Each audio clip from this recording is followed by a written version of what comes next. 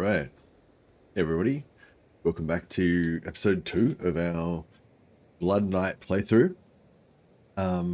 We're making our little band of nefarious band of warriors. Basically, oh, looks, yeah, we just got defeated, so we're waiting for some of our warriors to rejoin the clan. But yeah, basically our backstory is that we're a Empire nobleman who was a consummate duelist and warrior, caught the attention of a blood dragon vampire who and the blood dragons of course greatly admire martial skill, and he thought that our character was worthy to become a blood knight. So we've now become a vampire. But we're only we're a weak vampire at the start. You've got to build it up. But well, we've made it to tier 2, so we've we've unlocked the second tier of career abilities, which is gets you some really powerful stuff. So yeah, altogether now we've got extra 25 hit points, extra damage. Oh yeah, so we've got 10% damage there. 20% extra damage there and 20% extra damage there. So we're doing 50% extra damage just all the time, even when we haven't got our ability on. We've got 25 hit points, 50 hit points, 100 hit points. Yeah, so we've basically got 100 hit points extra. Hits under 15 damage don't stagger us. So when we get heavier and heavier armor, so that we get less and less hits that are over 15, basically we won't be able to be interrupted, so we can just crush people. When we do damage to enemies, we regenerate health for every 200 damage that we do. Sometimes we hit for like 400 damage in a hit, so we get like 2 hit points healed. It doesn't really help that much. Like you take way more damage incoming than that, but if you're good enough, you can slowly heal chip damage with that. Red Fury basically gives us some physical resistance and increases our damage again by another 45%. And each of those things get increased by our scaling. So the more we've got it scaled by athletics scales it. What else scales it? Maybe and whatever weapon we're using scales it as well. And then when we get one more point, we can make it all melee weapons scale it, even when we're not wielding them. So currently we're wielding a two-hander. Specifically, we're wielding this custom tier 6 hammer that's based off the Galmoraz hammerhead, which does, I've got it set to about like that. So it does like 141 damage, still 90 swing speed. Short range, so this is for dismounting and just smashing people in close range melee. But yeah, really nice. Hey Dallas, hey Marcus. Killing time indeed. My day is I don't know, I've got to do a bit of a working bee later. So this is just a quick stream. Well, relatively quick. We'll probably go for, I don't know, at least 4 hours, maybe 5 or 6 hours, and then I'm gonna have to go and do some stuff. Yeah, I'm not feeling a little bit under the weather this morning, but yeah. But I am excited about the Blood Knight. But yeah, so I think that's where we're up to at the moment. So we've assembled our crack team. We've got 3 Bretonnian knights, which are my proteges. They're my aspiring blood dragons. So maybe they're all really good in combat, and they win tournaments for me essentially. Then we've got Margarita, the Lamian Countess. She's my femme fatale. Oh yeah, they all use the same weapons, or they've got a mixture of a long greatsword for horse combat and a hammer, two-handed hammer for foot combat. I'm not sure if they actually switch correctly, so we'll have to see how they go. And and then we've got Landar, the puppet master. This is his town clothes, I think. When he's in combat, he actually uses a different setup.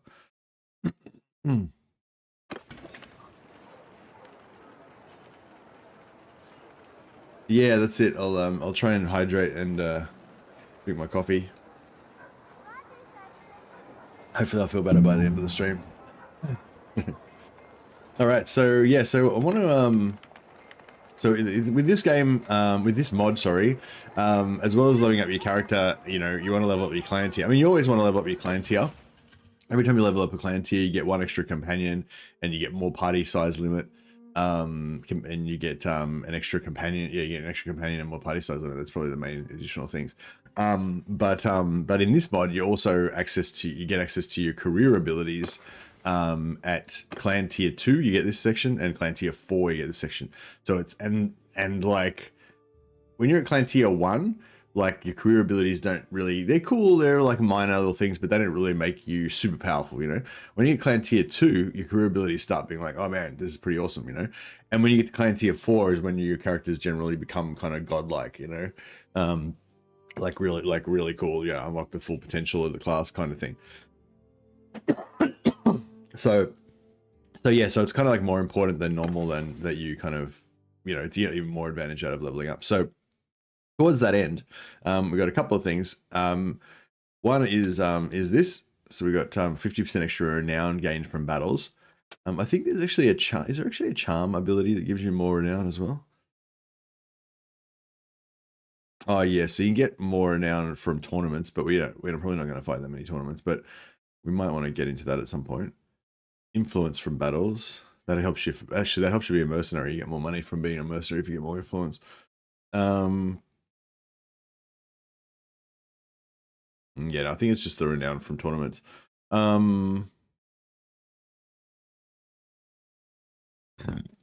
Excuse me. Yeah, I don't think we're going to worry too much about that.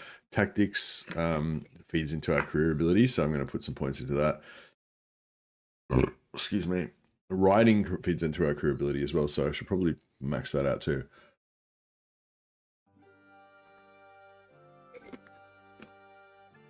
But yeah, we got a lot of points to, you know, we basically want to go max in all of our combat abilities because they all stack up. We want to max riding. Leadership, we only wanted to get it up to that to get the max renown. We don't need any more in that. Medicine, not part of our class skills, but we want to get it to here so that we can get extra XP, get extra 5 hit points, and apply our medicine to enemies as well. Extra healing rate above 70 would be really good as well, just to keep our party combat, you know, potential up. But yeah, but basically we want to get all 3 of these skills maxed out. We want to get athletics maxed out. These are all skills that power up our career ability. Athletics maxed out. We're going to get riding maxed out. We're going to get tactics maxed out. Yeah, and all of those skills we need maxed out basically to if we want to absolutely max out our character class. So it's a lot of skill points and a lot of stat points, and you know. So yes, yeah, so basically we're going to go for 10 endurance, 10 vigor, and then if we get any points left over, then I'm going to try and put some in cunning so we can up tactics. And then if we have any focus points left over after we max out all of these to 5, then yeah, getting scouting and roguery up would be good. But I don't know if that's really viable. We might want to make a party member a scout, because if you're going to go like, you know, 7 or 8 in scouting, 7 or 8 cunning and like 5 scouting, you can go beyond uncanny sight and get like up to, well, if you go 10-5, then you can get up to 330 and get 13% party speed increase, which is massive, you know, if that's absolutely as fast as you possibly can. But assuming you aren't going to do that, which we definitely are not, then you want to get to this point. So you get 2% in daytime, 2% on steps and plains, 50% reduction in forests if you're melee infantry, 2.5% when your morale is higher than 75. That one's really good. And then just 2% whenever you're chasing an enemy. That's all the speed stuff. Then this stuff up here is like, there's other cool stuff here, but like I really like this minus 15% disorganized state duration. But yeah, unless you're going to if you're going to make a party member, you're a cunning guy, you know, it's probably never going to get up very much higher than that, but they can potentially get to here, or you can potentially get to here yourself with only like, you know, 3 or 4 points in scouting. But like I said, we're super tight on points, so we might have to make one of our companions do that job.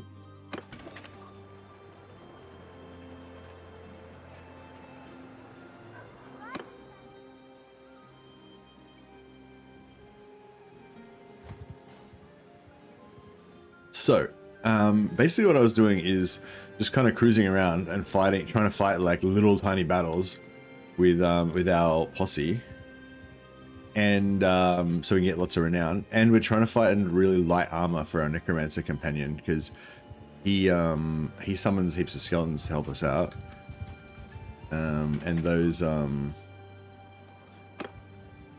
those skeletons can pretty much help us with. But yeah, he runs out of winds of magic quite a lot, because he's got such heavy armor.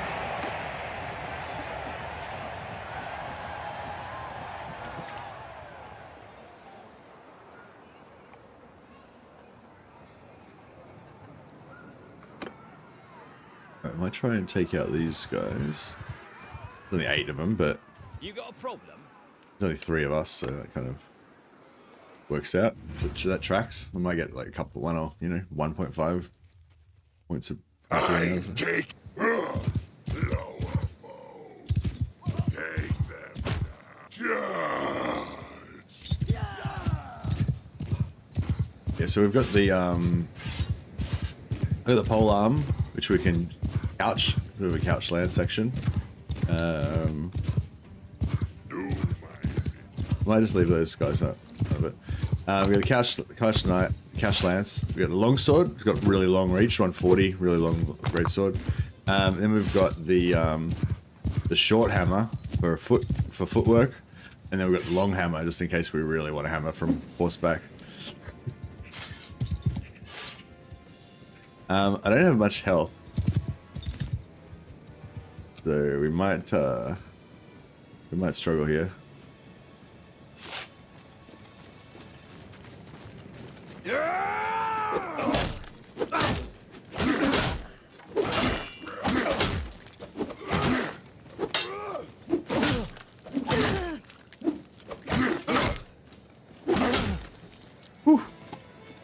Exhilarating. Yeah, we didn't have much health there though as well. Can you take over towns in this game? Can you make your character? Hey, Ren and Rob. Yeah, you can definitely take over towns in this game. Yeah, generally, in the early game, you play kind of more like I play, where it's more of an RPG kind of adventuring around and stuff. You build up a little warband. You although most people probably get more troops than I do. I really like going for like companion only playthroughs. It's like kind of my favorite way to go. Not strictly, but I pretty much focus primarily on my companions. I don't really care that much about troops and conquering stuff and everything. But yeah, you definitely can conquer towns. I don't really like that part of the game that much though, like conquering towns and building big armies and all that. I really like the small scale kind of character based part of it. But I do like fighting in sieges because you get heaps of experience and heaps of kills, and you can level up your companions really fast. Like if you get a good spot in a siege and you got a bow and arrow, you can just fire like hundreds of arrows and kill hundreds of dudes and stuff. Or you got like a polearm and you got a safe spot at the back and just chop people with your polearm. But yeah, no, you definitely can. You definitely can take over towns and stuff. It's kind of, yeah, it's pretty cool. Like, it's also, the other thing I like about it is it's kind of like Total War in that it's all procedural. Like all the different there's like, you see the different colors. Like there's Ostland, this is Talabecland, this is Middenheim. So there's different factions, and then in that faction there's there's all these different lords. So Ostland's probably got like 10 lords that apart from, one of them owns Wolfenburg, one of them owns Wurzen, one of them owns like Breda and Fort Cover, one of them are, and all these lords go around. And then if they go to war with Talabecland and they take over Beck or something, then their kingdom will have a little vote on who gets to keep it, and then Beck might get awarded to the lord that owns Wurzen, and then he'll own Wurzen and Beck. And then he'll be stronger then and richer. He'll be able to afford a bigger army and stuff. And then you'll notice his party that's going around the map, instead of having 100 dudes that are 100 shitty troops, he'll have like 100 more better troops because he'll have more money and stuff. Over time he'll improve his troops and stuff. And so it's all like procedural like that. It's not, you know what I mean? There's no scripted stuff or anything. It's just all like based on where they go and who they go to war with, and and if they get beaten down too much, they'll make peace with each other, but then somebody else will declare war on them, and it all just kind of develops over time. Yeah, it's really cool.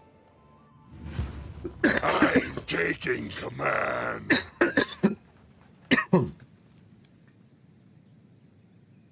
Yeah, man, definitely recommend it. Have you got my Insta gaming link? Or if you haven't check out Instant Gaming. You can usually get it much cheaper, like 60% cheaper.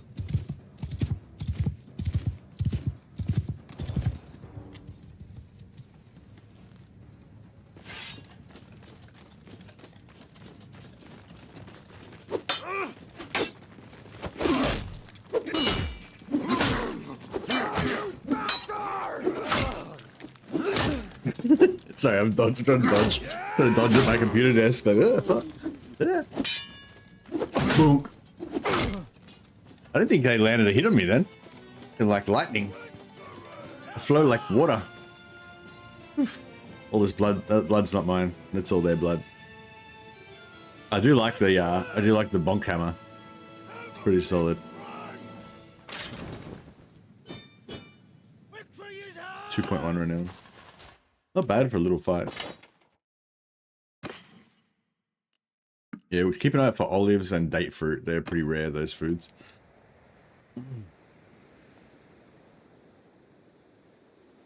Yeah, this is a modded version of it. This is the Warhammer mod. But the vanilla, I really like the vanilla as well. It's really cool. In the vanilla, you can have kids and make your own dynasty, and then you can retire your character when you want and take over as one of your kids or whatever, or one of your other family members, and then they can have kids and get married and stuff. And yeah, it's pretty cool. And there's a big expansion coming in a couple of months called War Sails that's going to introduce boat combat, a new race, the Nords, sling combat, stealth mechanics, a whole bunch of extra stuff. Hey Raga, how you going, buddy?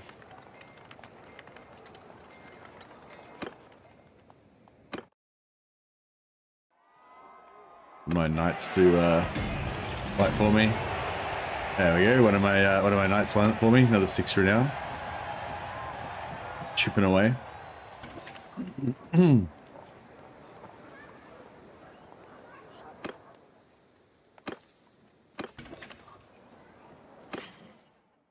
Yeah, it's really deep. It's really good.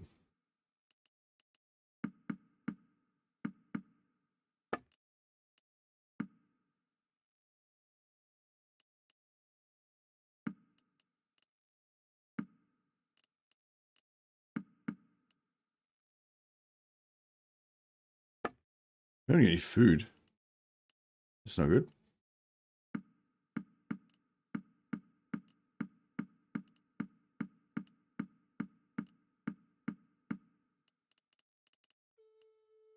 All right, that's better. I will pay 3,000. What am I paying 3,000? Oh, for the horses, yeah. Fair enough.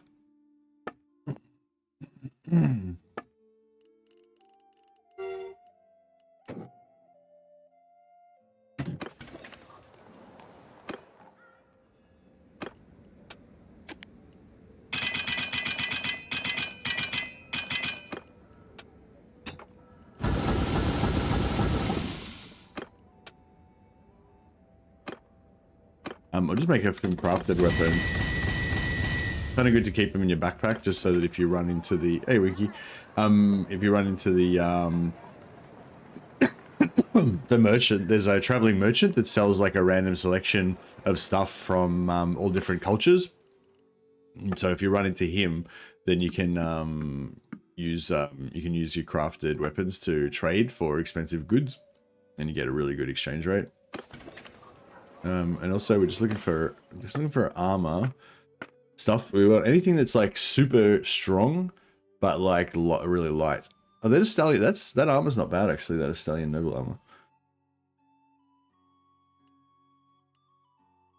Not like, you know, it's not like top tier, but it's like those shoulders are pretty top tier. Oh, Empire Curious with Podman, that's pretty good too.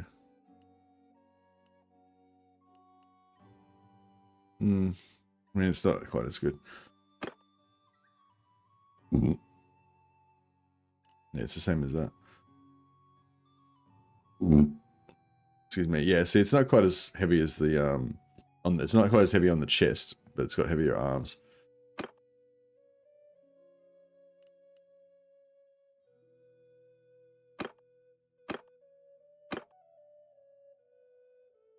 It is a fair update on that. It's just a fair upgrade on that though. And it looks quite a bit cooler as well. Goes with the shoulders.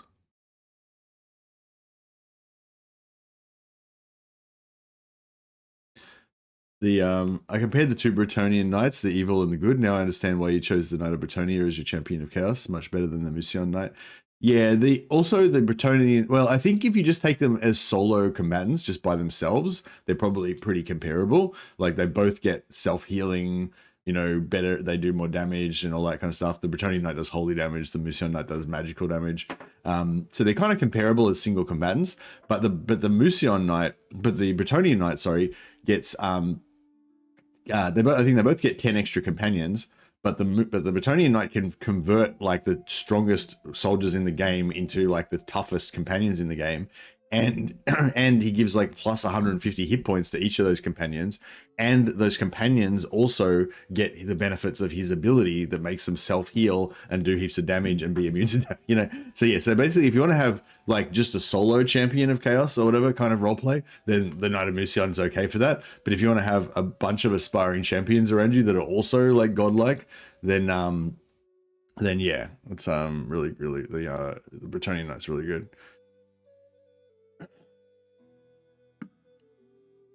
Army maintenance is also better than with the Bretonian Knight. Oh, really? How's that? I didn't really worry too much about my army, but yeah, what's the advantage with the Bretonian Knight?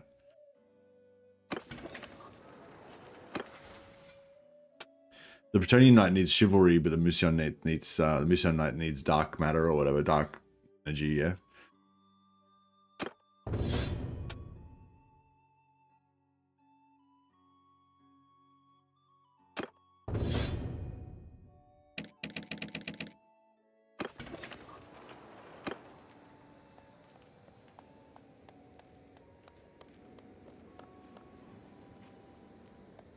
And I'm just waiting for these guys to move into our party. Be getting there soon. Check home. I don't think if we've done it. We haven't really done a cruise down the southern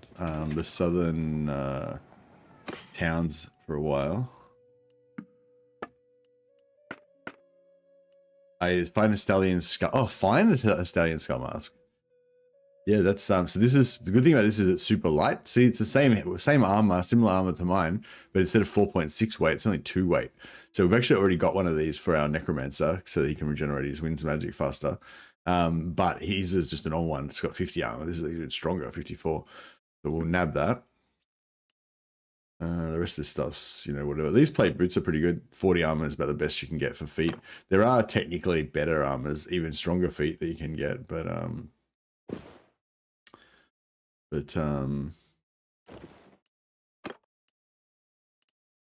Blazing Sun gauntlets. Yeah, those are pretty good. Maybe I should wear those. Make my armor look a little bit more intimidating.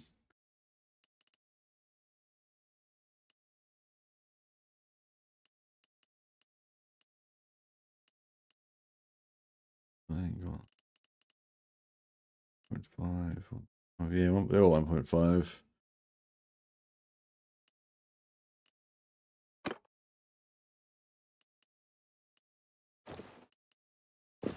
Yeah, we still need to, like, you know, fine tune some of these. Dark energy is harder to come by. You can't get enough of it, while chivalry is falling from the sky. Ah, okay, yep. Yeah, I tend to just not use any of the I don't tend to use any of the units that require chivalry. I just leave all my knights as Knights of the Realm, so that I don't need to have chivalry maintenance. I don't use Grail Knights generally. The only time I raise a Grail Knight is if I want to make him into a companion. Although a lot of the Grail Knight companions that I made initially, I ended up replacing them with normal Bretonian Knight companions. Even though they're weaker in combat, they've got more potential to train them up the way you want them to do, and also you can make them lead. They can lead parties and they can be governors and all that kind of stuff. Where some of that stuff, the raised companions can't do because they were not originally designed to be companions, you know. But a lot of the stuff they still can do. I think the Grail Knight companions, when you raise them, they can still be governors. Not 100% sure, but I think they can.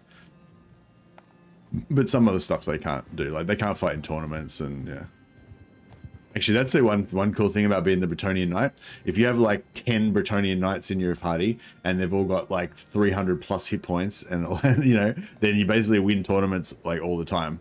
you just like never lose a tournament pretty much just without fighting them. You just go into a town. You don't even need to know the tournament's on. You can just be hanging out blacksmithing, and you're like 10 different fucking godlike knights. Like one of them will almost certainly win the tournament, you know, without you even doing anything.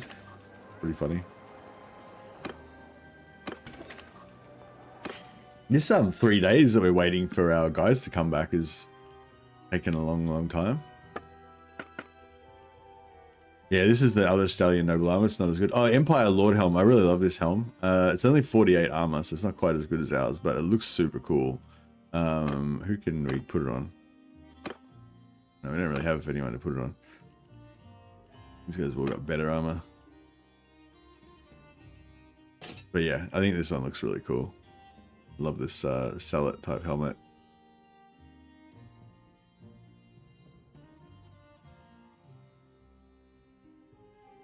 Yeah, that's right. Yeah, your companions give you chivalry, yeah, which is nice.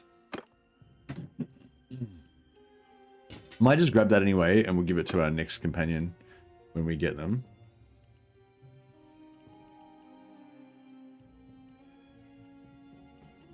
Yeah, there's nothing else really that we need there. Yeah, we really need, what we really need is, I mean, we've got like, we could probably find some pretty light boots that are still decent armor, or we could even just give him lighter boots that are not armored. But we really need like light shoulders that are like, you know, like only weigh like 1.5 or something, and really light chest. Need like a really light chest. Yeah, like anything like this 15, 10 shit, you know, it's way too heavy. We need something that's like 5, but still has decent armor. So I don't know if there is such a thing. But yeah.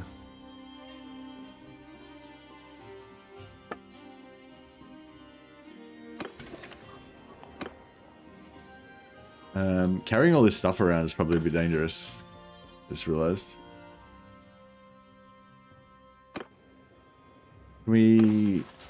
Can we put any of this stuff on our... Oh yeah. All this stuff could be worn on our...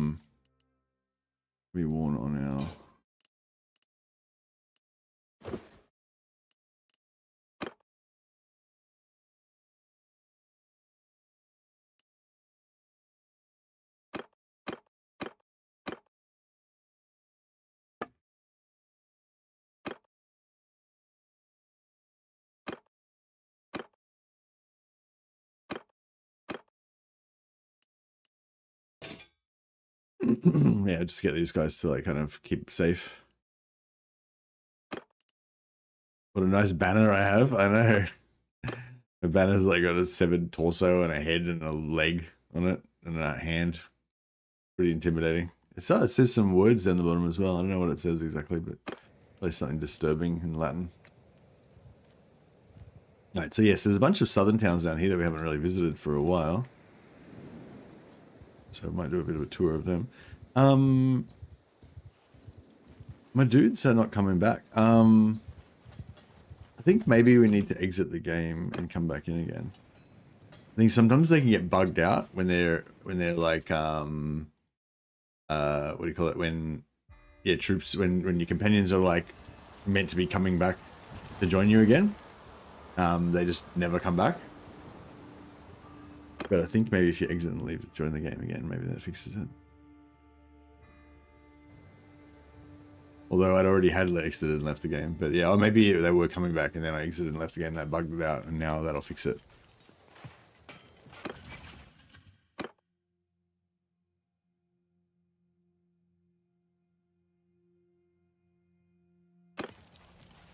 Doesn't say how long they're going to be.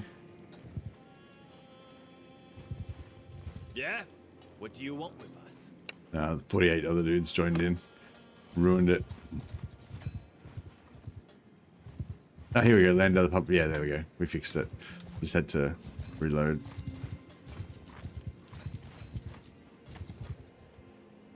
Yeah, those guys are being annoying. Got a tournament on. Get a quick 6 renown from that. Oh, what? Oh, all my knights got knocked out in the second round. Noobs. Yeah, sometimes in these ones they just get unlucky. You know, one of them gets like one shot straight away, and then it's like 3 versus 4, and they get, you know, they get rolled.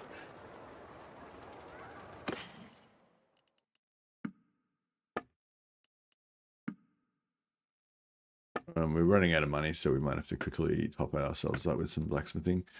Empire Lord armor, yeah, no, sell it, no. Boots. No, nothing particularly good there. But we can grab this Necromancer hood.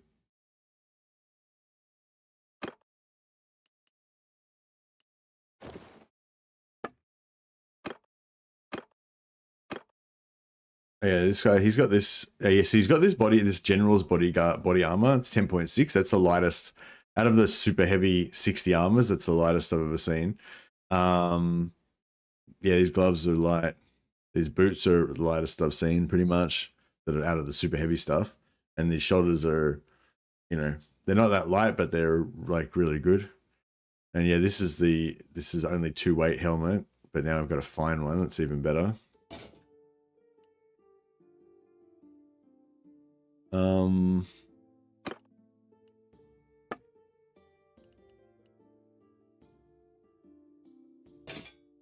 Yeah, I'm making him like a light set here, so if we really need to recharge his Winds of Magic, we can switch him into his super light gear. Well, this is gear's not the absolute lightest.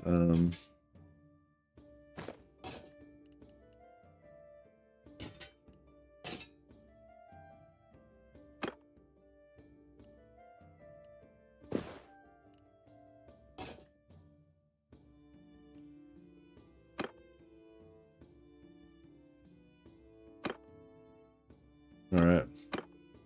Is this lighter? 2.7, 2.3, no. It's like lighter. Commoner clothes, 0.5 weight. 0.4.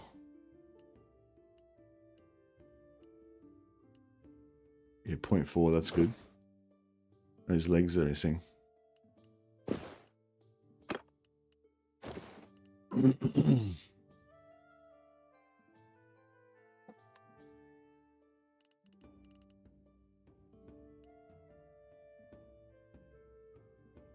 Yeah, I'll get rid of that. Get rid of these boots. So like the lightest weight boots we can get. 0.8 boots, horseman boots. 0.5. Alright, cool. So if we need him to regenerate his Winds of Magic really fast, we can switch him into this, and he'll basically be 1.4. He'll be almost maxed out in terms of his ability to regen stuff.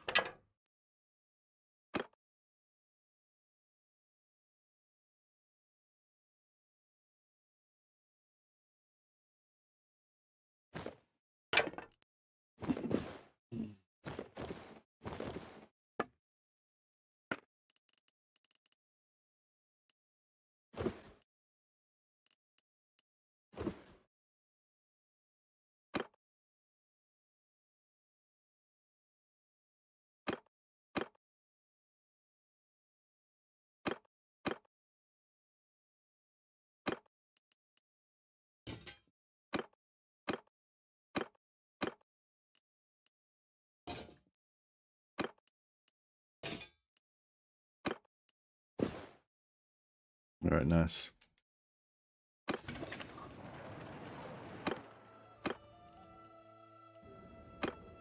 Oh, I didn't buy that wood.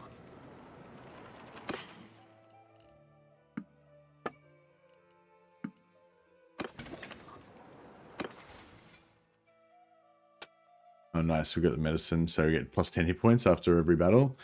We can sort of almost heal ourselves during battle if we don't take too much damage. And yeah, I just want to get that as well. Then I'll be pretty happy. We can also go and train our tactics with a Lord if we want. We want to go and be a mercenary again for a while, which we've no problem because we've got no troops anyway. You lose your troops when you go and be a hired sword, but we already lost out. We already gave up. We already don't have any troops, I mean. So that's fine.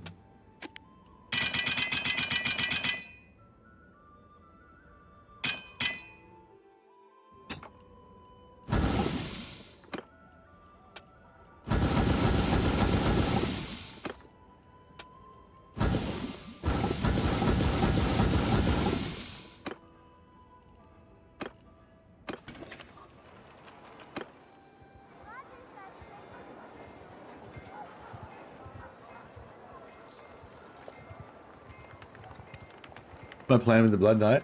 I don't really have like any like world one. He doesn't really have like political goals, you know what I mean? He's more about his own personal pride and martial combat abilities and stuff, you know? So yeah, so I'd like to, I just want him to make, he's all about perfection, you know, all about perfecting himself. I just want to get his like maximum 330 combat skills. You know, I just want to max out all his combat skills basically and make him just an invincible beast in combat.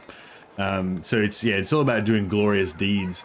So if we can fight, you know, if we could fight as a mercenary hired sword on the side of one of the Empire Lords against one of the other Empire Lords, we don't care really. And there's some like epic siege where I like personally kill like 300 dudes in melee combat, then that would be sweet, you know. And then if there was another siege where we had to join the other side to fight the original guy, but that gave us another opportunity to have an epic battle.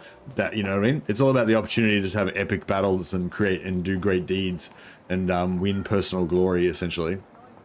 And I don't really care who wins the battles in the end, you know. So it's like he may like accidentally turn the tide of a war here or there, but it's like it's not because he actually gives a shit. Sigmar can help him, said a Sigmarite witness. Maybe.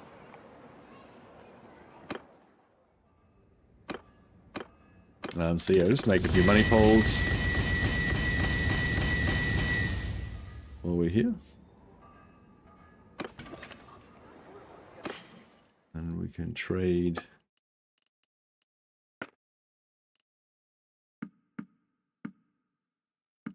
some of those.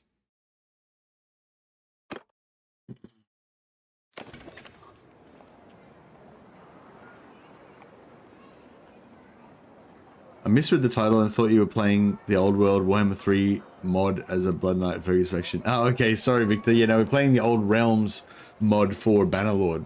Yeah. But yeah, Blood Knight focused Von Carstein playthrough could be pretty fun. Have you done that before? I did a campaign once, I think, where like my roleplay was that I was trying to keep up the masquerade, and I could only use like human appearing troops and stuff. So like no zombies, no skeletons or anything like that. Basically only vampires and necromancers and like actual human allied troops and blood knights, because they look like vampires, you know, like anything that can pass for human. That was basically all I used. So I basically just had, you know, heroes and blood knights essentially for most of the campaign. But yeah, it was kind of fun. It was more fun conceptually than it didn't really, you know, there's not really that much opportunity to play around with the idea. But yeah, it was cool. But I do like stuff like that, like where you are, like, you know, you can only use allied recruitment or whatever. I think I did a changeling campaign like that as well one time, where it was like I can only use human stuff or things that appear to be human, and like my changeling had to pretend to be Karl Franz or Boris Todbringer the whole time, like whenever I was in battle. That was pretty cool as well.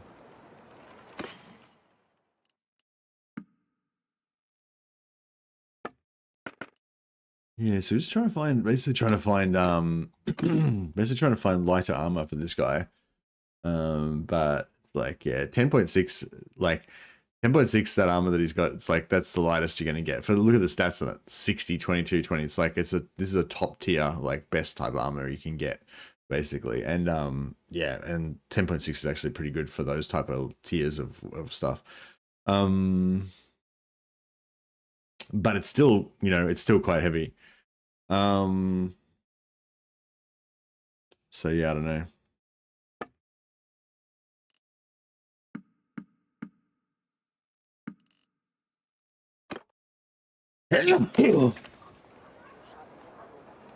I tried, but maintaining a Blood Knight army is hard to afford, at least for me. I hired 100 of them. I hired 100 Blood Knights. You mean 100 units of Blood Knights? Like 5 full 20 stacks? Or you mean... Yeah, that's a lot. I just went with like 1 hero stack and a couple of units of one unit of Blood Knights, maybe 2, just to support them. So you basically just have the hero stack, like destroy the enemy, and then you get the Blood Knights just run down all the routers and stuff. That was pretty much how I did it. But yeah, I mean, I didn't really get much beyond that.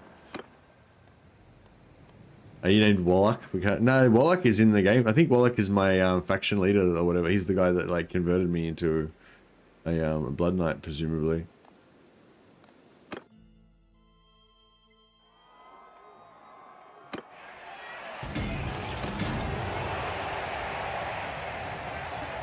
So yes, I want to get my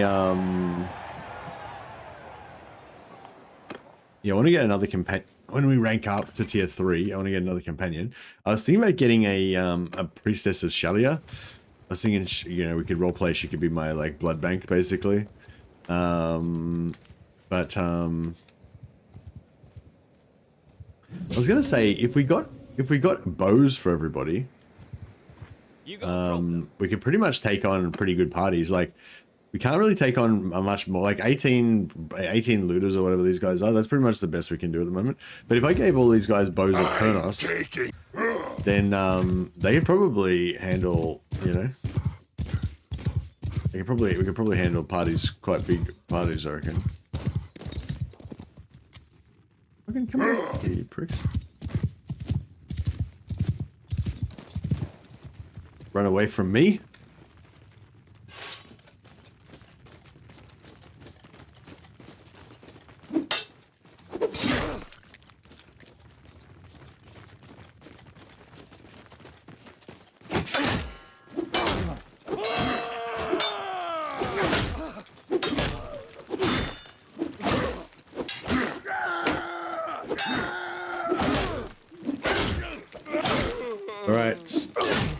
Let's go into bullet time.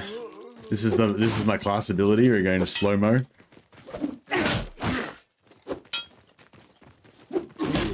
I always like try and dodge around in the seat.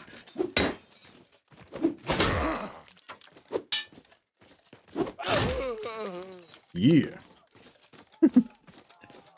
Consummate duelist.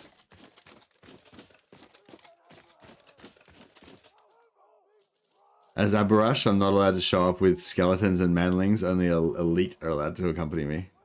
Nice.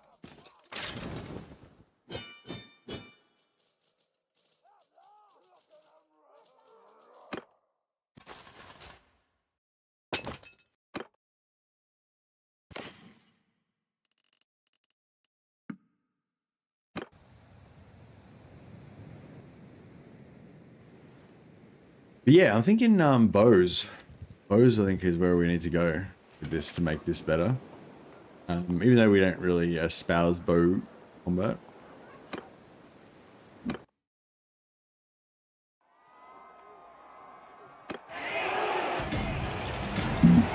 My minions failed me once more. I'm displeased. I am displeased.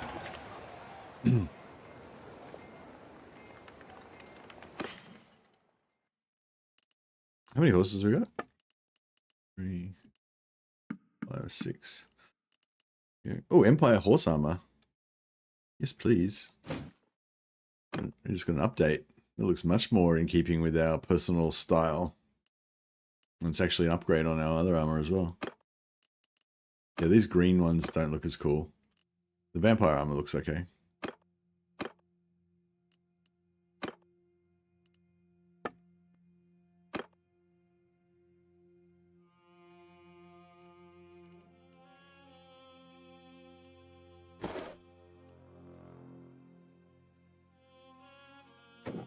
Yeah, just keep that as a spare horse in case we need one.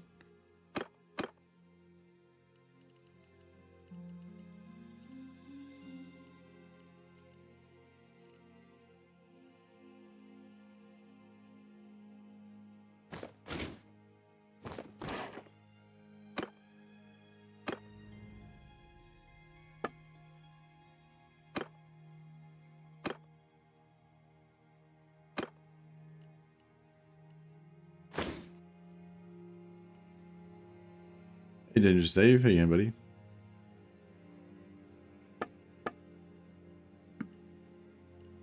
Hey, Raga. Thanks so much, man. Raga just gifted a Mercy the Mad membership on YouTube. That's awesome. I will name one of my mighty warriors after you. I might name Regis is my my personal champion. Well, not a champion. He's my main protege. I've got my 3 knights, and I'm letting them like vie for my attentions to see which can be the greatest warrior, so that maybe one day I'll grant them the blood kiss, you know. But yeah, so Regis is my leading protege at the moment. He carries he's my standard bearer. Maybe we have to call him Ragus from now on.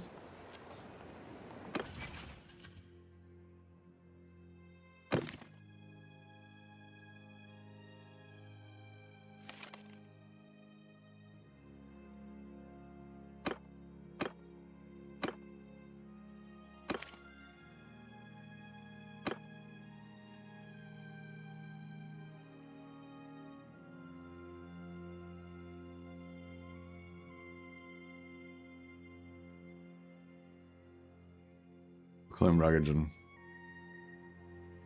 Rugagen the Grim.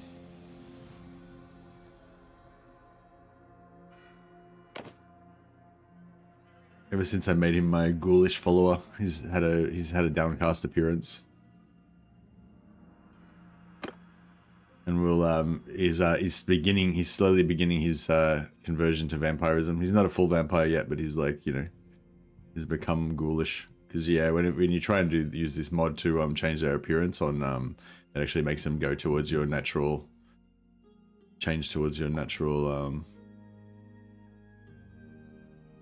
action. It'll make him a bit taller now. He's vampire blood is making him stronger.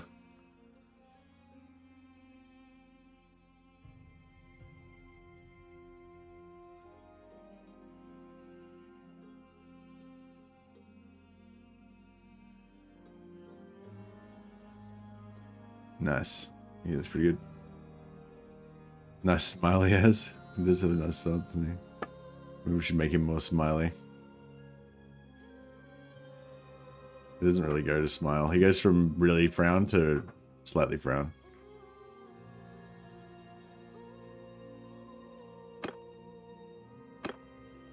Alright,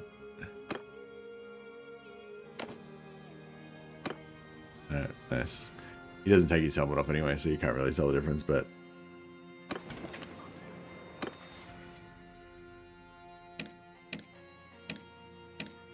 there he is. My protege, Rugagen the Grim. Nice. Yeah, thanks, Strug. I appreciate it. And yeah, I like your new dude, my new dude.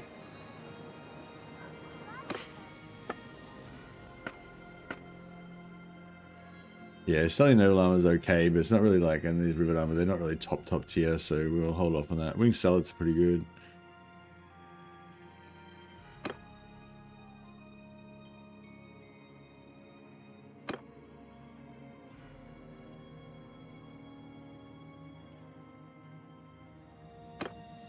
Yeah, we can upgrade this guy.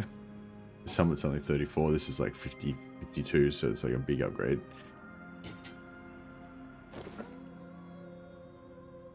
And yeah, we could upgrade to these other armors, but they're expensive and they're not really that good, and you know.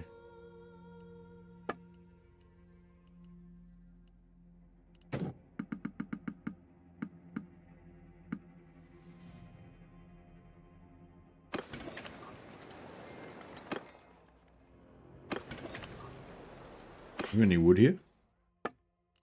Oh yeah. Alright, we'll quickly wait a little bit. And get some of this money back. But yeah, I reckon if we head down and get some top tier bows, then we could up our combat potential, and then we able to get a lot more renown a lot faster. I mean, eventually I want my guys to be, you know, primarily melee combatants. I might have to get rid of the bows again later.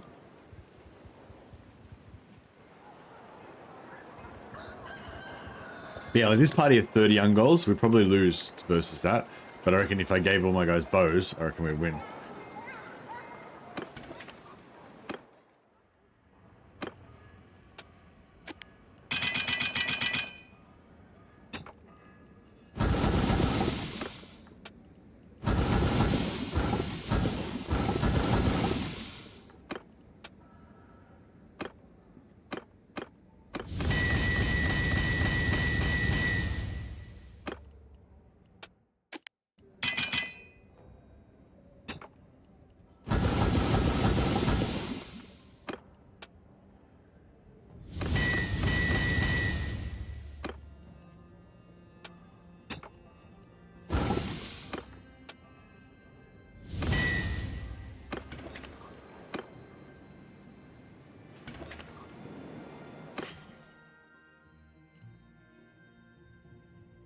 Looking good. All right, how's our renown going? Yeah, we need another. What is it? 82 renown. Iron and steel ASMR. How you going, Jungle Bear? Yeah, we need another 82 iron, 82 renown. So that's what I was thinking. I think if we can take on parties of 30 beastmen with just like 6 guys, then we'll get heaps more renown. So if we can go get some good bows, actually we can.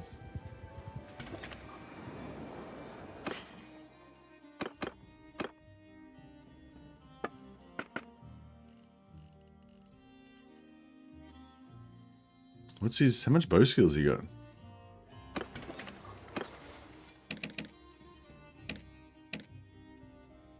He got 27 bow already. All right, cool.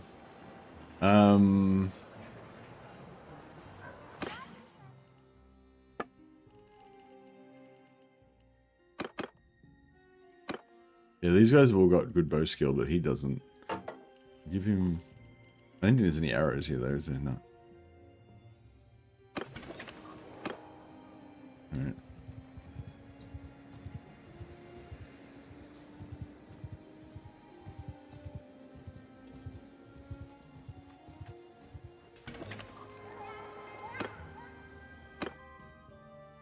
So what do we need? 82 renown.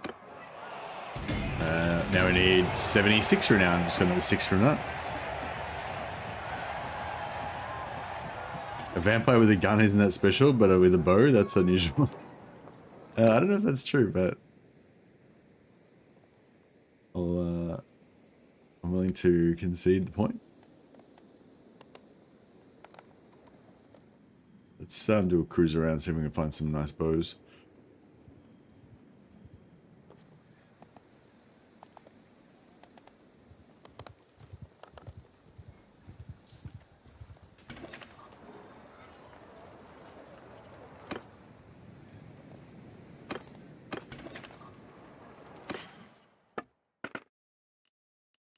Azrai Waywatcher bow, yeah, that's pretty good.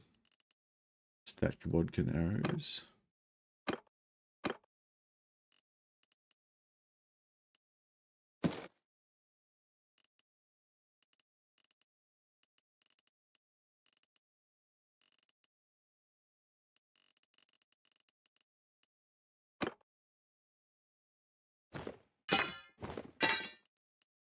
Yeah, we get an Azrai Waywatcher bow.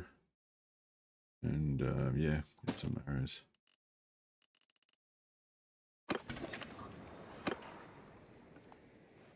And then we'll...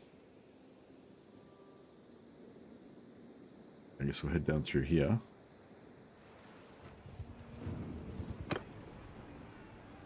Fuck.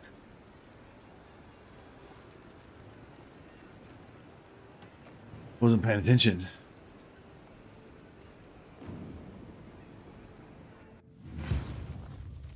I'm taking command. Go forth. Forth, men. Go forth. Horsemen, do my bidding. Go forth. Forth, men. Form a shield wall. Hey, Winky. Yoda said Luke didn't pay attention to.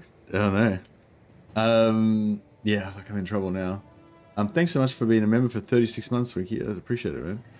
Put you on the roll of glory here, and we'll see about finding a character for you. But yeah, I think we're in a bit of trouble here. Let's see if I can't go and even the odds a little bit.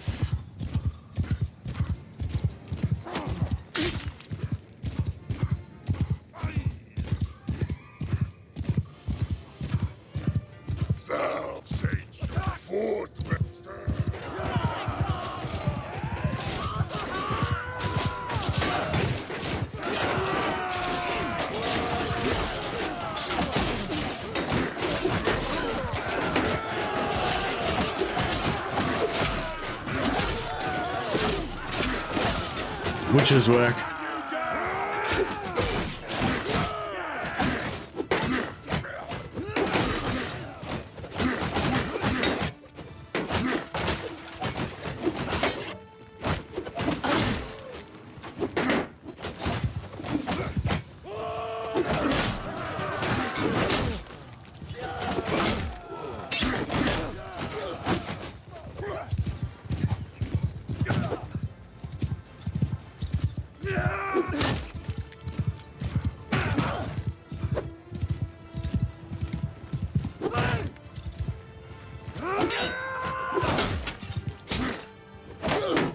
Some damage. So the sword's safer because it's longer, or even the polearm, but the hammer just crushes through, and it can cleave through multiple dudes. And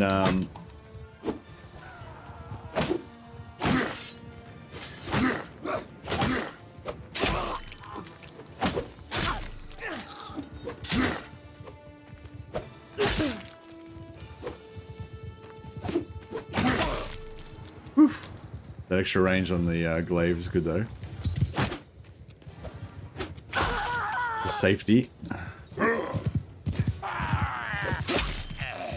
Inconvenience.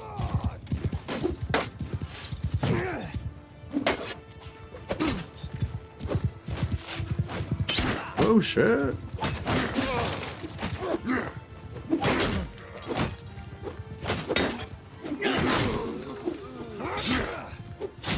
Oh, they got me. All right, come on, my proteges, do me proud. So yeah, so the idea is they use their two-handers on when they're on horseback for the extra range, and then if they get dismounted, they use the hammers. So I haven't actually got to see if they actually do it or not. Then yeah, but yeah, because if they dismount with the hammers, they should go pretty hard.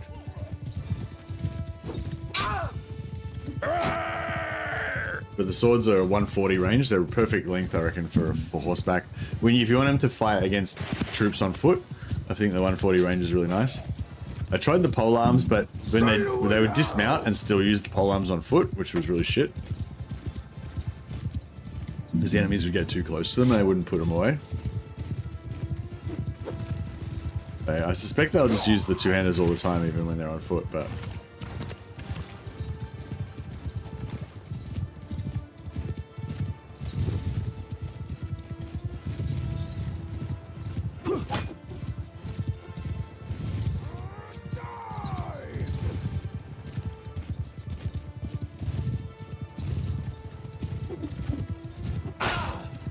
Oh, somebody nearly got him.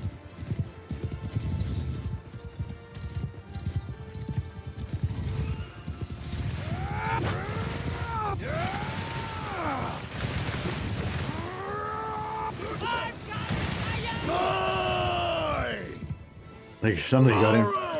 Marguerite got him.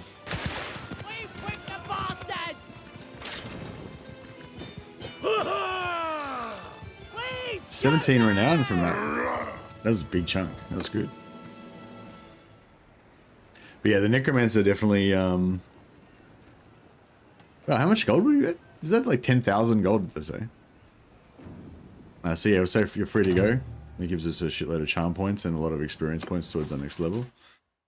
Blood Dragon Initiate. Yeah, that's one of our special class abilities we can get. And normally, if you play as one of the vampire factions, you just get skeletons and stuff, but we actually get Blood Dragon and shits as well as part of our thing. But they cost upkeep.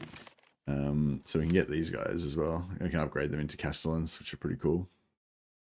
55 leg armor boots. I want that.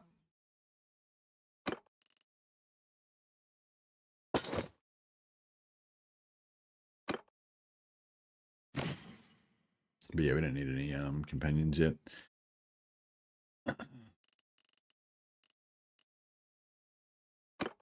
We don't need any troops yet. We're just going companion only, pretty much. Get more renown, more chance for us to show our eliteness.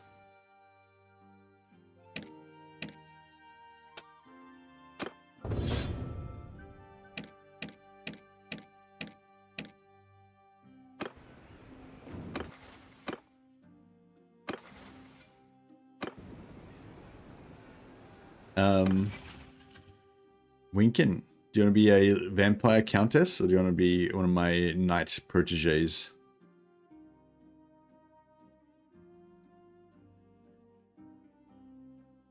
Winky? I can name my vampire countess after you or one of my Bretonian knights. Knight? Right, he's got to be, he's Bretonian though, so he can't be von Winken. Got to be Lewinker. I don't know, something like that. Winker, I don't know. What's a good Bretonian knight name? I prefer it sounds a bit tough because rather than humorous because, you know, that's how I like it. Lancer Lewinka. That's pretty good. That doesn't sound stupid at all.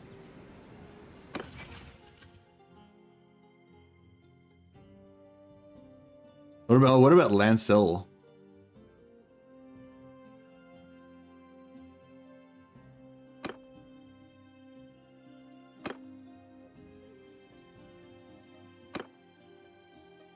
Yeah, I'll go with this guy.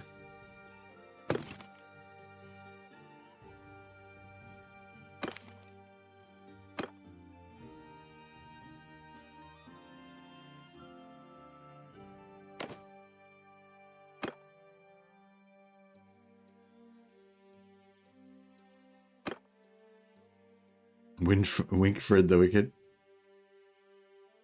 He's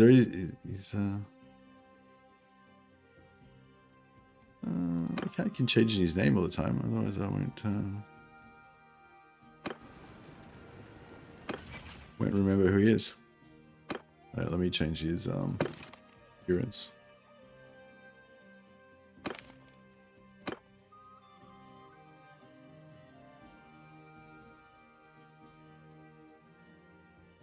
Make him a thick unit.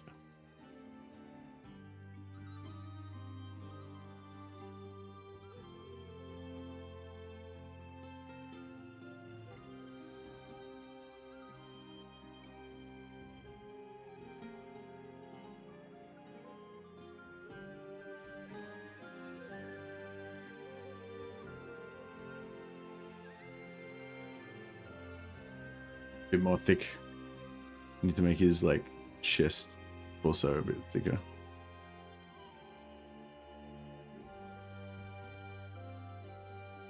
Need a bit more belly size as well. There we go. Yeah, just to fill him out a little bit.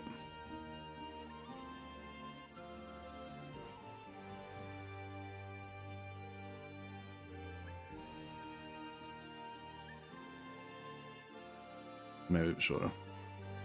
He's an absolute unit. Yeah, he's more of a thicker sort of dude. Ragger's a bit more of a duelist. Lance is a bit more of a, you know, brute force kind of a guy. Lancer, they both use hammer and sword, but Ragger favors the sword and Lancer favors the hammer. I am the hammer. All right, what's the final decision, Winky? Is it Lancer or Winkred?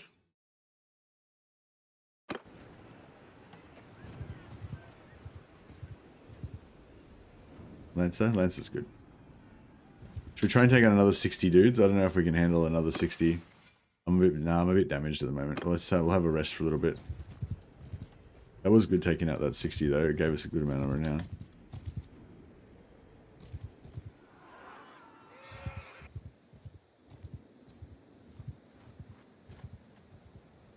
I want to try and see if I dismount them, if they will change to the hammers or not. I suspect they won't.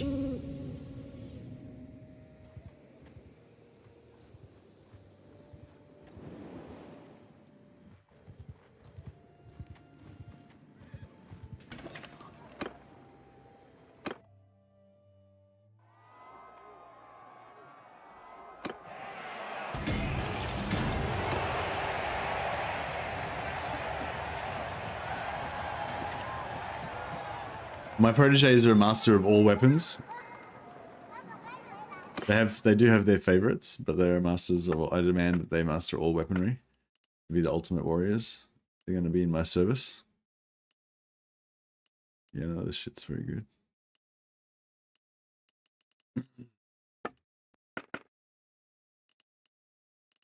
Nah, nothing good there.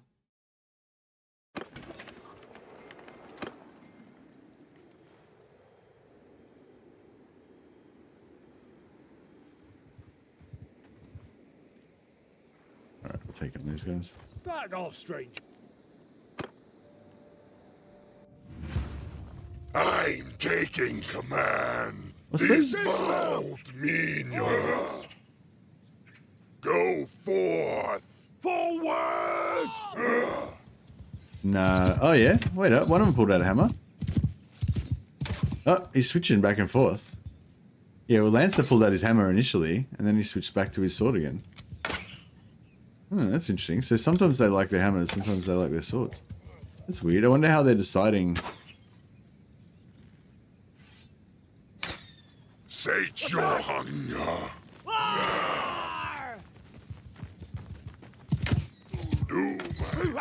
Do my bidding. Get moving!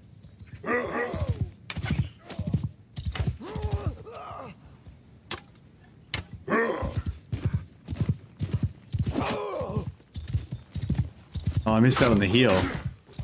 They chucked down a healing spell, but I wasn't around to get it. Oh yeah, Lancer's pulled out his hammer. Lancer likes the hammer for some reason. Oh, everyone pulled out their hammers.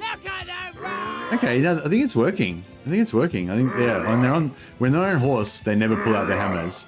But when they're on foot, they all pulled out their hammers. So that's exactly what I want them to do. So it's working good. Because the hammers are short range and they crush through, and they're just really good for super close range combat.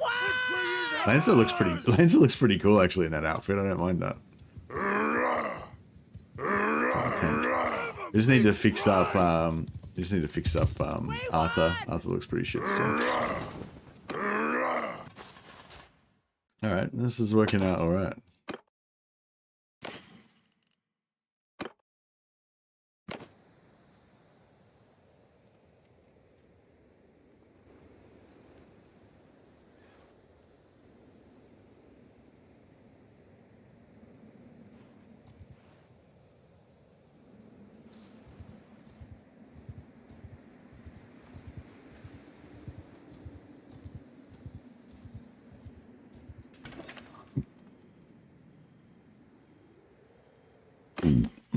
Excuse me. Bow of Kurnos, that's what we want.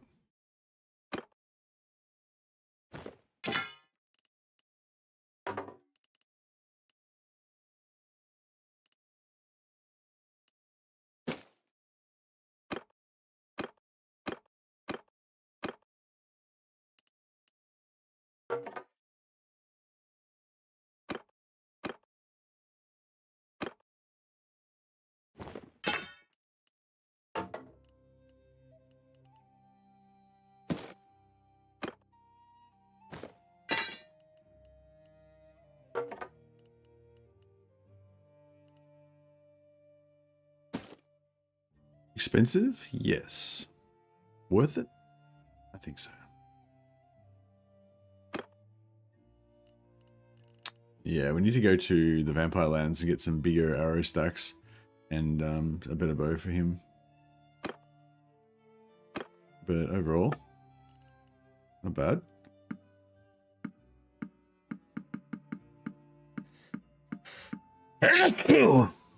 Sorry.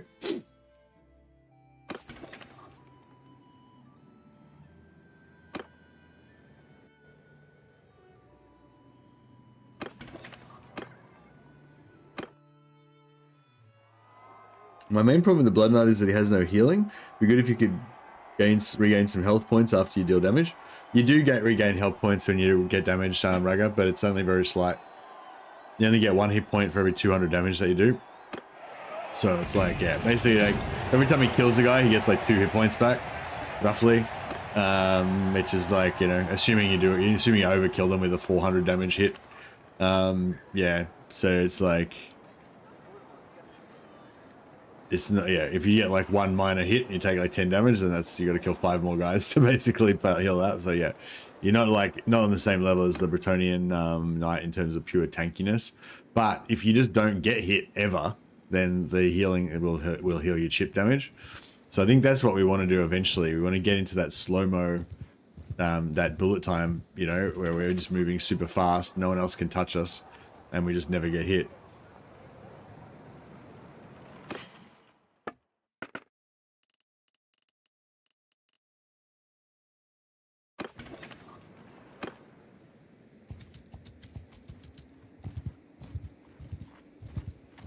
Back off, stranger.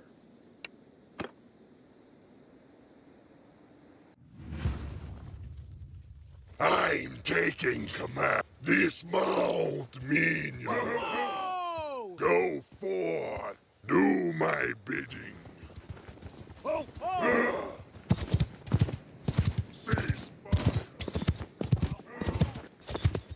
Sage your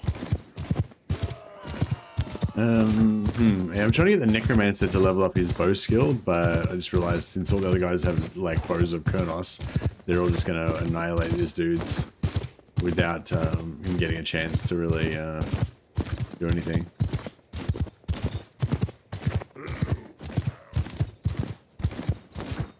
Yeah, I think I'll just kill these dudes myself, I think.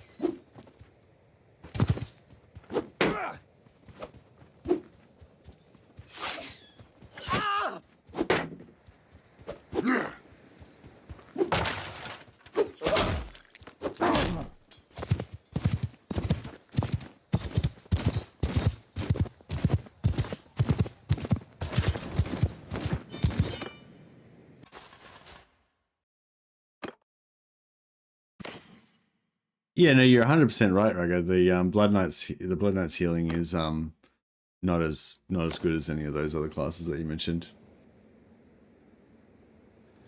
That's why I want to try and get necromancers and Sisters of Shalia to follow me around and heal me. Yeah, I think we want our next companion to be a Sister of Shalia, because if we want to get her up to the point where she's like any good at all, we're going to need to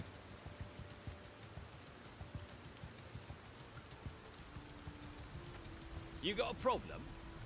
we're going to need to get her training. I'm safe.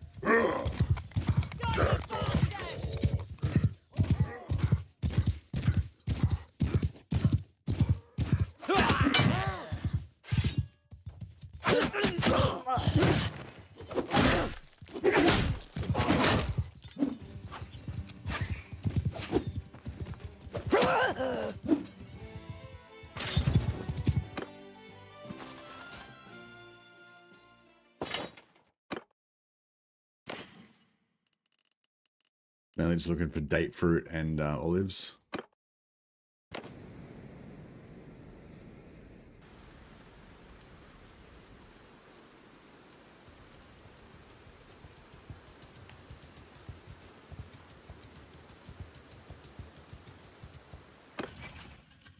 Just need another 48 renown.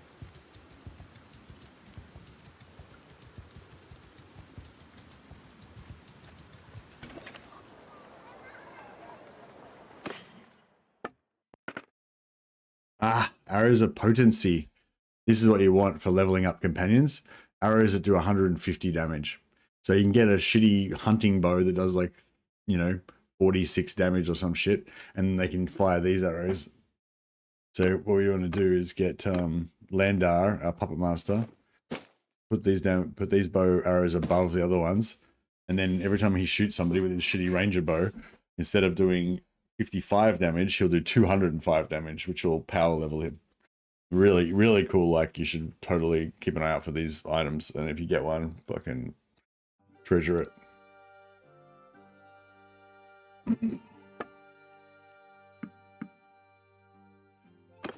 We're gonna have to do some smithing to make up for all this money we just spent.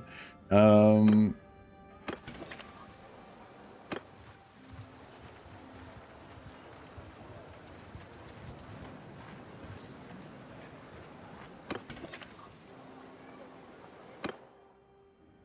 we need wood. Do you have any wood? Yes. Glory.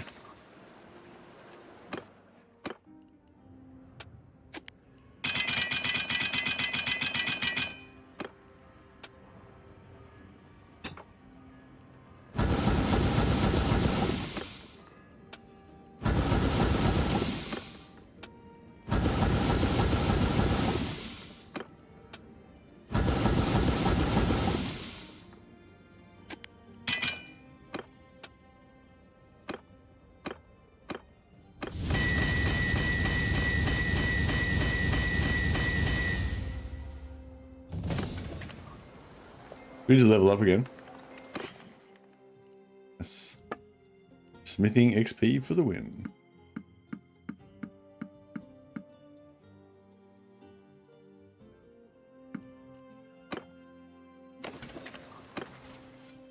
All right. See, I was thinking tactics, and then we can get a higher and a higher as a hired sword, and just pump our tactics up for a while. We wanted to do that for a while. I might try and just get our renown level, just to get to tier 3, just so we can get our extra companion first, and then we can go join as a hired sword and pump up our tactics a bit.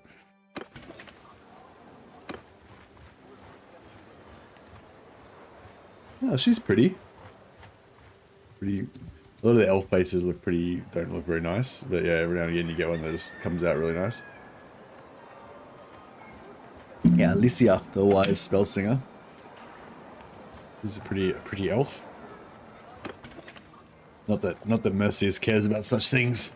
He only cares about blood and war.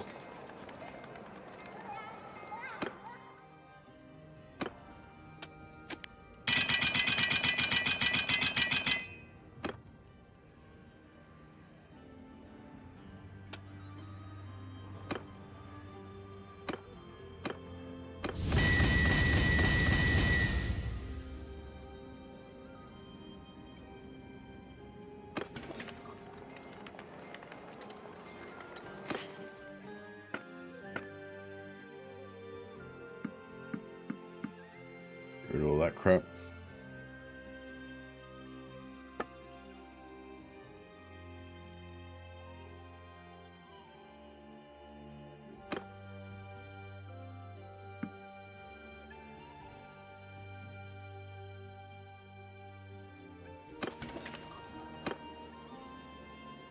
All right.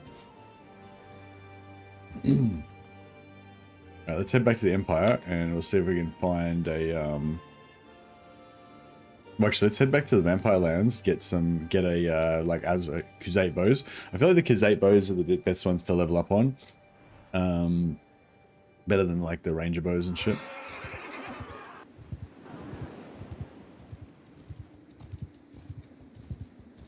And the Empire tournaments are easier to win than the Wood Elf ones, I think, for our...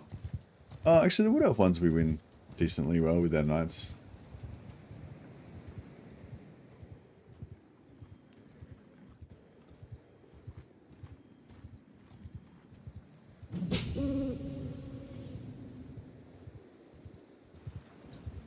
I wonder how much renown we get for doing an Ungol war camp.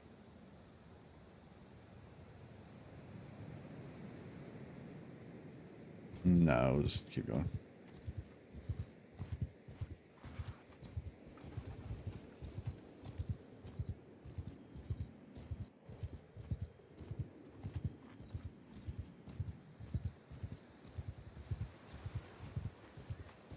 Ah, 22. That's pretty good.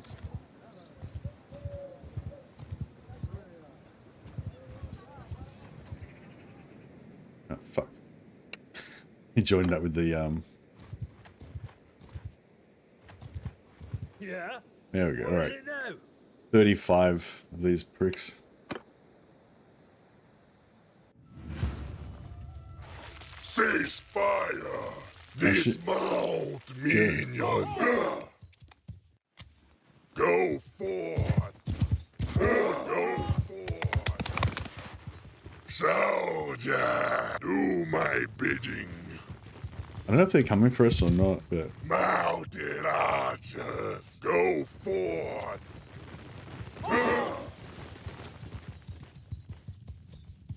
Alright, we've got a pretty good setup here. Oh yeah, they're coming for us already. Horse archers, do my bid. Soldiers, go for, now loose arrows. Necromancer summoned 2 squads. Form a shield wall. Yeah, this should be some pretty good archery training.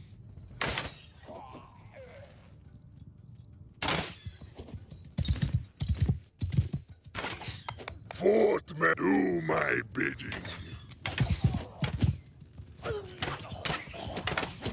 Soldier, go forth. Do my bidding. Go forth. Mounted archer, do my bidding.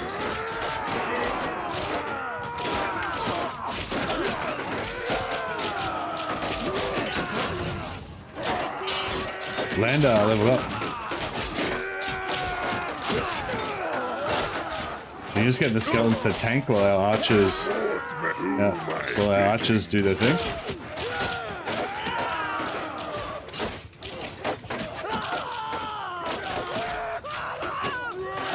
Oh, you do get medicine. You do get medicine from your summons dying. Do my bidding. I am getting medicine from my summon skeletons dying. Oh shit.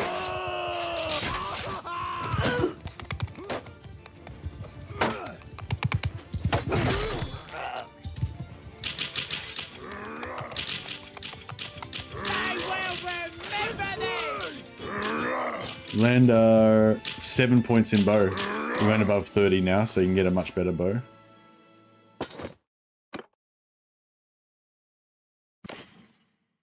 Cleaning out skeletons, cleaning out hideouts with necromancers is fun. They summon 50 skeletons and you just have to watch them work.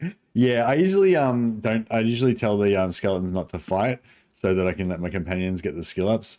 But it's kind of cool because if you leave the skeletons behind, then you fight your way through the whole hideout with your companions. And then when you go to fight the boss at the end, all your skeletons like teleport to there. Or same with dryads. If you got summoned dryads, they all teleport to the boss at the end. And then you can be like, I don't fight Jules, and then all your skeletons just beat the shit out of them. But yes, necromancers are cool. Actually, I haven't really noticed, do Spellsinger companions summon dryads in battle for you? I don't think I noticed that they did. There's Warlock Harkon, leader of the Blood Dragons. Maybe we could join him for a bit, actually. Who are you to approach me?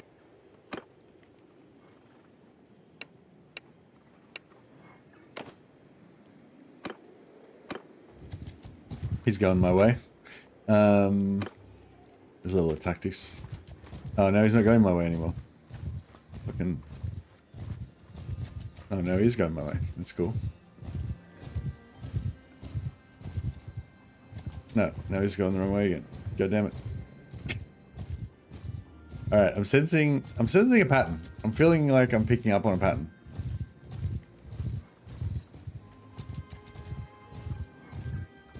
I don't know. I don't feel like... I mean, I wanted a sense of purpose. I wanted to feel like I was working towards something bigger than myself. You know, contributing to something.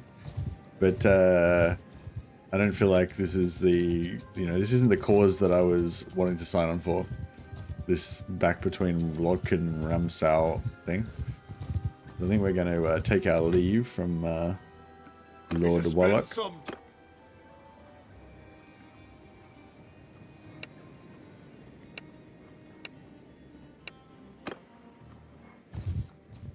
We'll keep heading to the keep heading over to the Vampire Lands.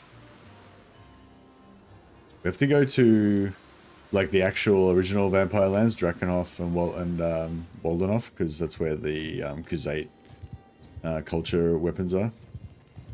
Yeah, I know, he's trolling me. What the heck? Oh yeah, our career went up a level. So now we can get this one. All weapon skills count, not just wielded or not, towards career ability effects. Huzzah! So now we should get even more resistance and all that good stuff.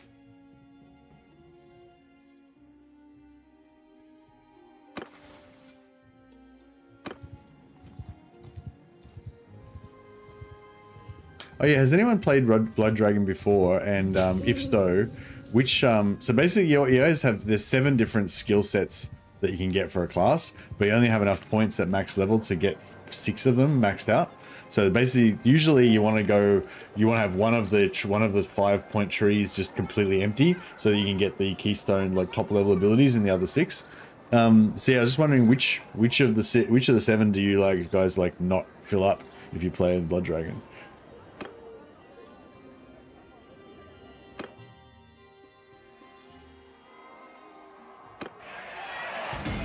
Ragajon. No, Lancer. Lancer beat Ragajon with his beefy hammer.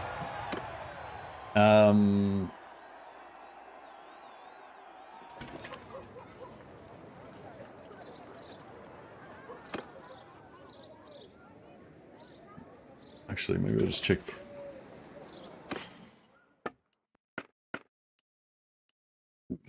Blood Dragon armor. Pretty good.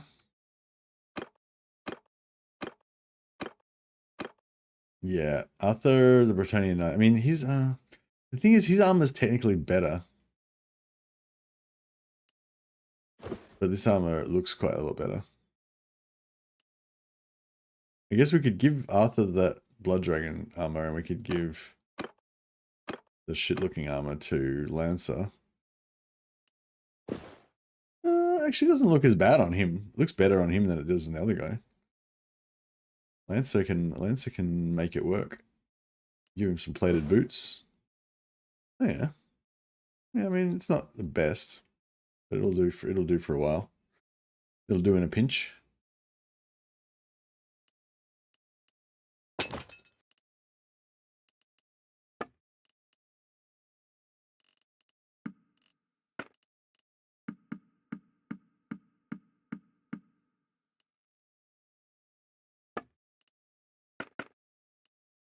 $50 helmet.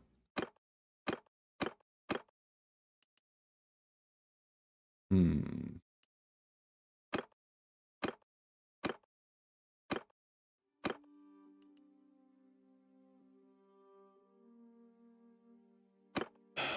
mean, it's not an improvement, but I mean, style-wise, I don't know, actually, I think the other one looks kind of better. Yeah, actually, that kind of looks, doesn't look, I mean, it looks a little bit, doesn't look that great, but it looks, you reckon this looks better?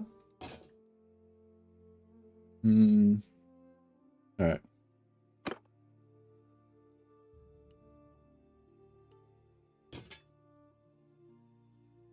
Alright, Ragajon can have the upgrade, the helmet upgrade. Do you like the plume, Rugger? I feel like it gives you a bit of panache in line with your master swordsmanship skills. This British plate helm is more of a Lancer thing.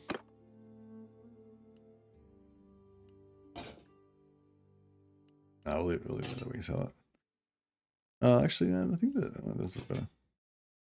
Kind of looks more brutish. Fancy as a pimp, indeed.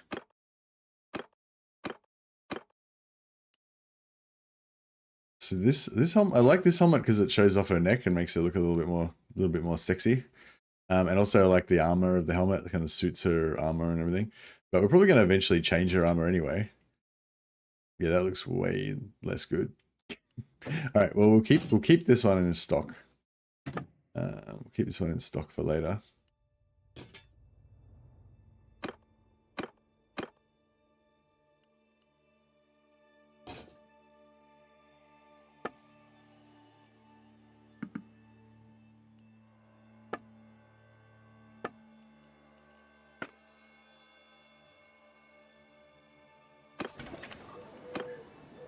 Yeah, and then we've got to get to Drakenhof. We can buy a bow for Lancer. And for our next companion as well. We must be getting pretty close now. 22 renown. 4 more tournaments. Or, 3 tournaments in a battle.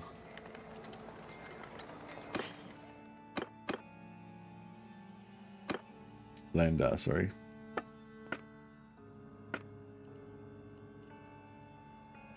Yeah, step recurve bow, yeah. So it's more accurate, better in every way, basically.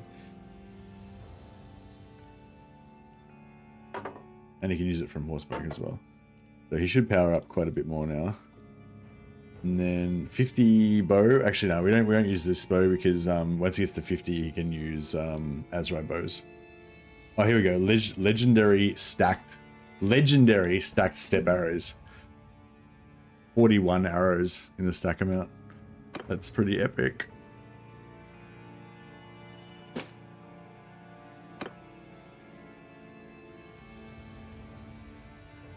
Yeah, 36, slightly less damage, 1 point less damage, but 4 more arrows. So I feel like that's better.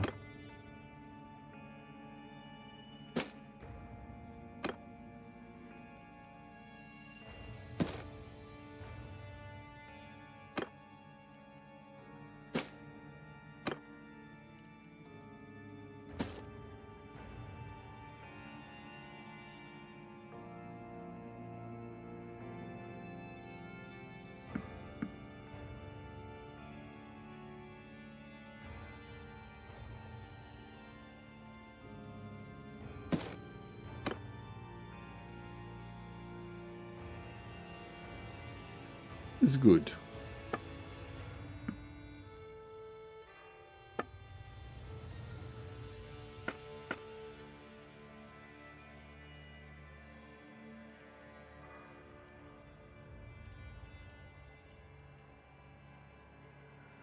Oh, Blood Knight Salad. Oh, that looks way cooler. Doesn't do as much. There's not as much armor, but it looks way cooler. Yeah, I feel like I like that one way better.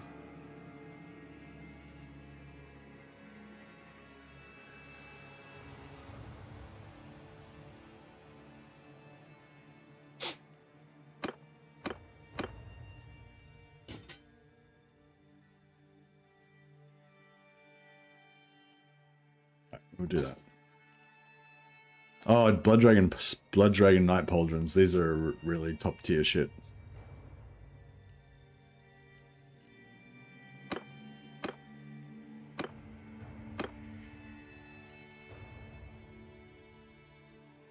$27.9. So technically it's the same total armor, but the 27 body makes it slightly better.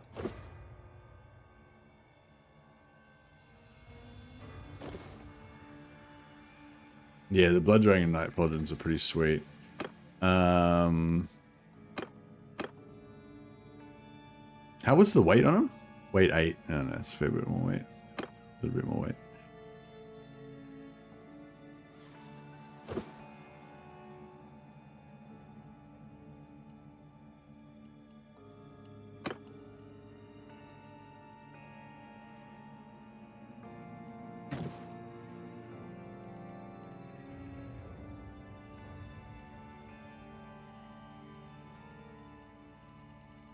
Alright, that's pretty good. That cleaned us out of quite a bit of cash, though. We might need to try to recoup a little bit of that money. I don't know. I guess we're going to have to wait till another time.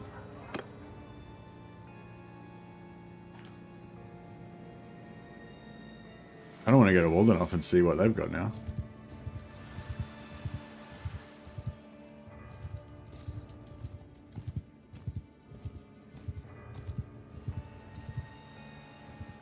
Fucking tournament wouldn't go astray.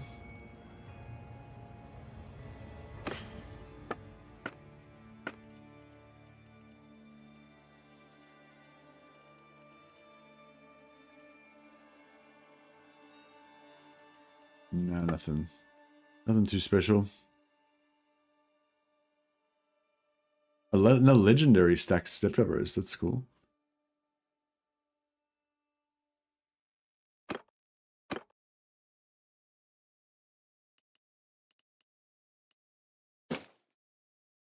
Yeah, those legendary stacked step arrows are really cool. 41 arrows in a stack. It's ridiculous.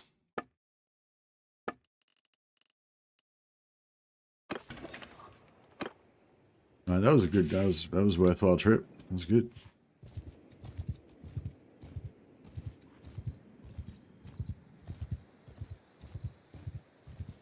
Aha! Finally a tournament. This is a vampire tournament though, so I don't know if we go win it, but give it a red hot shot. Camilla doesn't often win tournaments. Oh no, that's not mine. That's a different one. I thought that was Margaretha. I forgot that her name's Margaretha. Yeah. I'm surprised that she beat my knights, but There you go.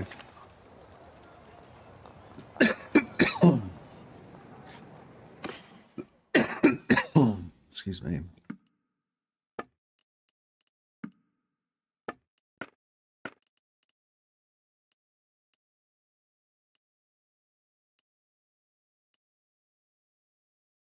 $7.5. Still just looking for anything that's lightweight, but no, yeah, nothing's really.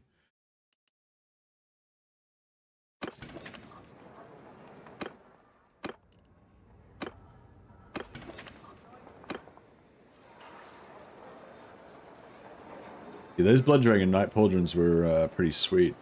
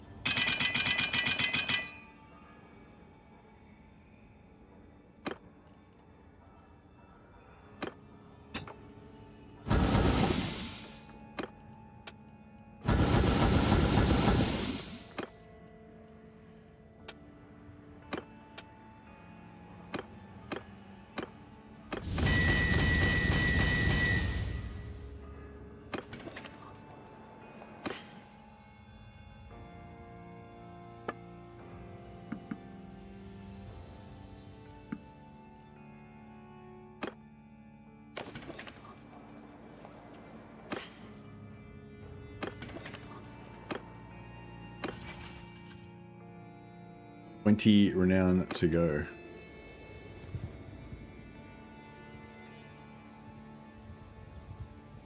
Another tournament. Hopefully another 6 renown.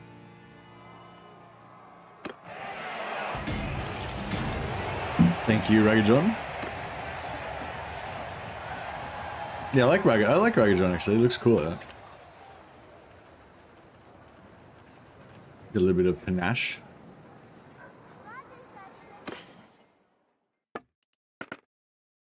Khan's coat of plates. 482,000 gold. Yeah, it's not really commensurate value. Emperor's General's robe, 28 instead of 36, but it's a little bit lighter. Yeah, I don't know. It's like, it is a little bit lighter, but it's also quite a bit less heavy.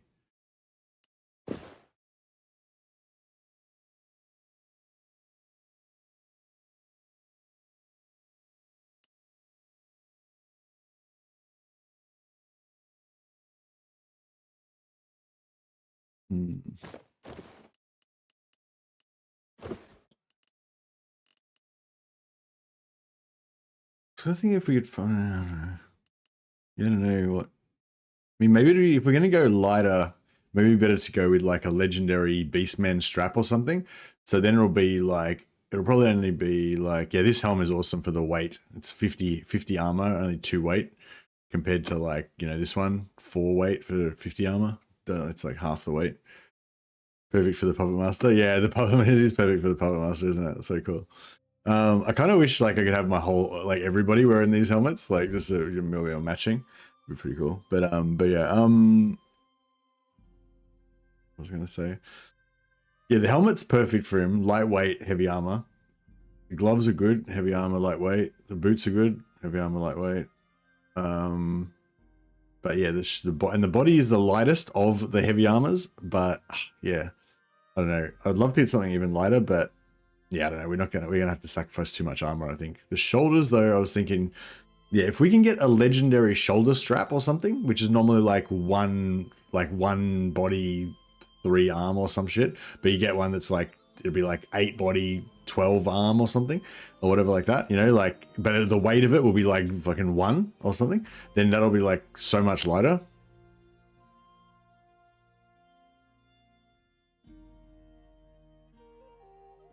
Like we could go with just no shoulders, but it's like, it's the difference between 60 body armor and 84 body armor, you know, pretty big deal.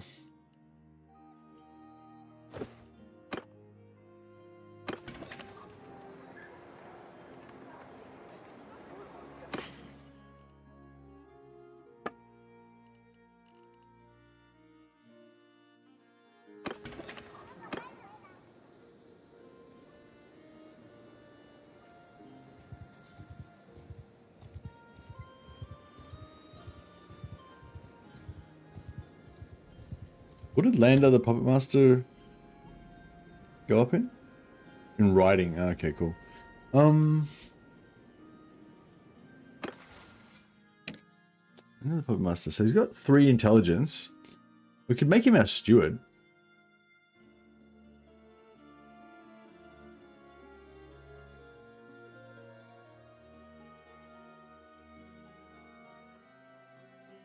I think initially we're going to give him a point in bow.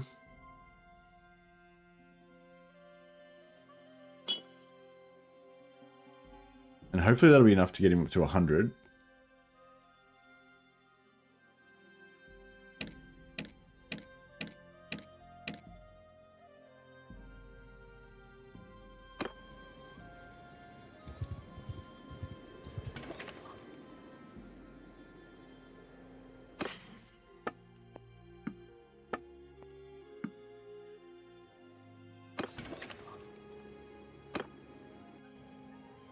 Wait till morning so we can fight in the tournament.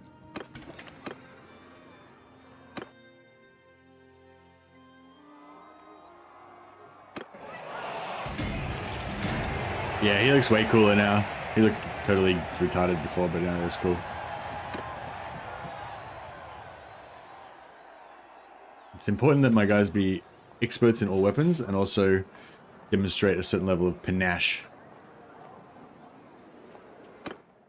Panache.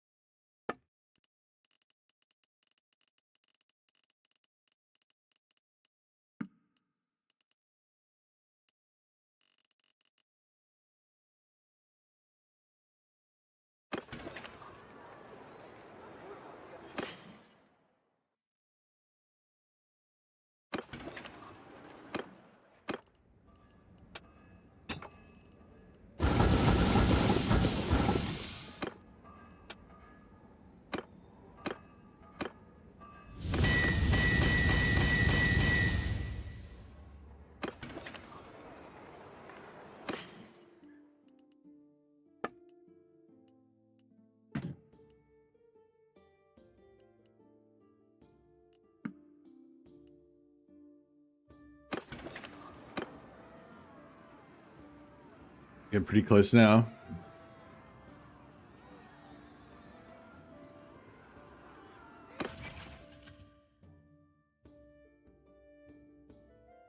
Seven more renown. Yeah, one tournament and a little fight, or just 2 tournaments. And we are there.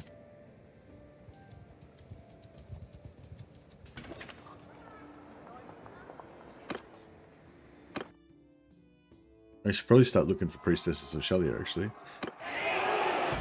Oh man. Some Ponzi Empire nobleman came and stole our tournament. What a wanker. What an absolute wanker.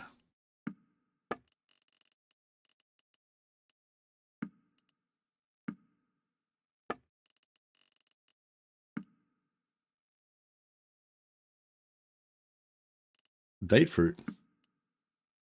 Nice. Actually, we should probably check our food stores.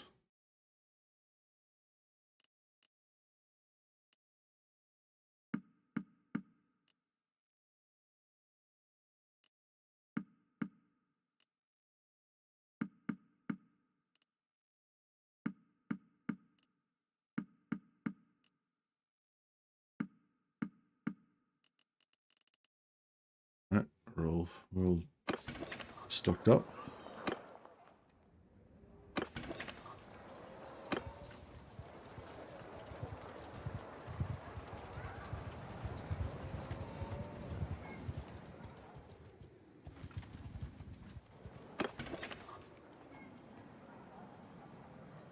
What do they do with Daniel and anything interesting?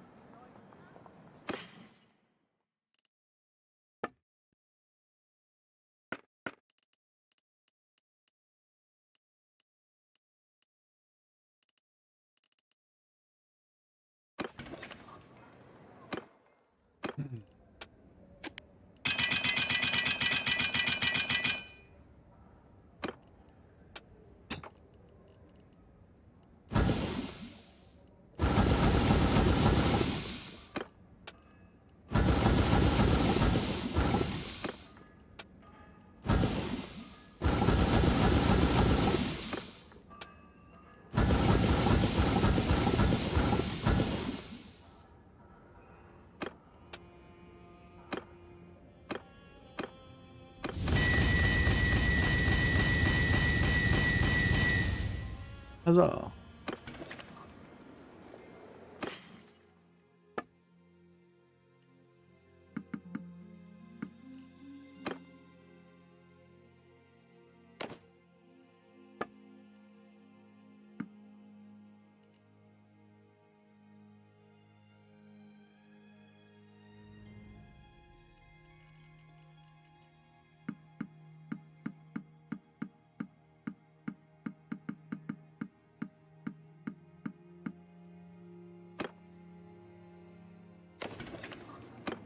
Huzzah.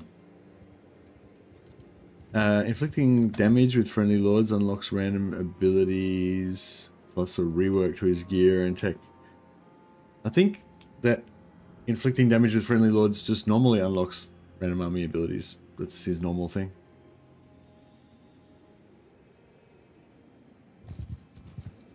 Back off, stranger. Because I was just looking at it yesterday.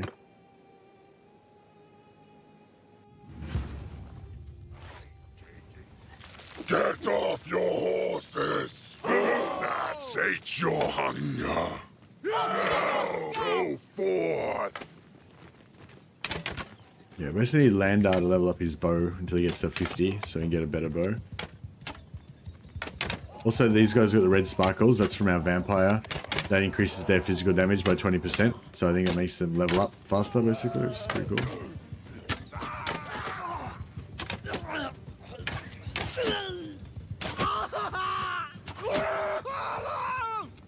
Forth go!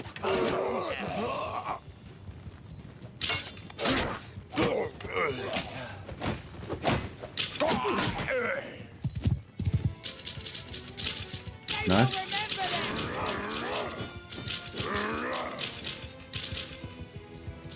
$38.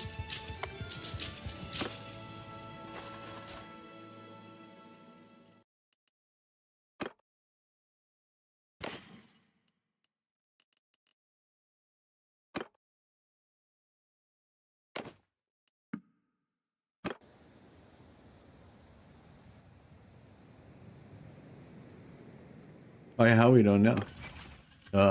Two renown. So one more like tiny fight or a tournament and we're there. Oh, we might nip into Beck quickly. Oh yeah, we'll try and figure out where's the Shalia.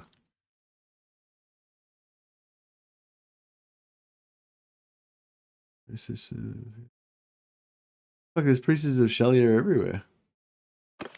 Lichtenberg, Leckerberg.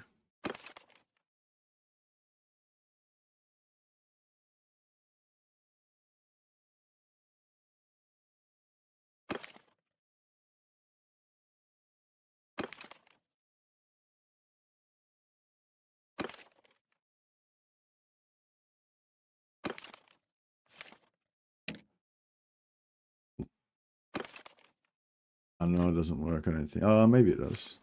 Oh yeah, that'll work. They're everywhere. Jesus. Place has been overrun. Oh, that one won't work actually because it's for vampires. It won't show up. Grudenwald, yeah, that'll work.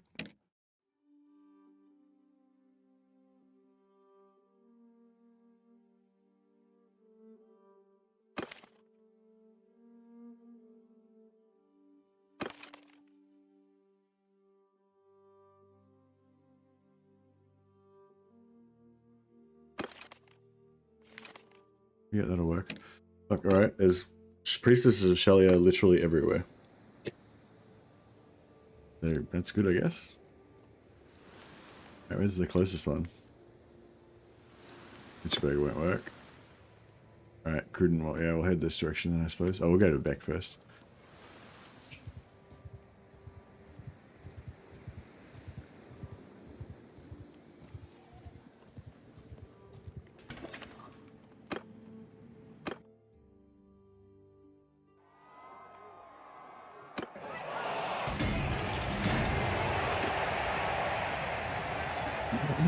Not to worry.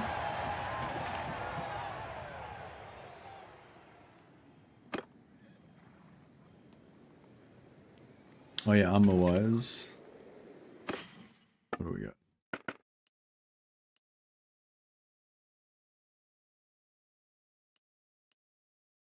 Plated boots, so good. 40 points. The shoulders, we've got equivalent.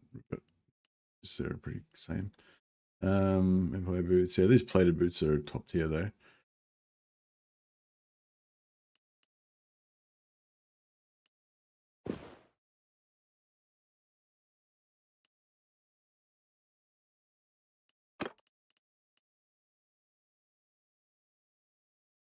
With 3, yeah, no, there.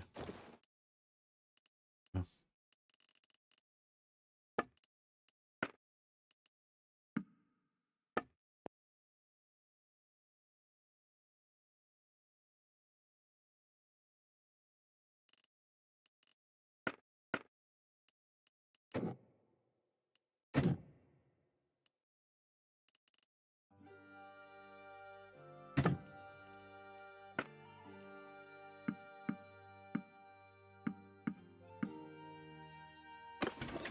Hey, old part, how you going, buddy? We're just about to get our final companion. Well, not our final companion, our next companion, sorry.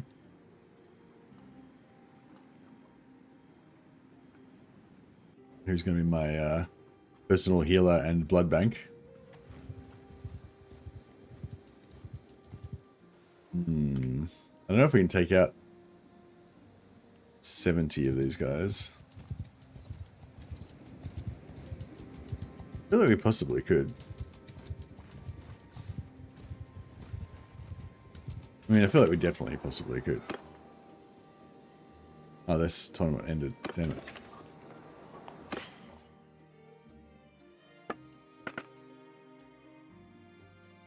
Maybe scale armor hubbub. That's actually not bad, but it's still not as good as the top tier 4 stuff.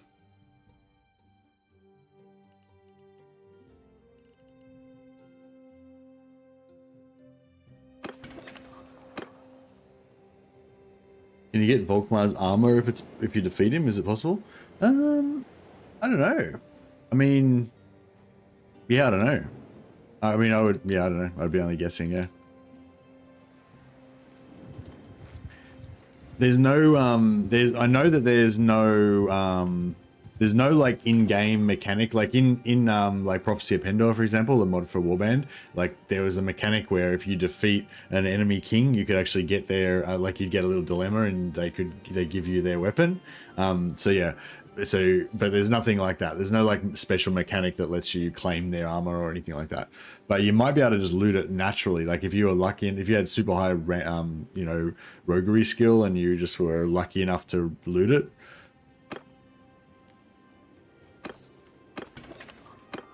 Maybe, but yeah, I'm not sure.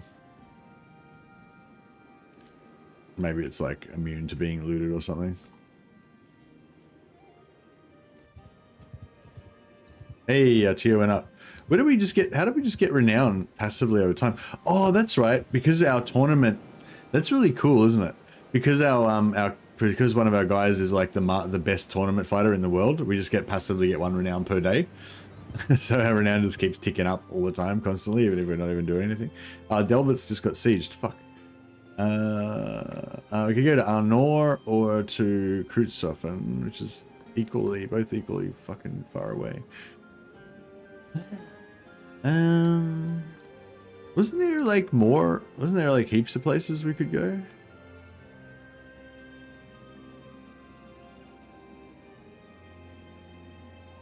Go past Delbert's, maybe it'll unsiege by the time we get there.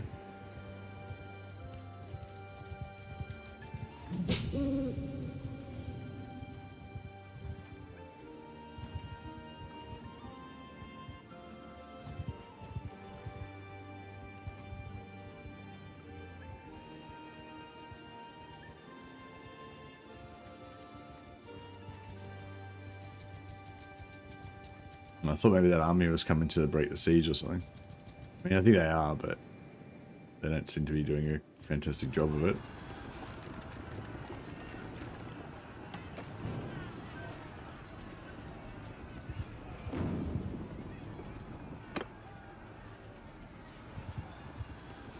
It's gonna be quicker to wait for this or to go to RNL. I don't know. It might refresh the heroes anyway, so they might not be there anymore. Head towards RNL. You can just check settlements along the way. We might find one before we even get there anyway.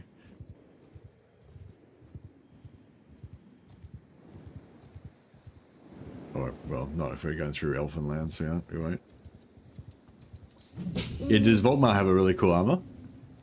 I haven't actually seen him. I mean, I've seen his name, like I've seen him roaming around the battle, roaming around the map, but I haven't actually checked him out. Huzzah! All right, our new recruit. Who are you, and what do you want?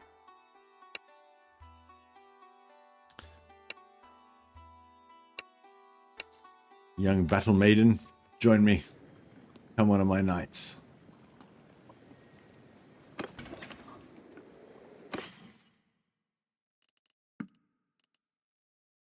Alright, get her a Midlands palfrey. And some cataphract horse armor. Her vampire gauntlets. Plated boots. Fire pauldron. Check it out, she's a battle priestess. Check the item list, there's good armor. Luther Huss has good armor too. Oh, nice. Yeah, I'm just not sure how it works with them, whether those armors are like tagged as like unlootable or something, you know, or what the deal is with them. Yeah, it's not top tier, but it's not bad. We got Tillian Rivet armor we could give her, which is, you know, pretty good. Not as good as this though.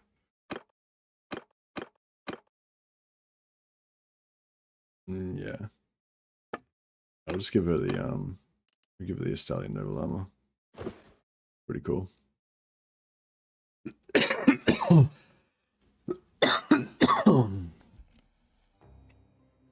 In terms of helmets,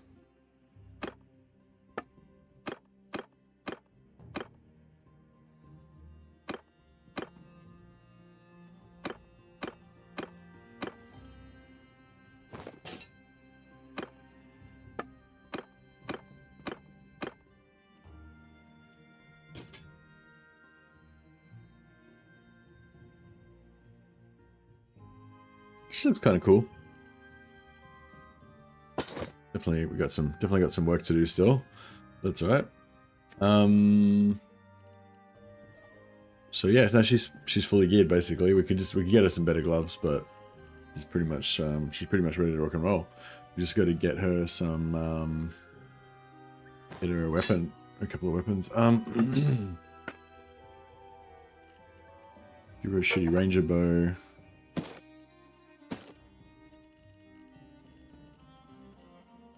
And eventually we can give her Landar's bow when he levels up a bit more.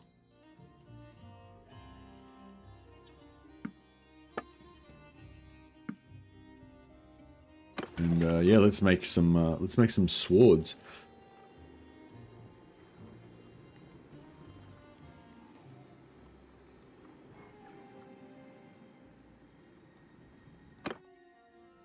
Yeah, we'll make her one of these bad boys.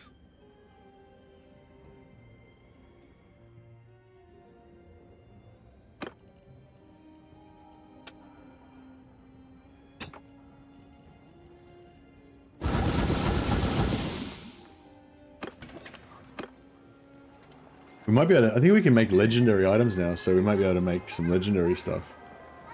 Would be cool.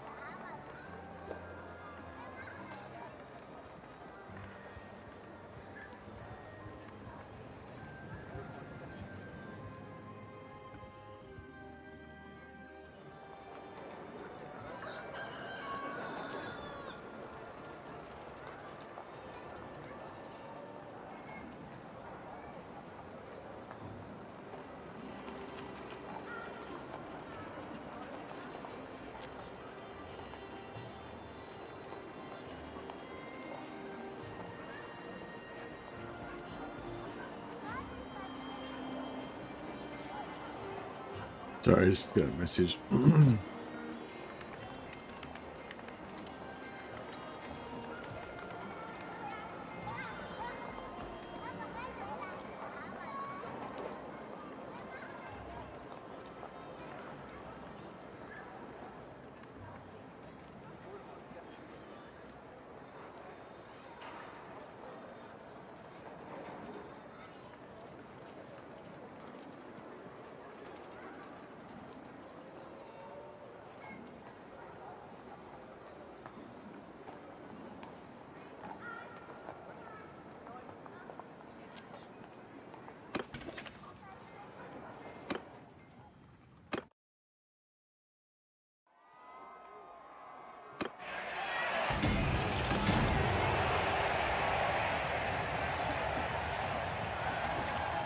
Yeah, I really don't like that Empire armor, even though it's good. It is a really good top tier armor. That Emperor, the Empire General armor. I don't know. I think I'll probably replace it once we find something that's equivalent, just because of the style points.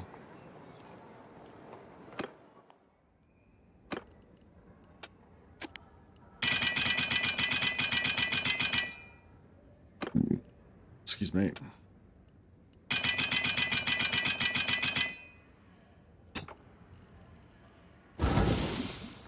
Alright, now we're not smithing for money anymore, we're smithing to make some good shit. I'm gonna make some master crafted, awesome legendary weapons. So yeah, so I don't want the normal, this is like, I mean, you could go like full on like this for the max damage 148 for 84 speed, 79 reach, which that's probably better for companions. But for me personally, I like that little bit extra speed, the 90 speed.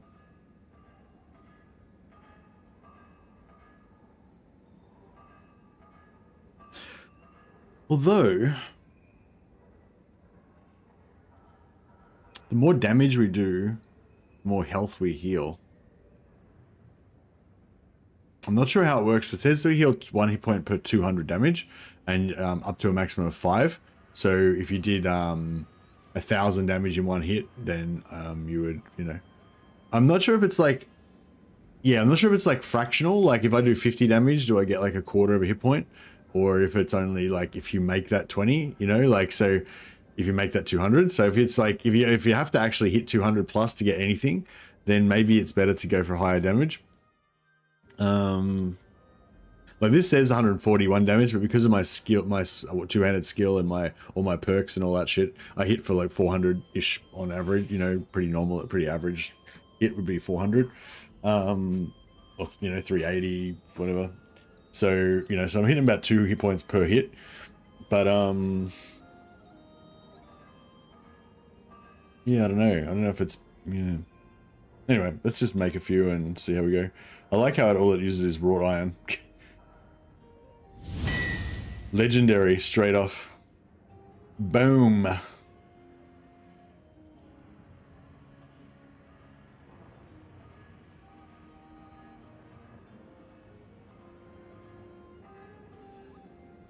Yeah, it's pretty hot.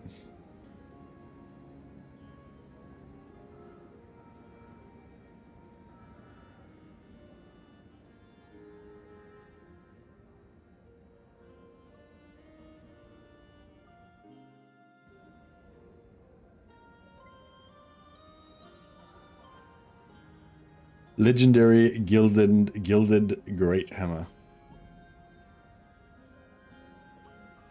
That thing is pretty epic.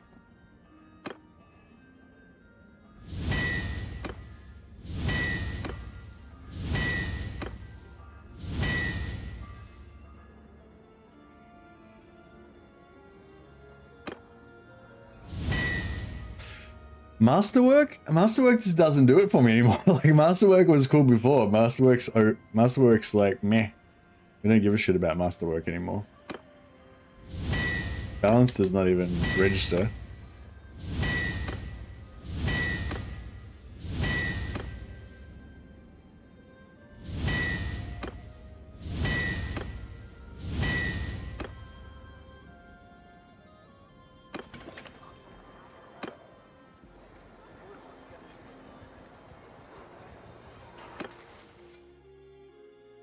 before we accidentally smelt these, we'll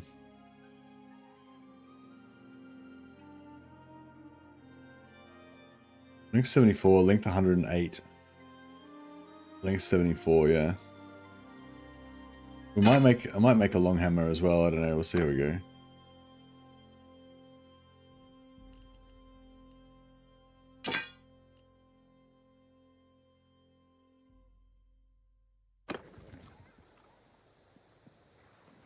Oh, there's somebody sieged it while I was trying to smith. God damn it. Alright, we'll go to the elf lands. Use the elven forge.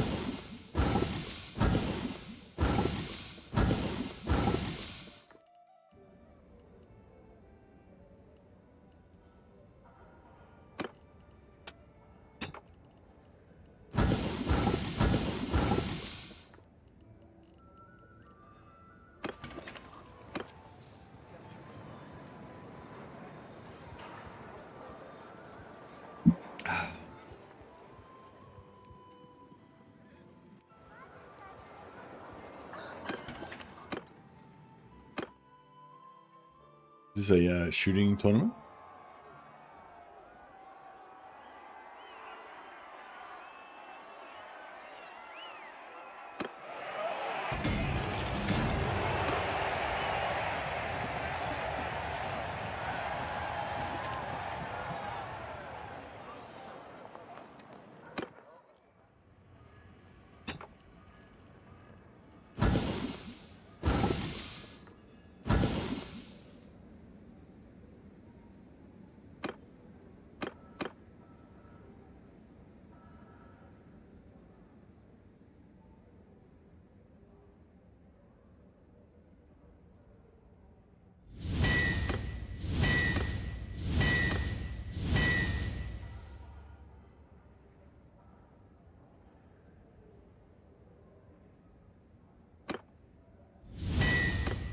Legendary, another legendary, man. Legendary, nothing but legendary from my posse.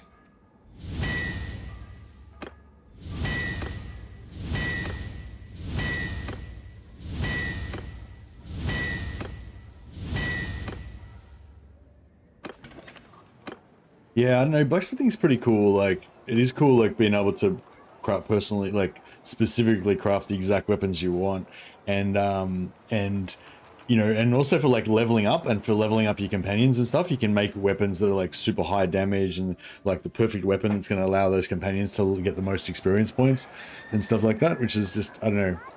And also just being able to make legendary weapons of the specific type of weapon, length and everything that you need, just means that those, you know, rather than using a non-legendary version, if you can't find a legendary version of the exact thing you need, which is, you know, unlikely really, you know, then, you know, these companions are going to be doing like 10, 15 more damage per swing than they would be doing with just a shitty version, you know, which in turn gets them more experience points and all that good stuff. Excuse me.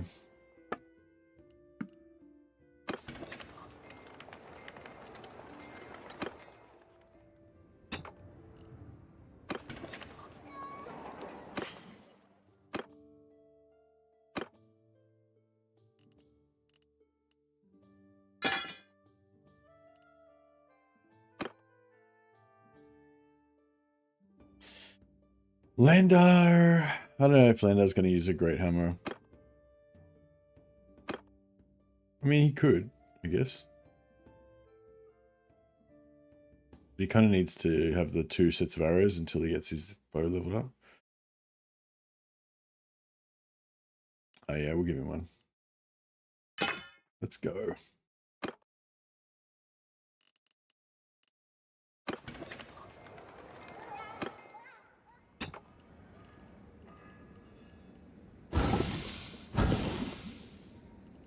He gets quite a bit of experience from smelting these back down again.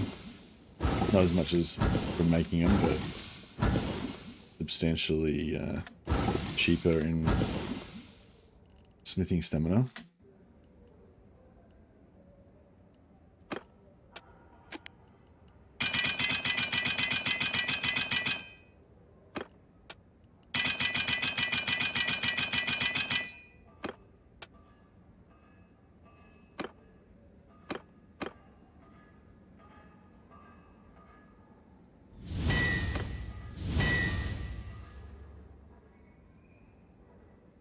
Oh yeah. His legendary, this is like literally the best weapon we can possibly make. Like, the only thing we could make that would potentially be better than this would be if we did a legendary Axe of Impossibility, which would be slightly longer. Like it'd be basically same damage, roughly same damage, same speed and everything. It'd just be longer. Be 90 length instead of 74. But the blunt has got more hammer, more armor piercing. Magic, we can't make magic stuff. You can loot magic stuff, or you can buy magic stuff, but you can't make magic stuff, I don't think. But yeah, I'm just saying with blacksmithing, we've reached the pinnacle of like the best shit we can possibly make. But the thing is, even if you do get a magical weapon, it's not going to be as optimized as these weapons. So I doubt the magical weapons would even do as much damage. I haven't seen any of them yet though, but yeah, maybe you can confirm. Does I wonder if the actual Galmaraz does more damage than? Oh yeah, I don't know. Maybe they do. I don't know how crazy their bonuses are.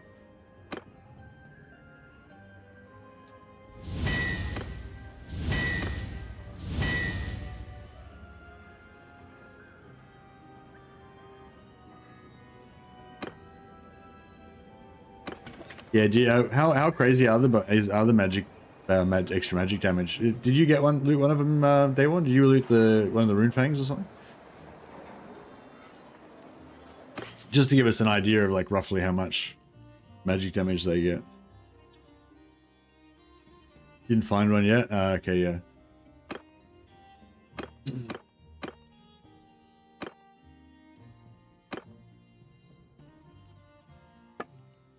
Yeah, I don't know. I mean, I assumed they'd be like plus 20 magic damage or something like that, because that's like what the normal magic weapons are like. You know, like like the warrior priest polehammer and shit like that. They'll be like plus 20 damage, 20% magic damage or something like that. I assumed it'd just be something like that. But yeah, I guess it could be like, Galmaraz could do like plus 150 magic damage on top of, or holy damage or some shit. So yeah, maybe.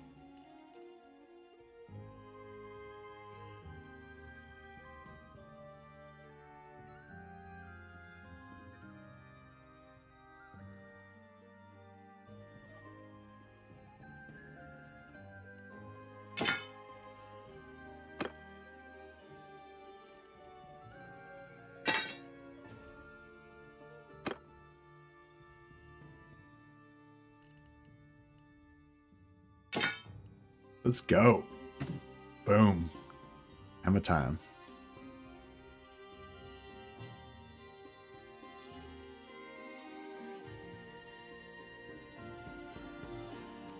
Closest I got was with my lady playthrough, but what was that damsel you mean? But it started to crash before you get your miracle options. Oh, do you get to choose the miracle? I thought you would just get a random one. Like I thought you would just get the one based on whatever religion you are or something. There's one tough priestess of Shelia. Well, that's one heavily armored, extremely well-equipped priestess of Shelia. She's like extremely shit in combat. She's probably got like 10 two-handed skill or something. Like she's really terrible. But that's fine. We'll figure it out. We'll get there. All right, now we need to make us some legendary two-handed swords. And we need a legendary polearm also.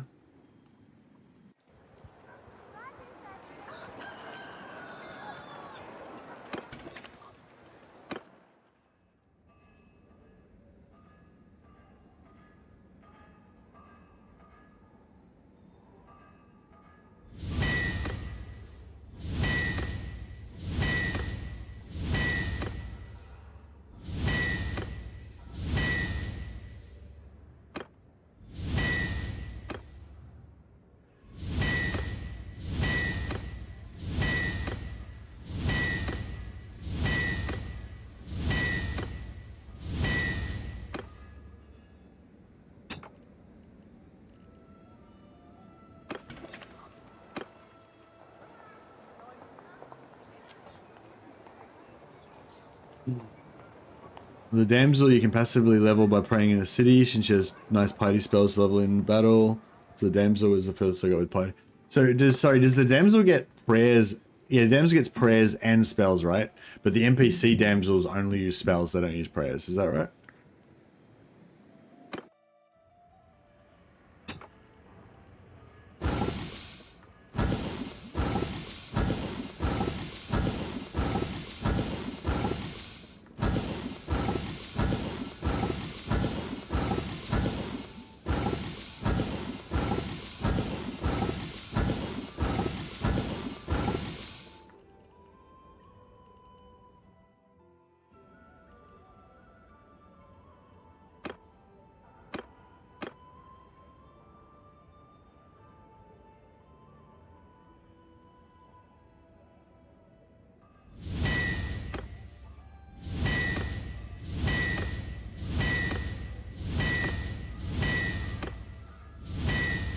I've been very lucky with the swords.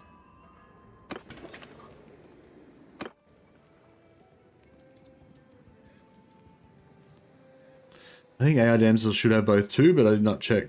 Yeah, I don't know. I was thinking a damsel playthrough could be pretty fun. They're not going to be as tough as the Bretonnian Knight, but if you really like companions, they do give double hit points to the knights when they get to max tier. So, you know, that you're going to be like not quite on the same level as the Bretonnian Knight in terms of their base toughness, but kind of similar. The Bretonnian Knight gives them plus 150 hit points. She doubles the hit points, so you can probably get the hit points up to like 120, 130, you know, so you get them up, you know, kind of like comparable, but, you know, they won't have the same kind of combat buffs and stuff. She adds ward save. Does she add ward save to companions? But yeah, I mean, it won't be as good as the ward save and stuff that he adds while the ability's on, which you can keep up almost constantly.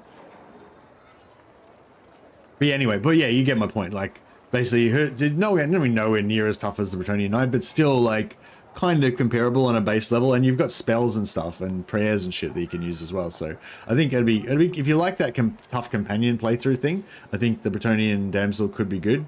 I wouldn't mind making a Joan of Arc style damsel, you know. If you love me, follow me, and we will save France. Vive la France! I might be mixing up my historical references there, but you know, you get the gist. But yeah, I might have to be my next one.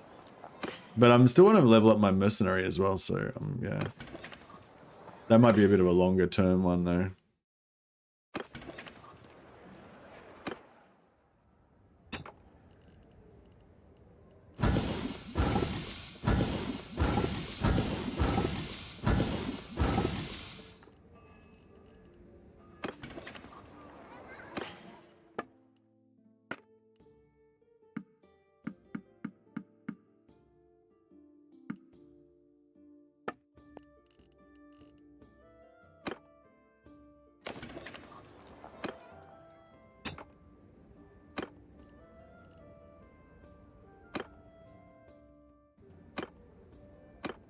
Cool.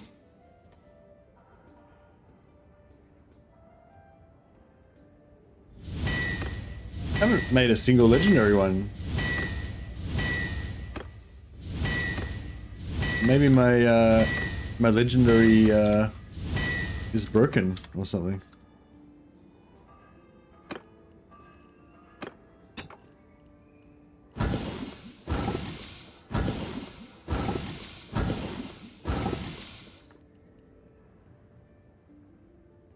My voice is like Mila Jovovich's.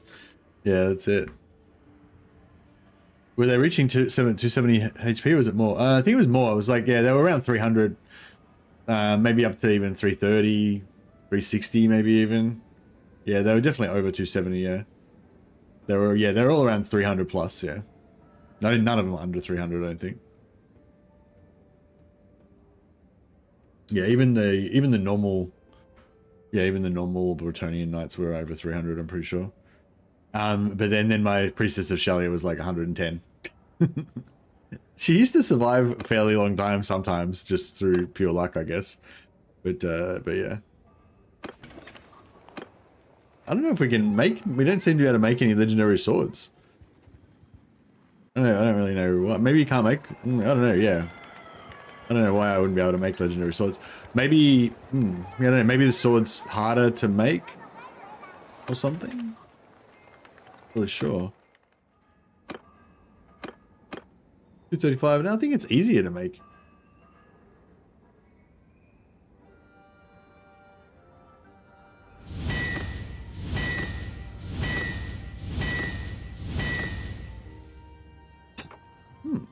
Why am I not getting any legendary two-handers?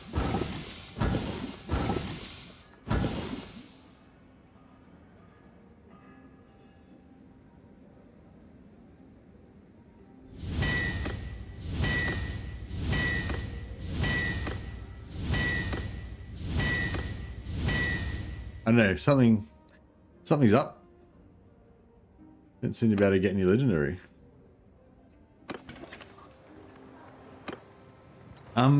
Yeah, do you reckon? I feel like the glaive that we normally use is like the best you can possibly make, pretty much. The money glaive. I mean, we could maybe try and make one a bit faster.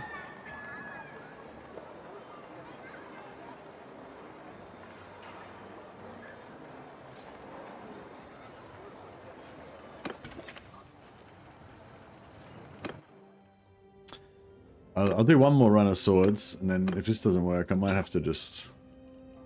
I don't know, give up, I guess.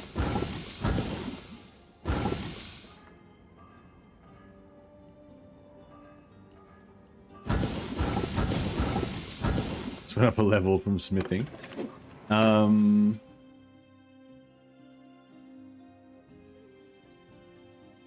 guess writing we need to get up more.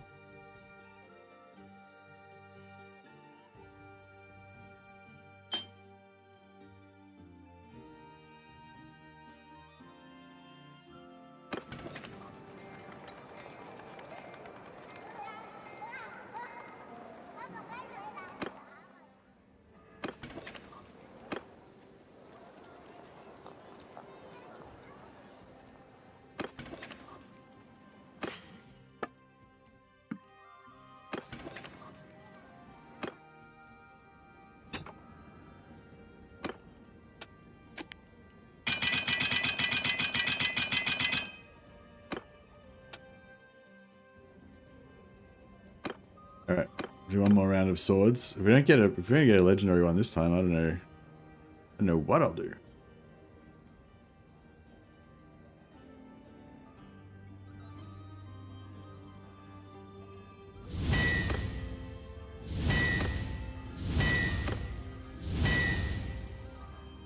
Your masterwork plus 5 damage with masterwork.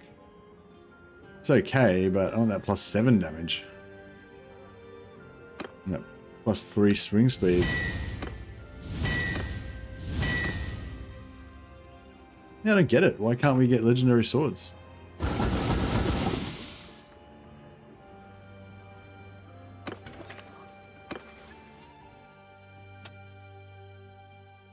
Got 300 smithing now.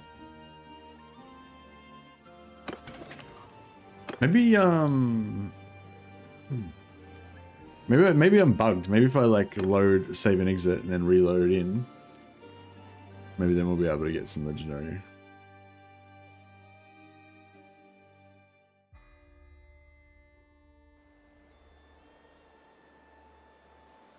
How cool is this mod, man? Such a cool mod.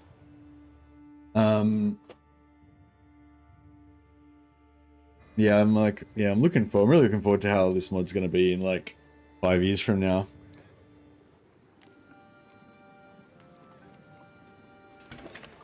What's the skill difficulty between the hammer and the greatsword? Yeah, I don't know. It's really, I don't know what's going on. It's weird.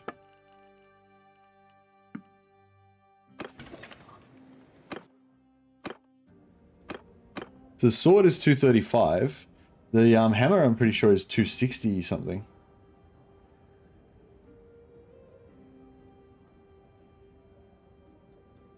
Yeah, the hammer's 262. But for some reason I can do a legendary hammer, but I can't do a legendary sword. So I don't know what's going on. We'll try, maybe it was bugged. Let's try again.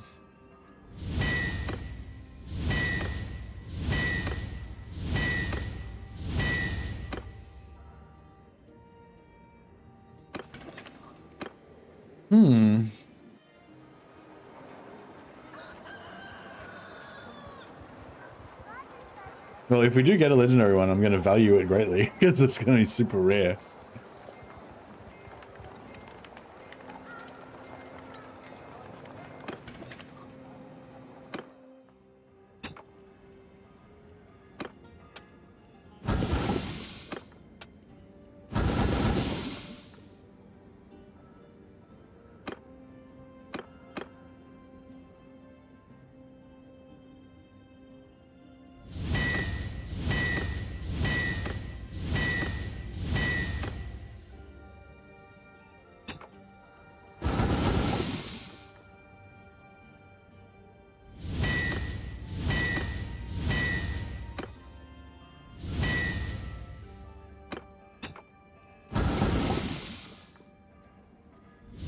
No, just can't make a legendary one.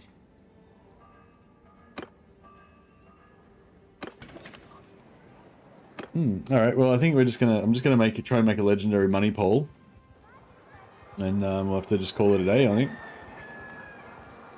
it's weird. I don't know why we can't make a legendary two-handed sword, but yeah, it's okay. I guess it's not really my main weapon. I just use it sometimes from horseback. I probably don't even really need it actually at all.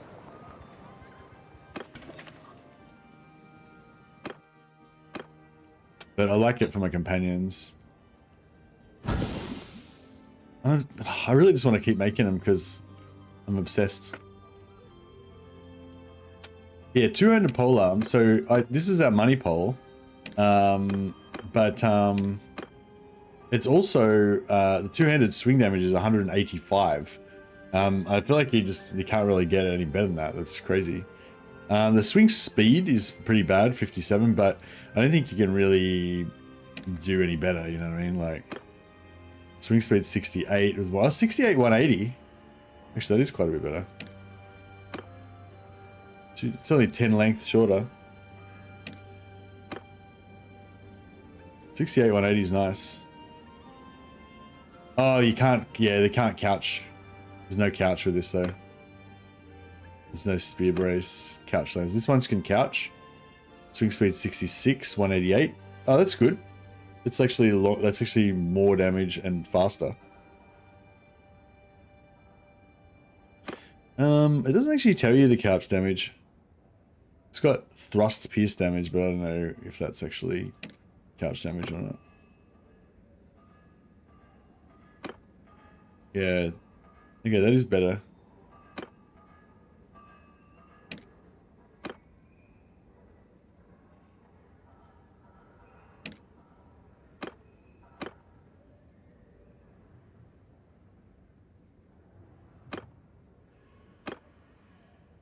Yeah, one-handed, two-handed couch.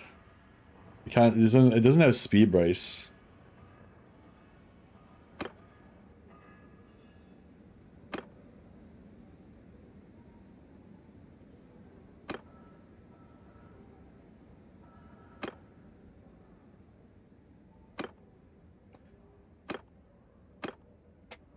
Yeah, see, it's a lot. 195 is it's getting a bit short though, isn't it? You know what I mean? For you, I mainly want it for couch lancing, so I feel like I need that extra length.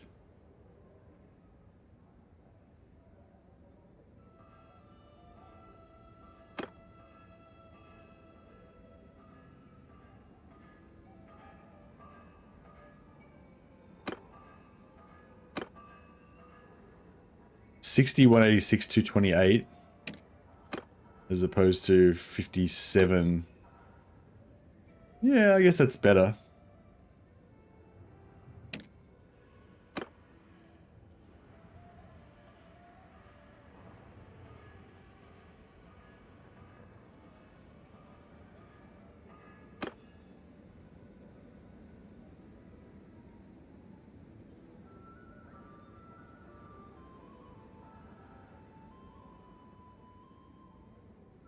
$227 with a bit more swing speed and a bit more damage, I guess, is nice.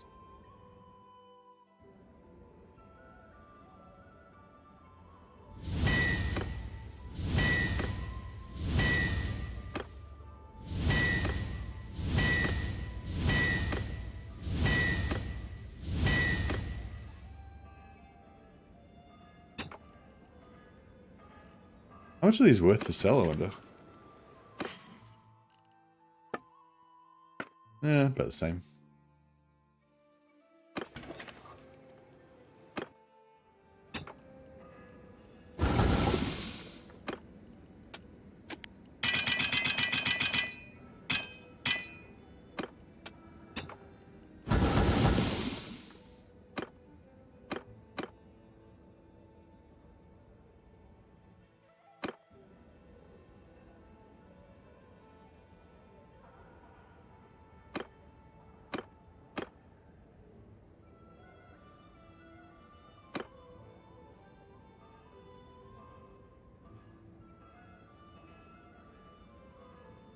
Is this the same pattern that we had before?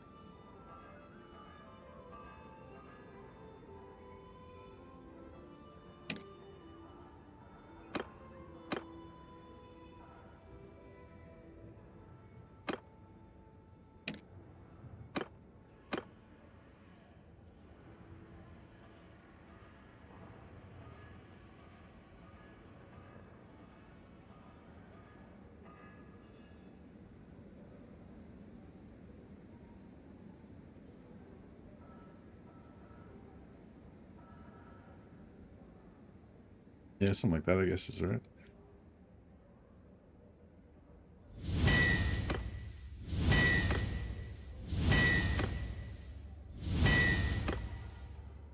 No, legendary again. I feel like we're not. There's no more. Maybe we could only make like 8 legendary weapons, and then that's it. Like we can't make any more.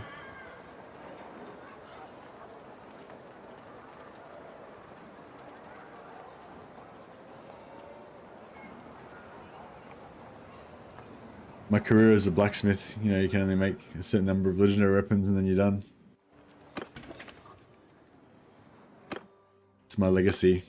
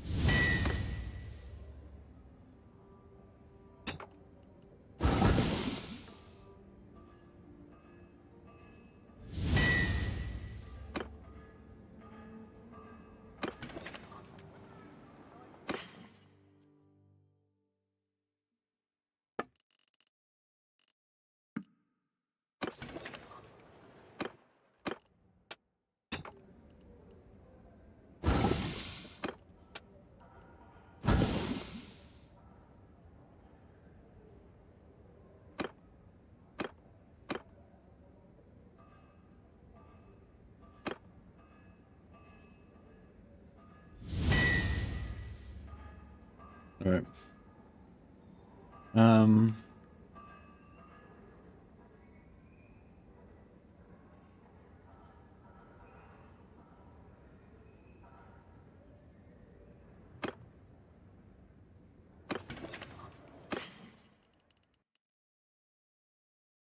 So 227 length. Okay, so it's longer.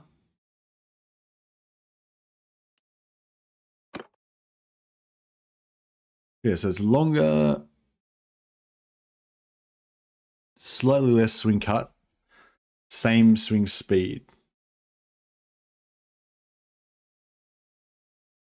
Okay, so it didn't really come out much better.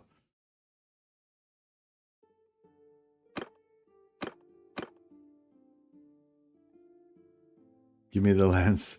The thing is, if you go on, when you go on foot, you're just like spaz out.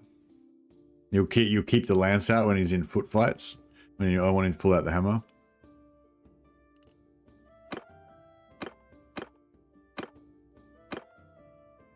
Yeah, it would be nice to have.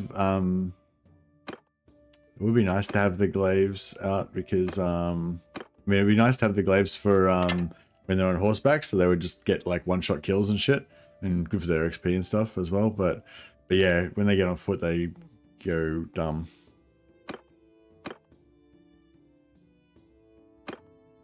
I'll let you try it out, but if you don't use it properly, I'm taking it off you.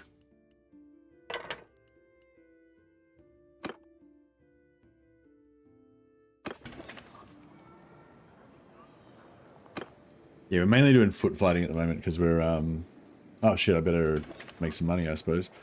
Before we go.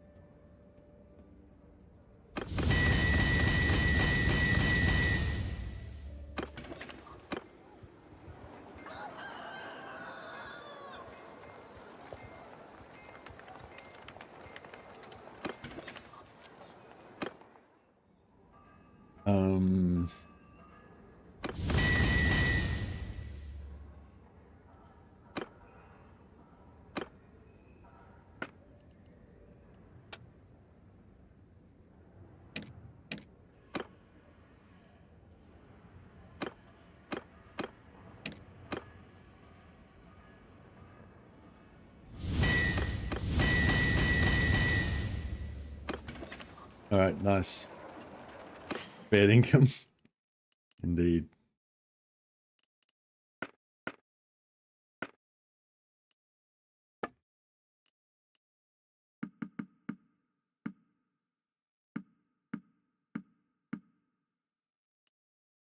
All right, any good armor here?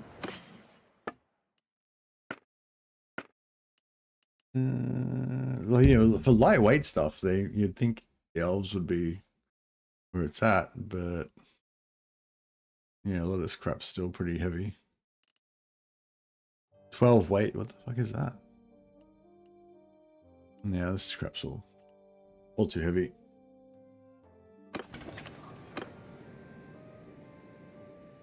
All right, so yeah, maybe we need to go and do some combat training.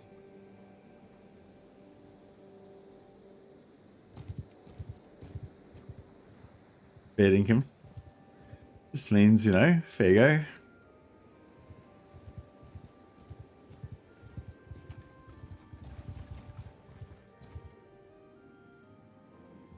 I guess it means legit. It means. Oh, I got no quarrel with you. All right, let's see how we go. Actually, does she have a bow? I don't think she's got a bow yet.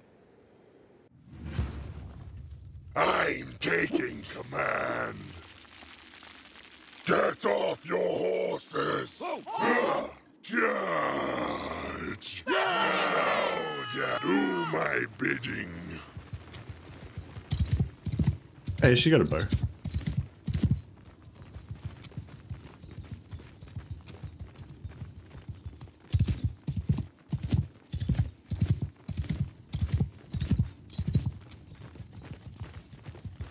The sparkles are gonna wear off though.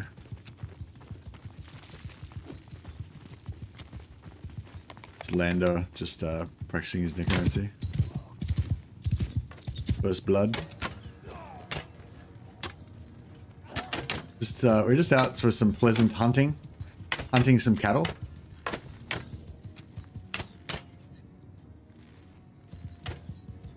Mainly what Landar, we're mainly, what we mainly here is for Landar to get to 50, he's at 47. And for the priestess to get to like 30. So she can have Landar's old bow. Landar's 44. This is pretty fun, isn't it? Just hunting some peasants.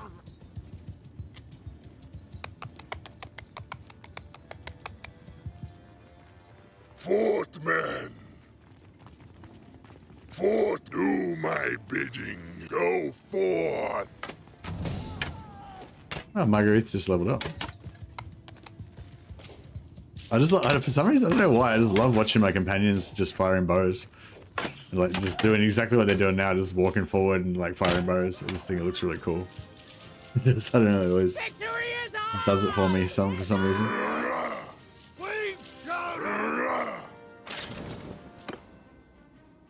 I wonder if I should try and make some more legendary hammers and see if I can still make them. Maybe I just can't make legendary items anymore. Maybe I've reached the cap or something.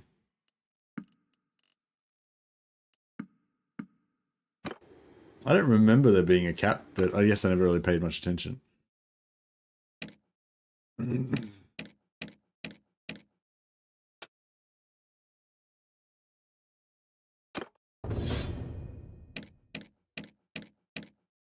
Marguerite.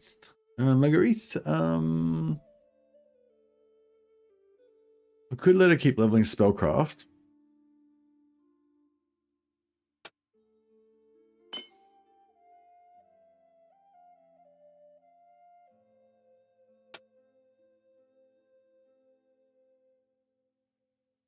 We do really want her to get to 225, so she can get armor piercing though as well. No,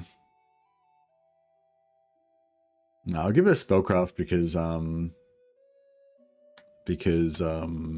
yeah, her main job is to throw that buff on us that gives us 20% extra physical damage, so.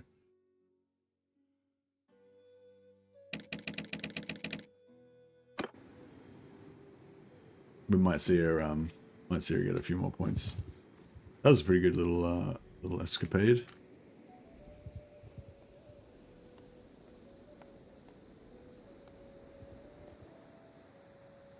I wonder if maybe we should take over a maybe we should take over a little hamlet somewhere.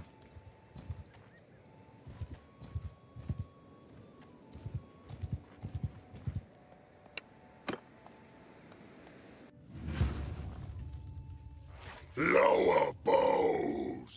Dismount, minion judge! Take them down! So do my bidding. Did they choose sparkles? She didn't cast the sparkles this time.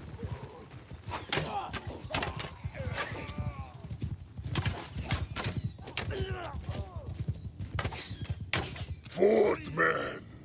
Do my former shield wall!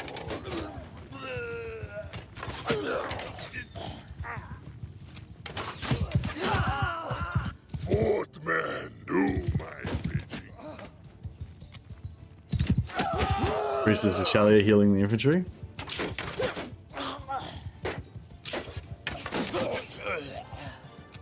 Very good. 5 renown from that as well.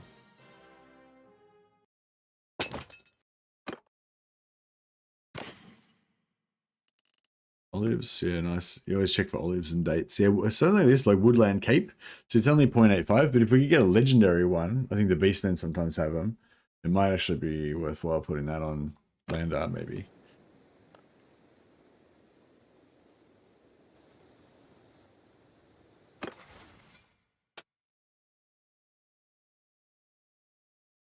Plains, steppes, and deserts. I guess plains, snowy and forest. I still like snowy and forest. There's a lot more.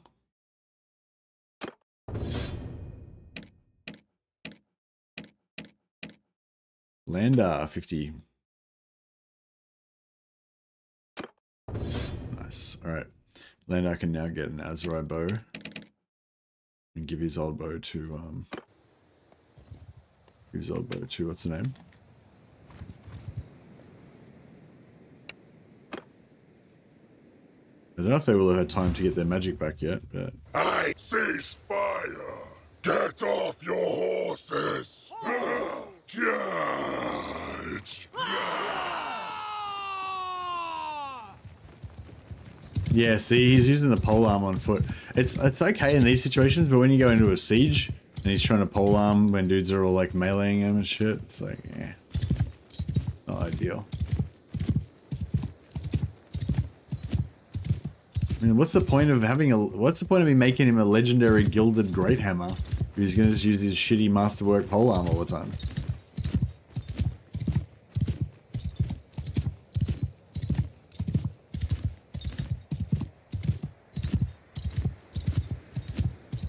Dark magics are afoot in this land. Don't really need 180 swing damage because you can only kill them once. Nah, we what do you call it? We get heals. We get a heal every time we do 200 damage. Up to a maximum of 5 hit points from a single hit, I think. We do like 1,000 damage. So we want like as much damage as we can, basically. It's not about killing him, it's about healing. Don't the AI equip the melee weapon they have on top? Nah. Nah, I'm not sure if the order matters at all, but they definitely don't only stick to the top one. They switch it up depending on what they think is the best. Yeah, I think putting him in the top might help, but I'm not, yeah.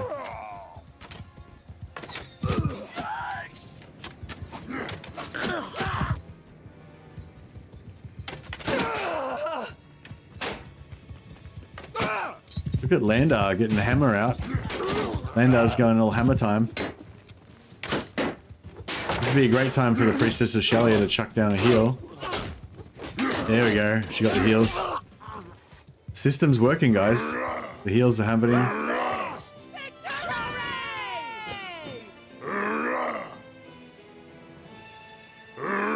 Lancer got 1 kill, but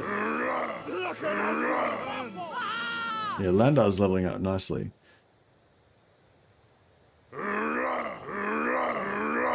Where you whip the bastards!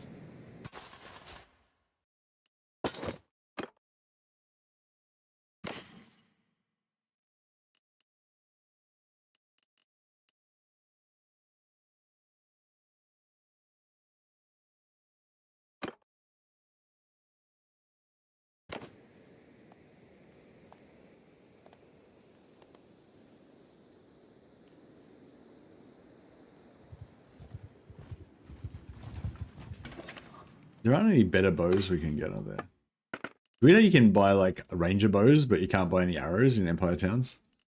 They don't do arrows. They don't roll like that.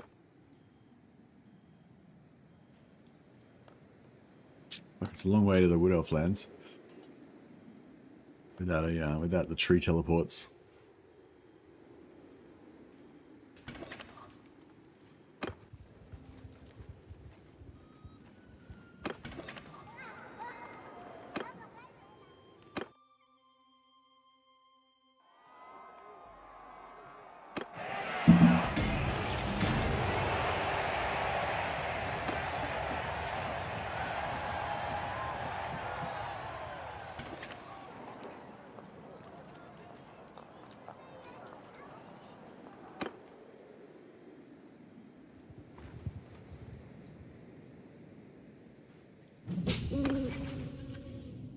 Um, 506 renown to go.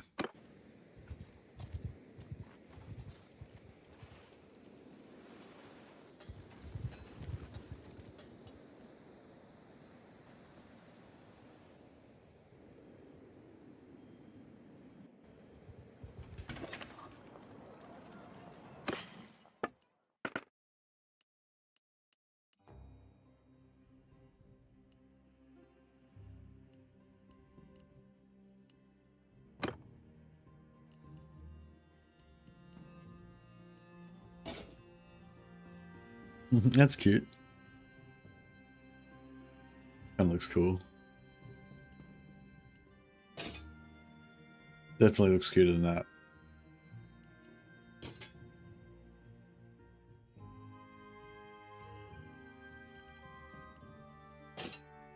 Yeah, I like to sell it with no visor as well.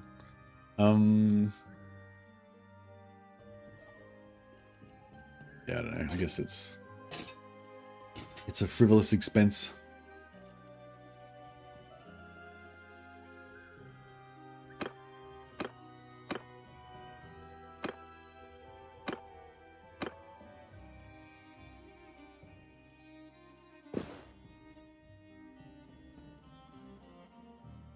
Yeah, I don't know. Something about the chest and the hips area of the Empire General's armor, I just don't know. It just doesn't do it for me somehow. He's got shit gauntlets on it. I need to replace those at some point.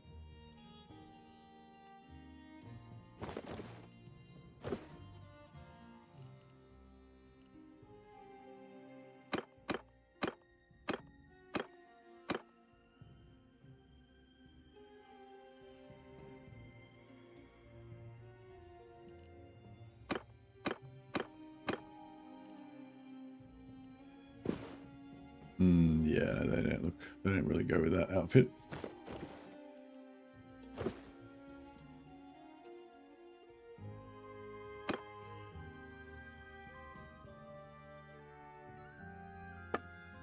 Oh yeah, we got 7, so we get 1 more pack horse now.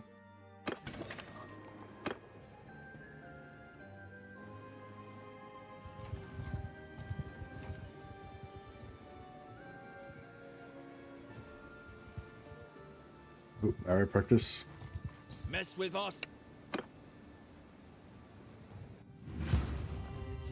Aim, cease fire. Get off your horses. Go forth. Do my bidding.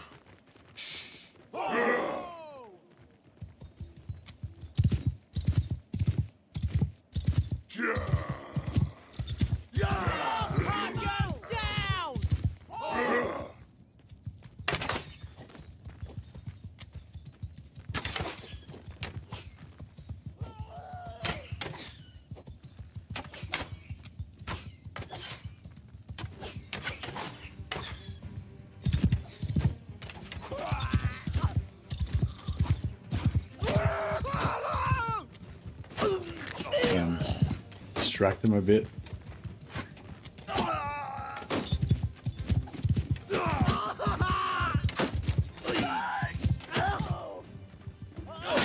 Oh yeah. Oh man. Oh, nice heal as well. Nicely placed heal then. That's at the end. I like our new priestess. She's cool.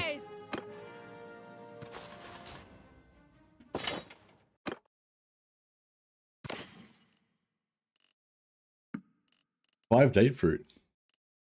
That's good.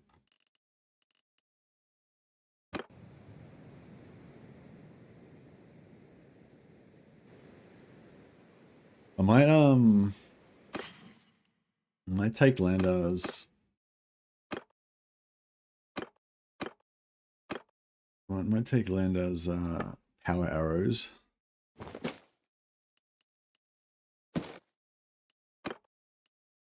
And give them to. Yes, I think if you got 2 sets of arrows, they use the top stack first. But yeah, with weapons, I think they choose them based on, you know, whatever.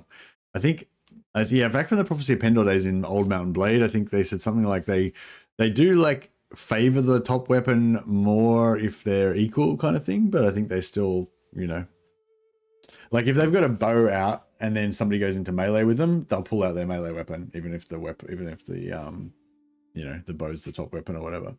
But yeah.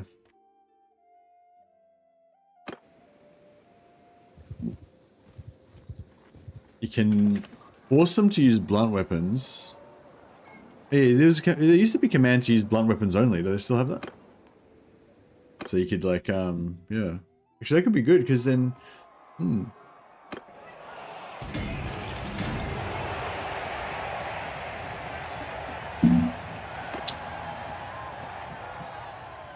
So I kind of want them to use the lance when they're going fast, pull out the sword when they're going slow, and then pull out the hammer when they go on foot.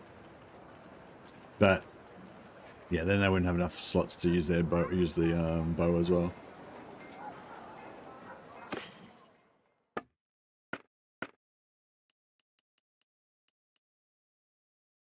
Yeah, it's just not very good.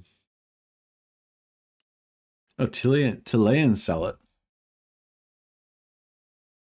42 armor. The salads do look cool on her. Not gonna lie.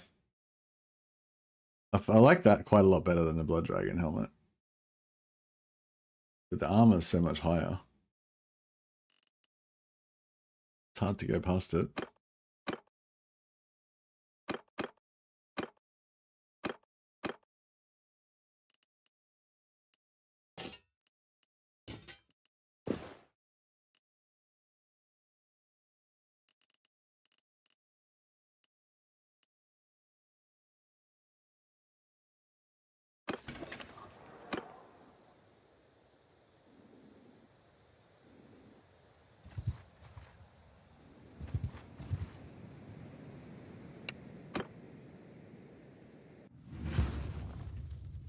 Ceasefire! Dismount, minion! Charge!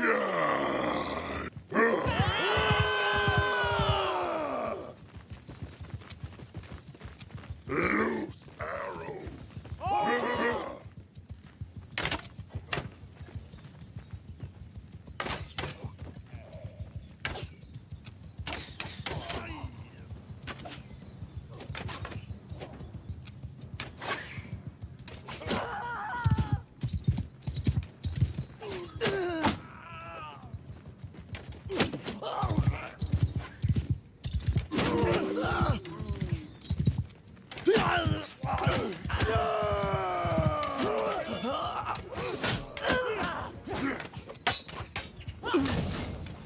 She's good with that hammer.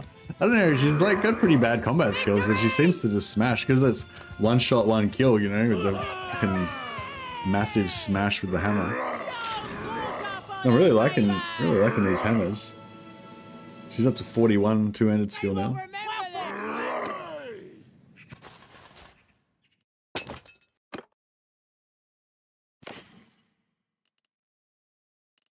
Yeah, olives. Yeah, olives and date fruit are what it's all about.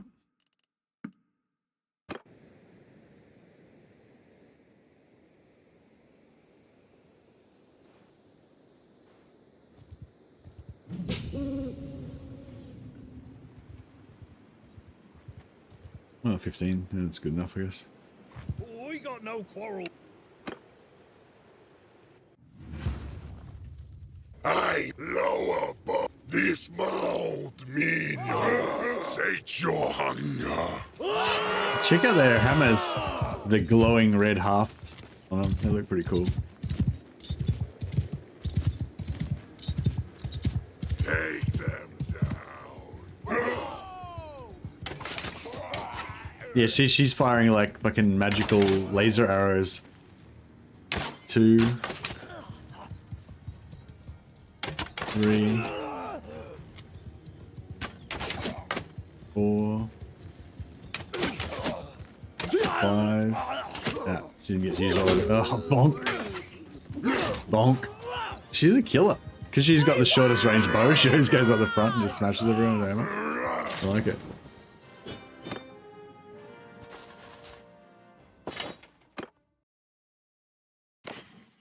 I'm going to forge her into a master. I kind of want to get a second one now instead of getting the Necromancer. The Necromancer would make us better in combat, but because the skeleton summons. But in terms of forging our elite squad, having like 2 priestesses chucking down the heals every now and again, I feel like that's going to give us better sustain. You got a problem.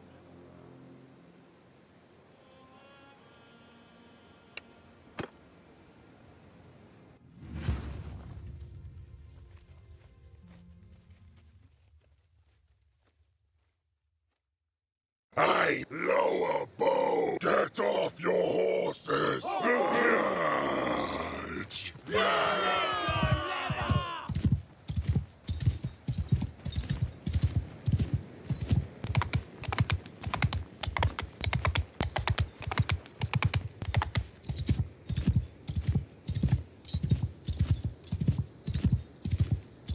Well, if we could get those laser arrows for everybody, because they, if you go into a siege, you have infinite arrows. They'll never finish their first. They'll just keep using their first arrow all the time, I guess. I'm not sure, actually. I'm not sure if they never run out of arrows or if they auto replenish their arrows. So maybe they use all 10 of those and then they use their other 30 arrows and then they replenish all of them again. Not sure. Take them down. I'll just get them to throw their axes at me.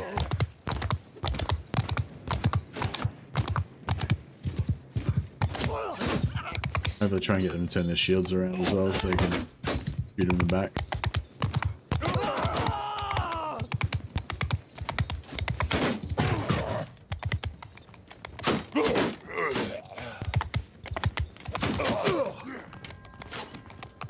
Uh-oh. I don't know if Gudrun's going to handle this. Come on, Gudrun. Oh, Gudrun. Smite them. Oh no, she's struggling. Yeah. Boom. She tanked a hit, gave it back.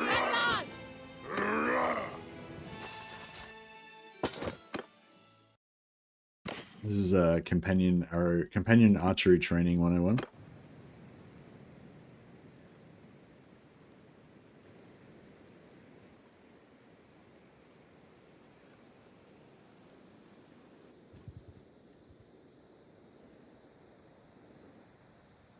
Alright, we need to get to... Oh, the hobbits. Halflings have taken over a town in fucking Bretonia somehow. I thought they got wiped out. Did they like revive or something? It's crazy. I don't know what happened there. But I like it.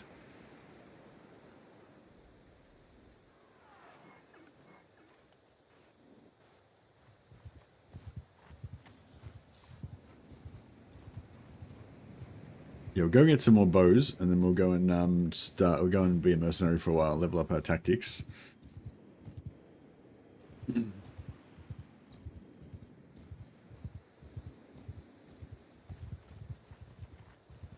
It's a lot of beastmen. I don't think we can handle that.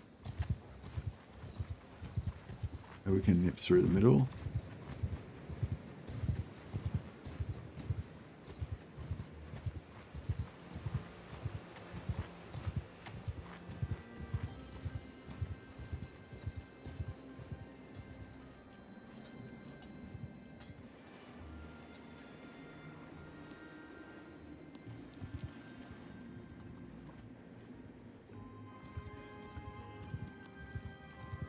What's going on with these halflings taking over Bretonia? It's odd behavior.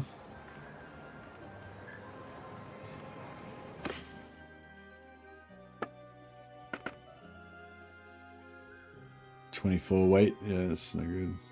12 weight. Blade Lord 6.8. Yeah, so the Glade armor is lighter, but it's still not that light.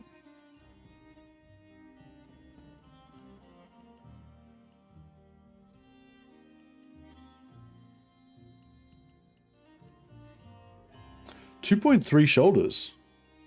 They're light. That's light. That's actually pretty good. These are 7.7. 36 total armor, 24 on body. There's 22 on body, which is the most important part. They look fucking terrible. But yeah.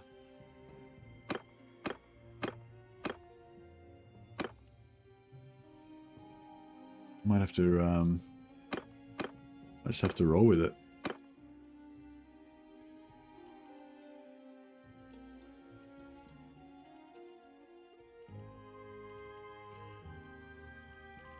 Yeah, I don't know. I don't think we're going to get anything lighter than that, really.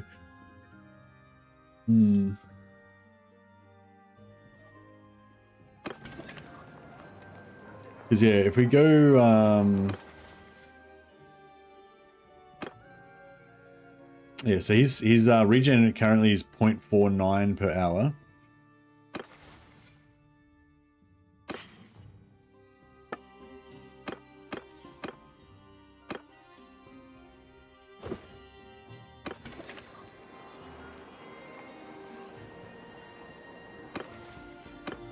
versus 0.27. Yeah, so those shoulders make a humongous difference. They basically double his regen. But if we could get that weight down slightly more somehow, yeah, every little bit helps. Like it's, you know, yeah. No, that's good actually.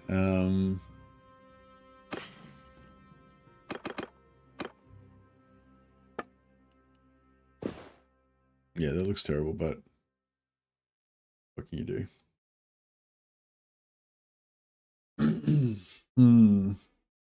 Be good if we could put this so that it actually showed us how much magic he's got instead.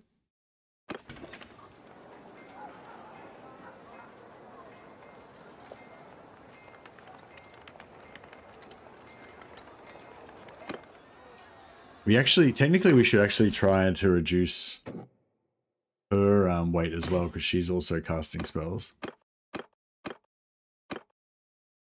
16 armor, yeah, that's pretty heavy.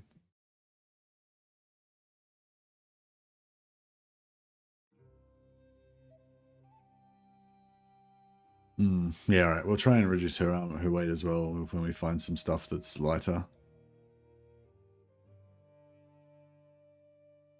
Yeah, that's slightly lighter.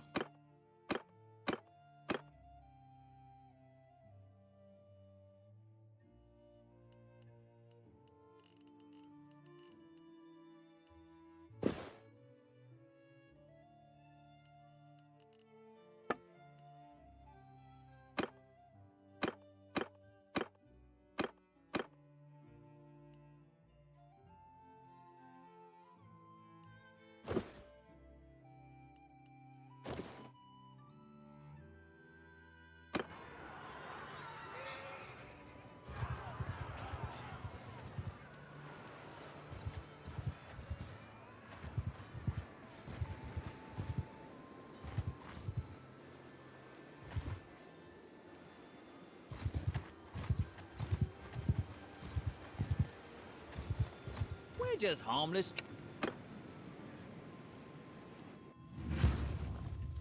I say spot this mouth, minion.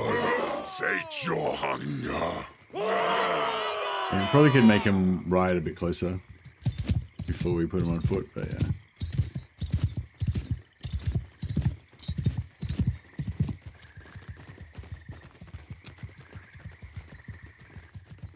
Loose arrows.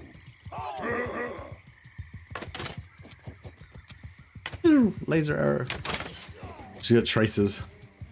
Tracer fire. Be cool if we could find some more of them. She's already up to 42 bow.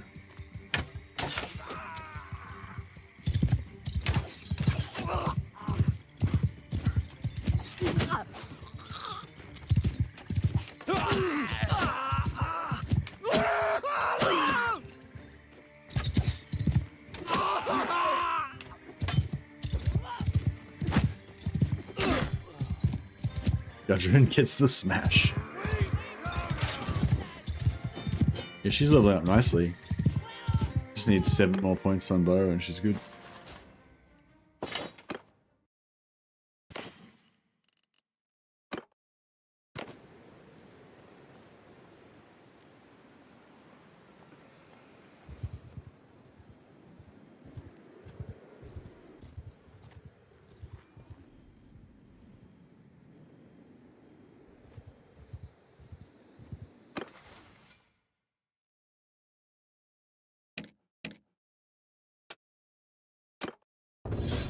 Oh, she got a level up already. I really want to give her more two-hander as well, but yeah, I think bow, 2 points in bow at least she's gonna need.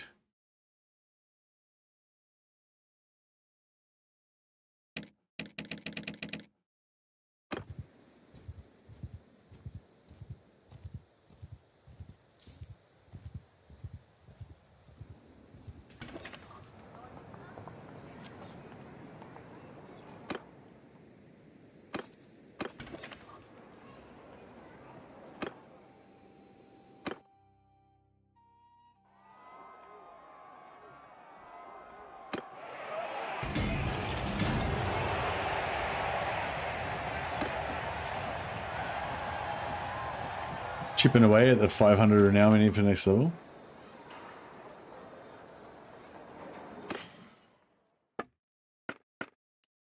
Piercing arrows, yeah, no, nothing special.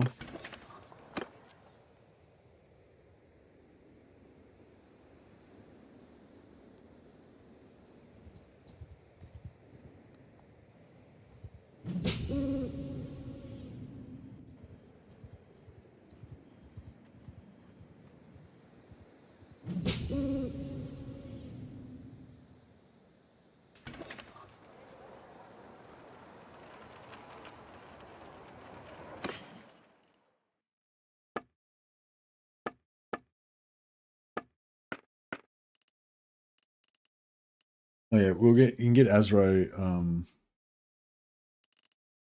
yeah, wood elf bow.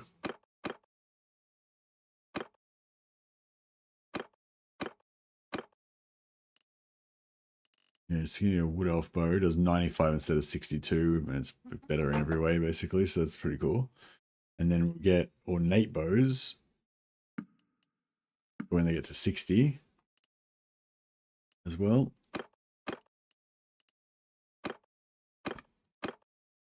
And she can use a step recurve, yeah, which is better.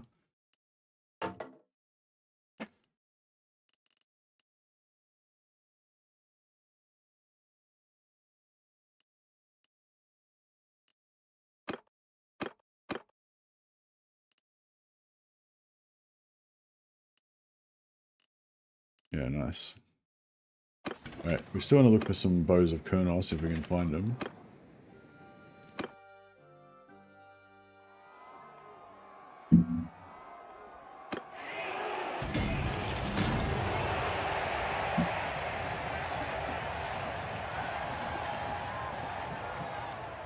Who's that tournament champion? Arthur, the Bretonian Knight. Fucking beat out. He's beating Lancer by 1 point. Lancer's the second greatest tournament fighter in the world. Arthur's the best. And the Ragajon's coming in number 7.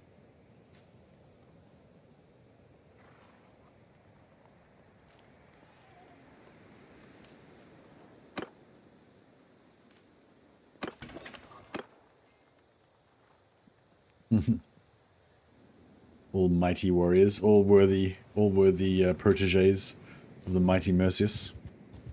Although most of you guys have actually way higher combat skills than me.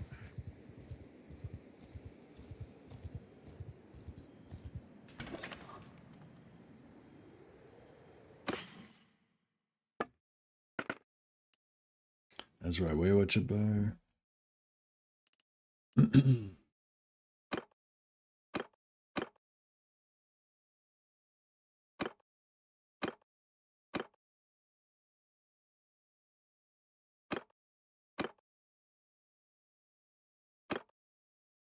Yeah, we need 2 more bows of Kurnos, obviously. Well, eventually we need 5 more, but for now we just need 2 more.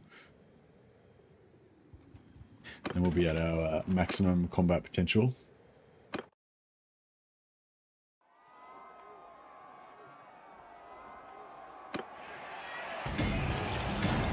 Raga.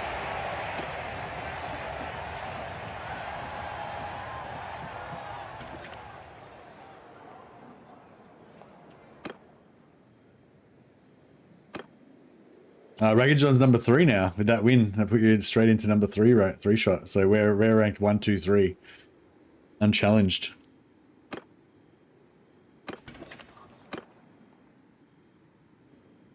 You're gonna have a bit of catching up to do to try to take out the other lads, but definitely better than, you know, all the other foppish weakling lords in the land.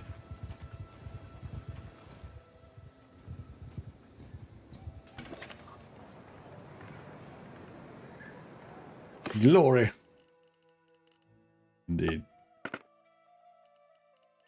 I'd love to find some more of those magical arrows. That'd be so cool, but yeah. I've never found more than one set in a single campaign so far. I haven't really played any like super long campaigns though, so. That's the only thing about gun-focused campaigns. There's no like magical 150 damage bullets that you can find as far as I know, so. You don't have that, Don't have that ability. That's right, wait, actually, yeah.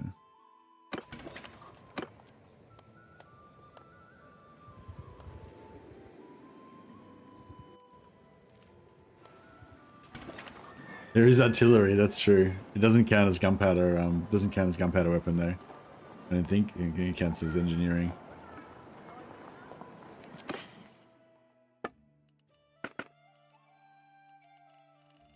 Yeah, I mean from the point of view of like leveling up your companion skills and getting them heaps of experience and stuff. I suppose if you made them an engineer and put them in charge of your cannon, they'd probably blow up a lot of shit and get a lot of experience. Can you reliably get your companions to actually like shoot your artillery?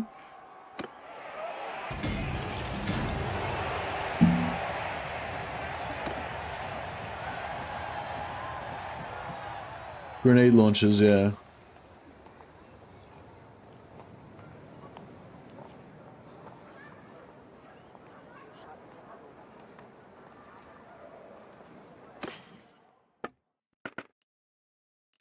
But yeah, but I mean, the arrows are cool because you can get somebody who's got like 15 bow skill, give them like a bent hunting bow, and then give them those arrows and they do like 180 damage a shot with their bent hunting bow, you know?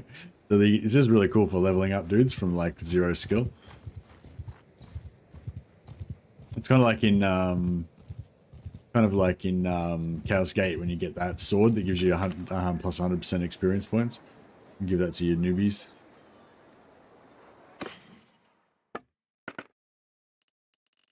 No good arrows. Oh well, that's right. We've got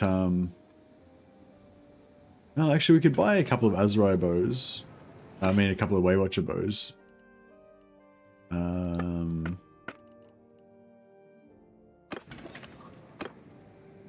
Is there another town up here? Oh, there's Paravon and Grenier. Did we already check them? I didn't check Grenier, I don't think.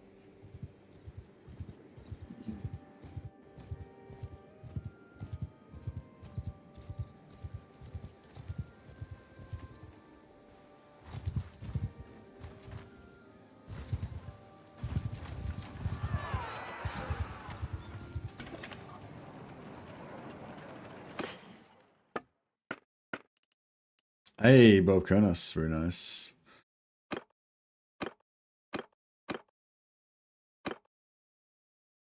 Ragajon and Bob Konos, very nice. Azrai Waywatcher bow, and we need another Azrai Waywatcher bow as well.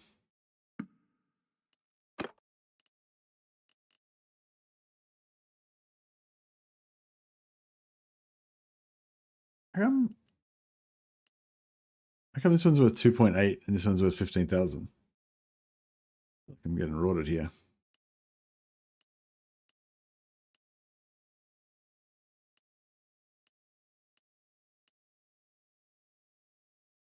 They seem identical, but I don't know.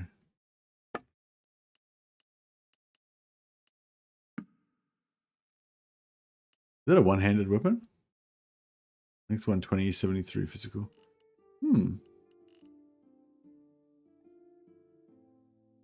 Not bad.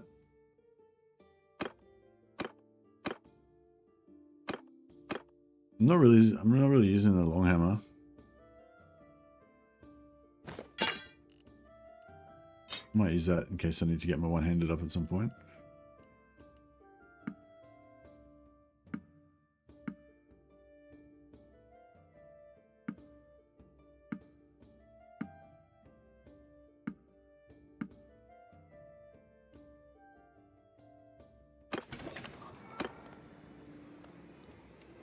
No, only artillery crew can use the cannons. Really? Can I go and kick them off and use it myself? Get my own engineering up?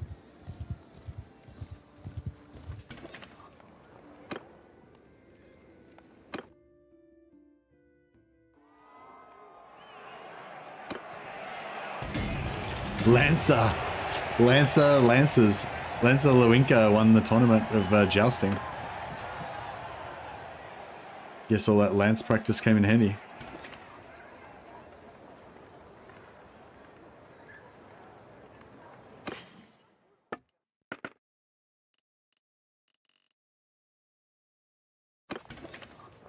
All right, cool. Yeah, I mean, we could just keep going around in circles over and over again, but we may as well go and do some other stuff for a while and come back. Only trebuchets can be used by the player? Okay. Fair enough.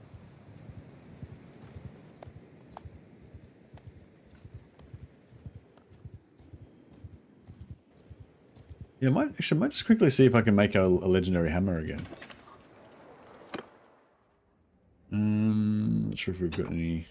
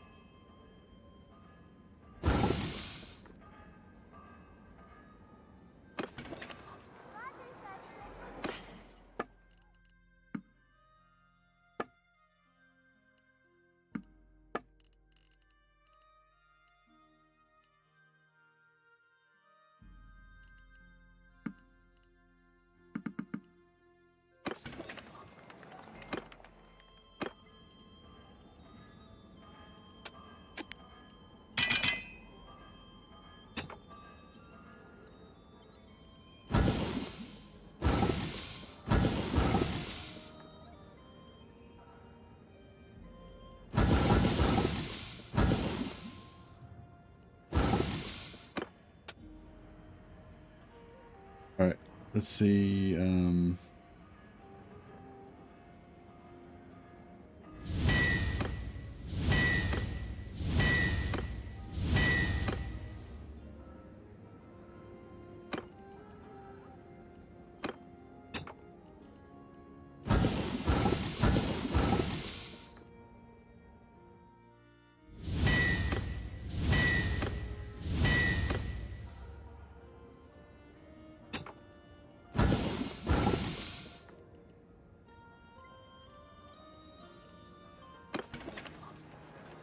Hmm.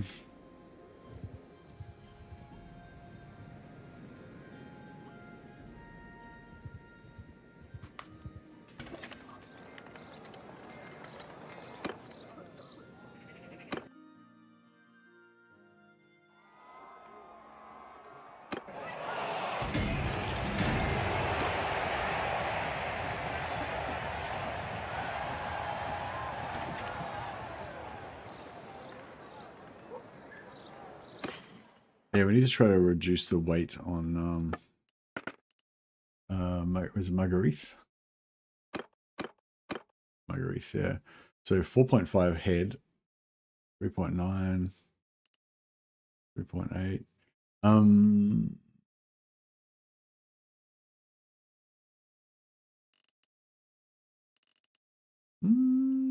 Well, 3.9 is lighter. Okay, let's do it.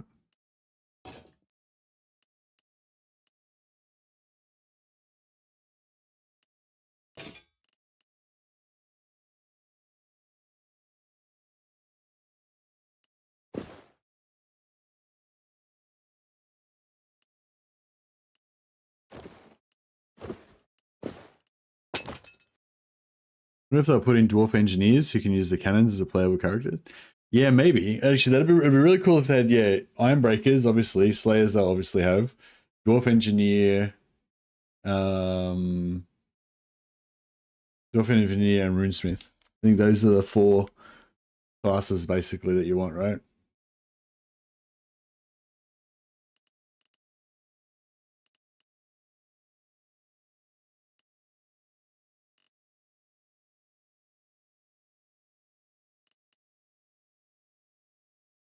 Hmm.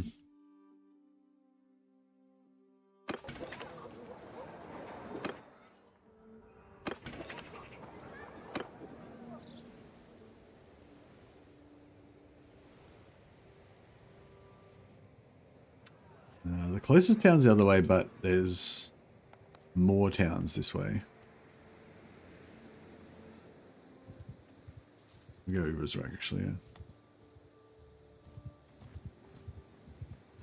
Nope. Arrow training. Back off, stranger.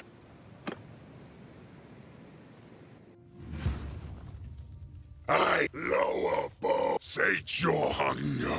Go for Get on your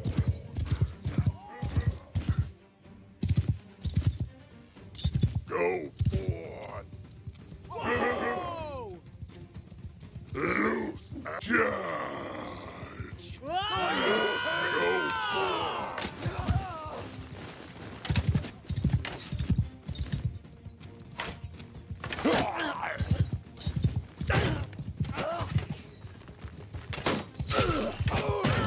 And he's using that polearm. The polearm's not too bad in open sort of situations like this, but yeah, in the sieges it's not great. But yeah, I really would have liked it if he had to pull out his hammer in that situation instead of using the polearm, but yeah. I guess maybe because the polearm.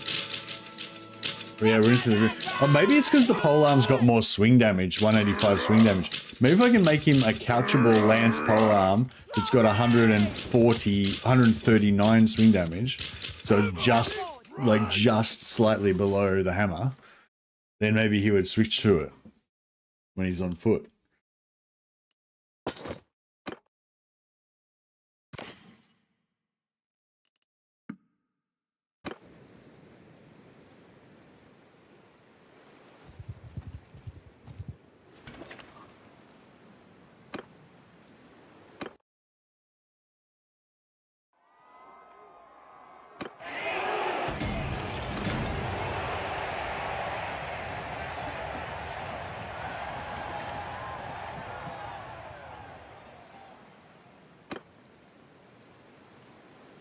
Yeah, I'm really torn. We're gonna get one more companion when we get to tier 4.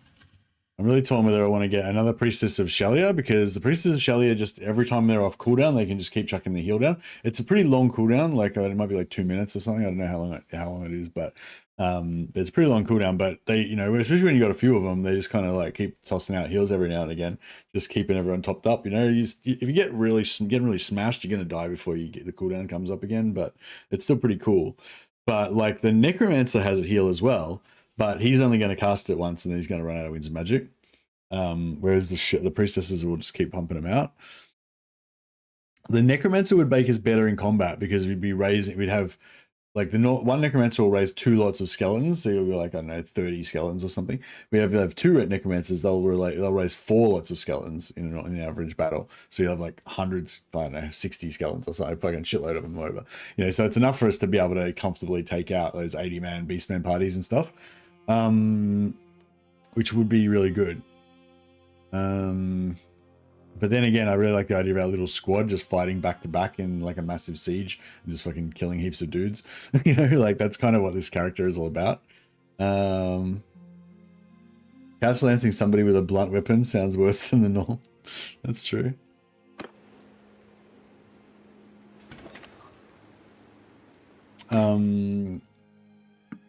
Yeah, so let's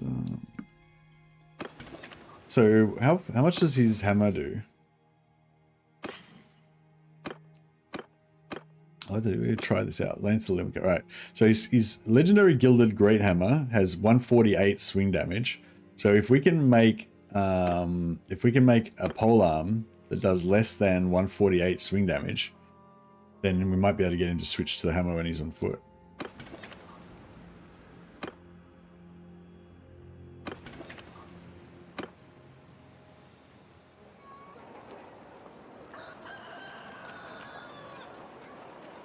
And then that'd be really good. Then he could lance the shit out of people and get one-shot kills and stuff, but then also go ham on foot.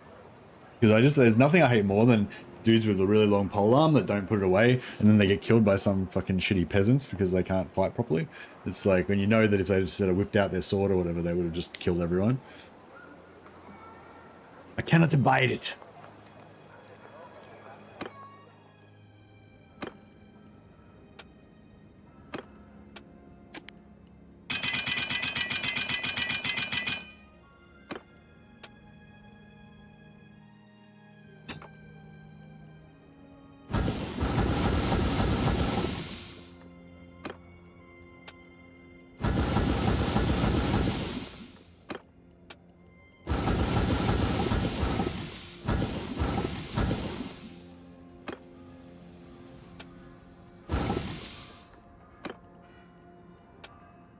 Okay, so we want to make two-handed polearm.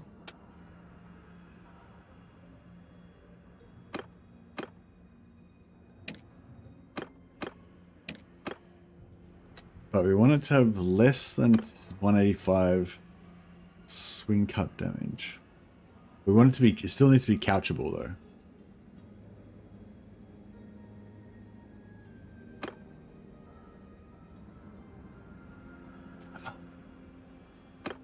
I don't think we can do it. I don't think we can get it down that low. Yeah, there's nothing. Oh, we make it super long. That makes it better for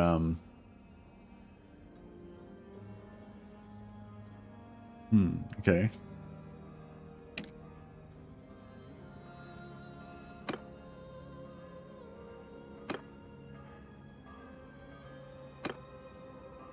$161.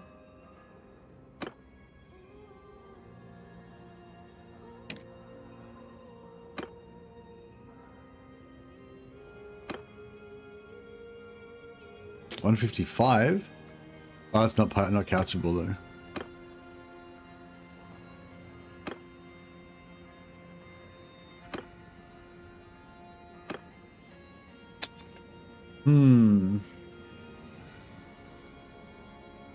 I still wanted to be able to swing it because actually I don't know. Actually, no, I don't think he will couch it. Actually, I don't think he'll couch without a shield. Yeah, I don't think he'll couch without a shield. So there's no point worrying about it. Yeah, and I think we're just gonna get rid of the lance. I think we'll just get rid of the lance. Sorry, sorry, Winky. I don't think it's gonna work because yeah, he won't couch anyway because he won't have a shield. He'll just always swing it, and he may as well just use a two-handed sword.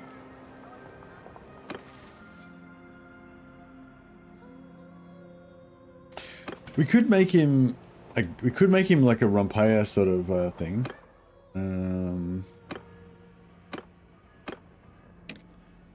Because yeah, we could give him a bent razor head that gives us swing cut damage, swing only.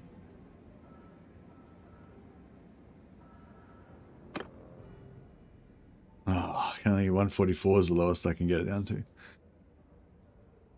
Actually, that might be if we can make a non-mastery one of it.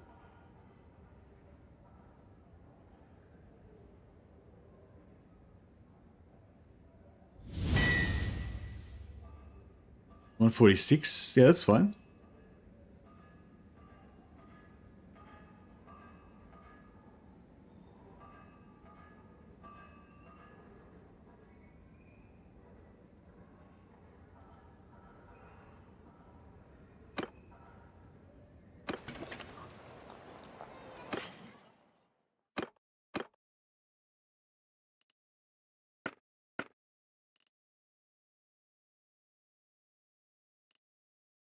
Yeah, 148. Yeah, it's slightly less. I think it might. This might work. I don't know. I don't know if you actually want a War Razor or not, Lancer Winky, but might work.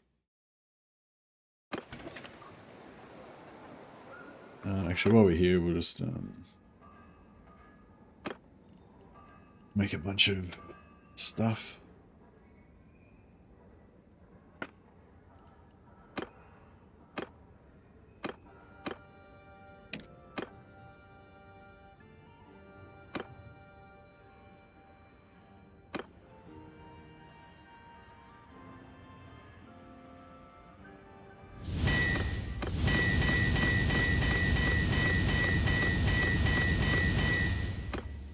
Yeah, no legendary.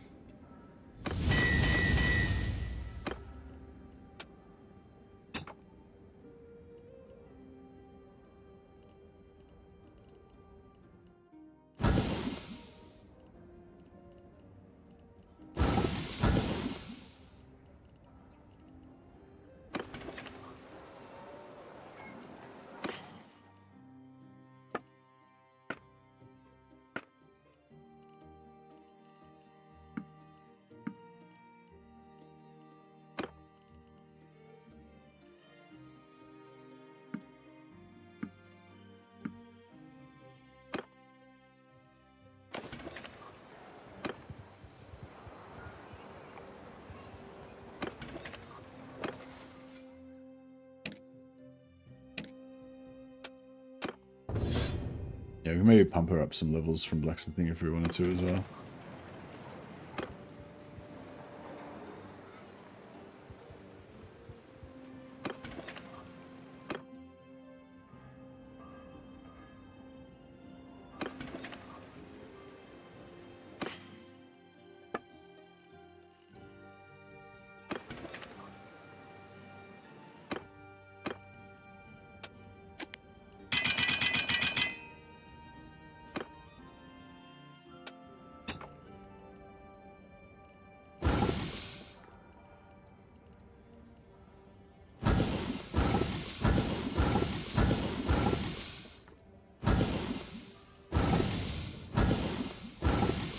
She just leveled up from that. Nice.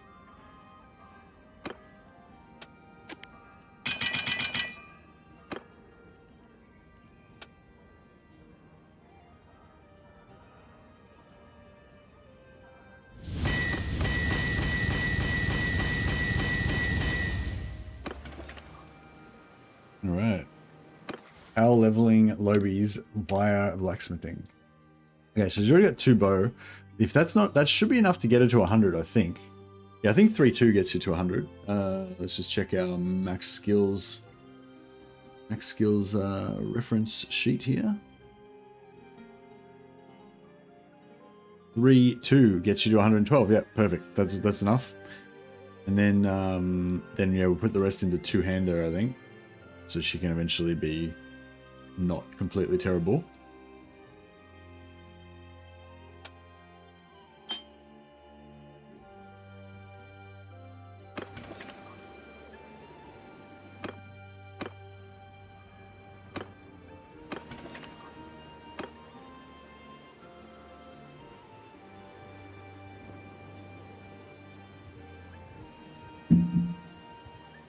Yeah, we should probably power the necromancer as well.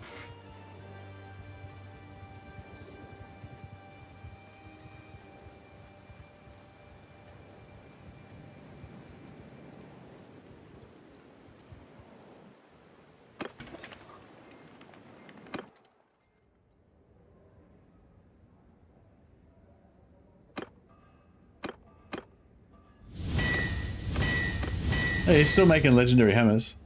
Just made another legendary hammer then.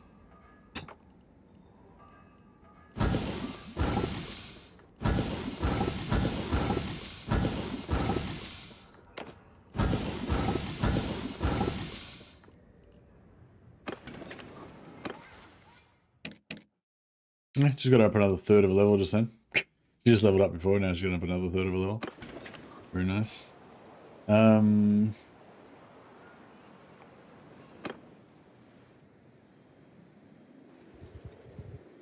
just gonna go to the toilet back in a sec.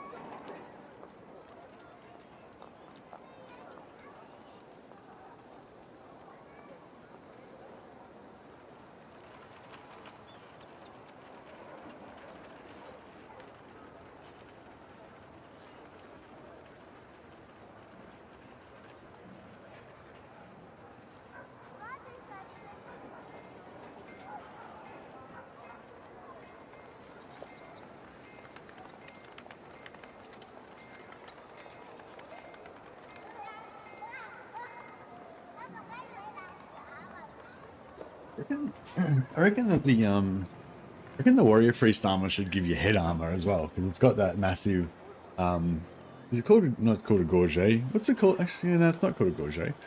Gorget is like a separate neck piece. Yeah, no, some armors have got like this shield kind of built into their chest just to cover up the front, cover the front of your neck.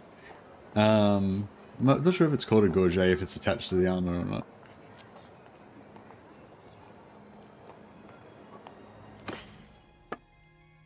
But yeah, I kind of feel like warrior priests should have, their armor should have, yeah, normal salad.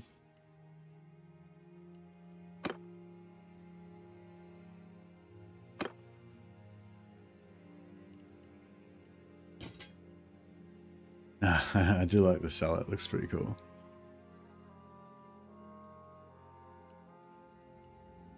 Same armor though.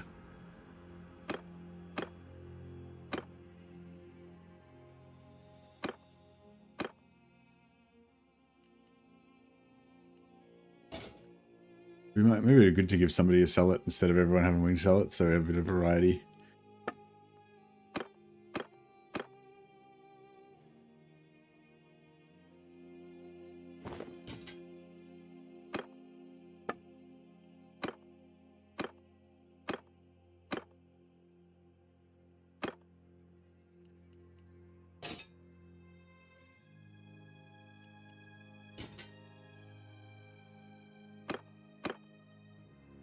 A bivor? The chest shield thing? Ah, okay.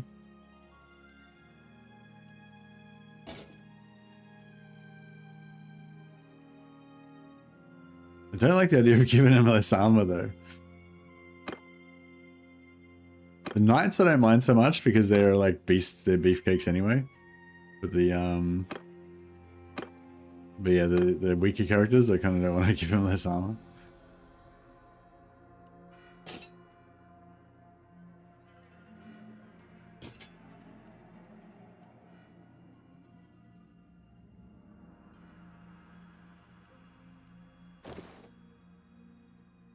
Doesn't do any more damage. It's not any heavier, but it looks cooler, which is pretty important.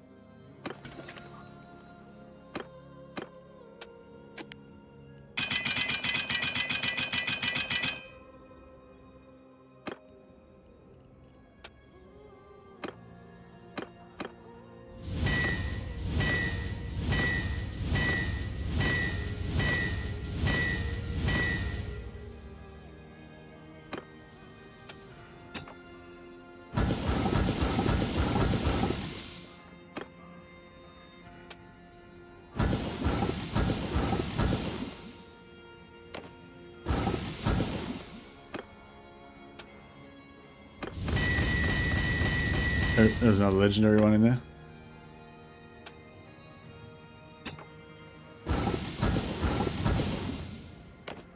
Mendo leveled up from smelting.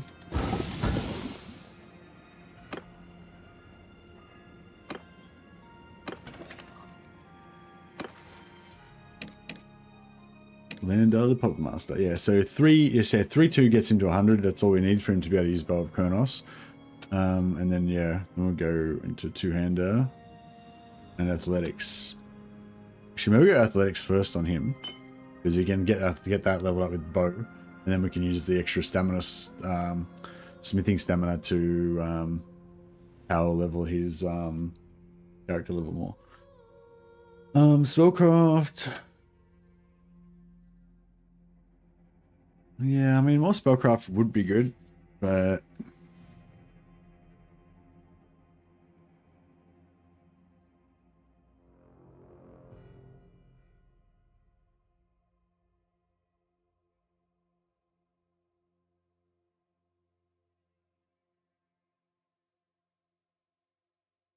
I don't know. Do I want to give him vigor to help with his two-hander, endurance to help with his athletics, riding and smithing, or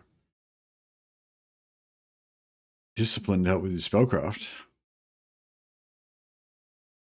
I think I essentially want them all to be tough. So I want to go into athletics, vigor, and endurance, basically.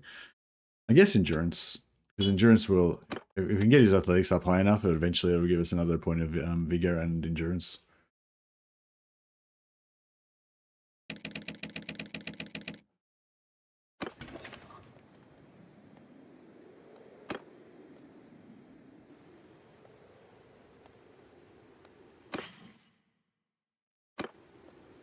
All right, cool. Do you get renown from being in being a hired sword? I'm sure you might. Maybe you do. Can't remember. Oh, bow training. Oh yeah, so let's see. We got to see if this new weapon setup works. We got to see if this new weapon setup works. I lower bow. Okay, so on horse. So on horse, everyone's using swords except for Lancer. He doesn't have a sword. He's only got a polearm. Then when we dismount, Get off your horses. everyone pulls out hammers except for Lancer, who just loves his fucking polearm too much. All right, I don't like it. Mount up. After me.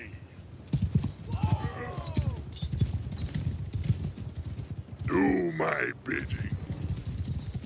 Dismount me. Go forth. Go forth.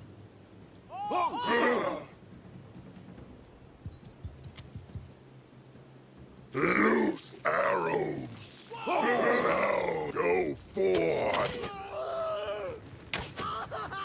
Yeah, I love the sparkles. That's Marguerite buffing them with 20% extra physical damage, so all their arrows can smash even harder than normal.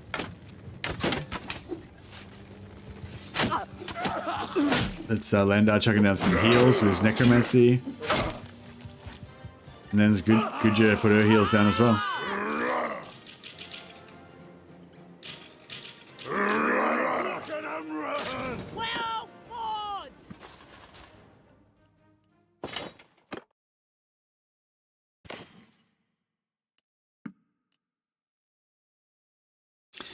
Yeah, so sorry Winky, but I think the polearm experiment is at an end. Getting rid of that.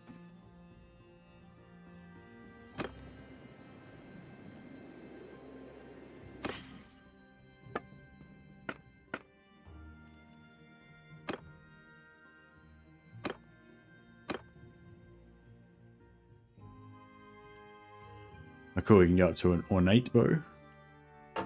Chink.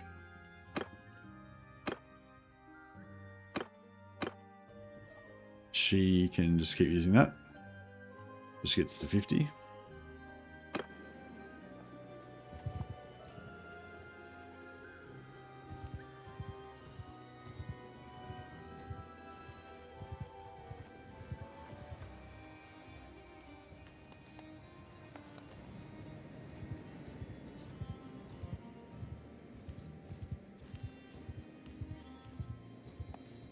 Oh yeah, which one was it say? Doom Riders you were saying. Doom Rider, you reckon you skip Doom Rider? Nearby troops get the Red Fury buff. Oh yeah, so the Red Fury buff definitely does not apply to your companions. The party speed, +2 party speed is pretty massive though. Also 20% extra melee damage for more healing. Yeah, it's hard. I could drop, yeah, if the nearby troops does not apply to, if that doesn't apply to companions, then I can get rid of that, and we can get rid of that. Yeah, definitely not getting rid of that. Definitely not getting rid of that.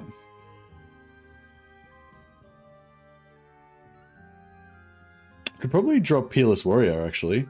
It's only 25 hit points, and 10 weapon damage. 100 XP in every melee skill every day. That's, you know, that was good, you know, for a while, but it's not really much good anymore because we're so high in all our weapon skills.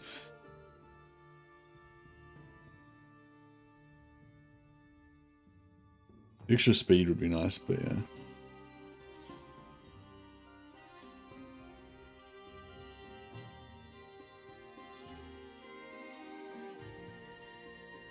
Actually, this one I could skip as well.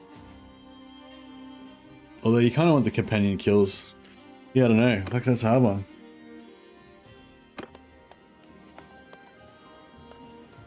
I'm not sure what was charging me before. Even though I don't have the companion kills count for charge, I was still getting charged from something. Maybe from the summons?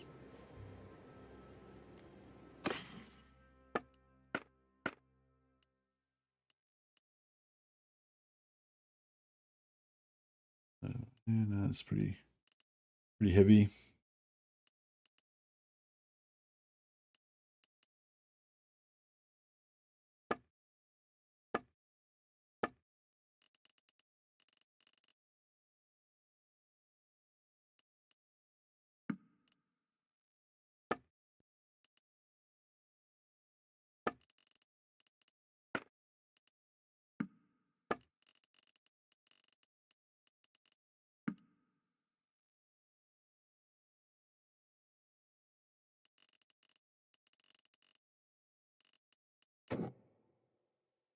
There's always millions of broad-bladed throwing knives everywhere. I'm not sure what that's about.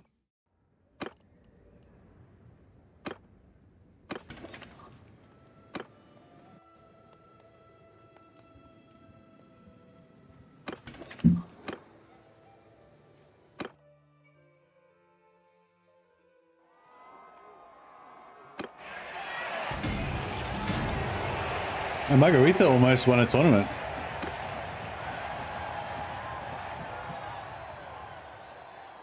Maybe one day.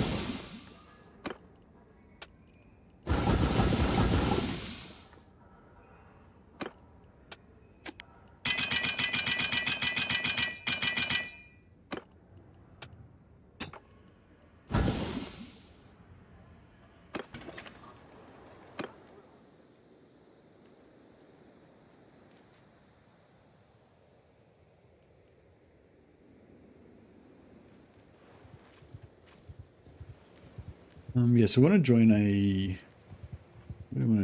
a army, but I don't know. Hey, Slim. I don't want to join an army so I can level up tactics, but I'm not sure how much tactics actually really matters for us.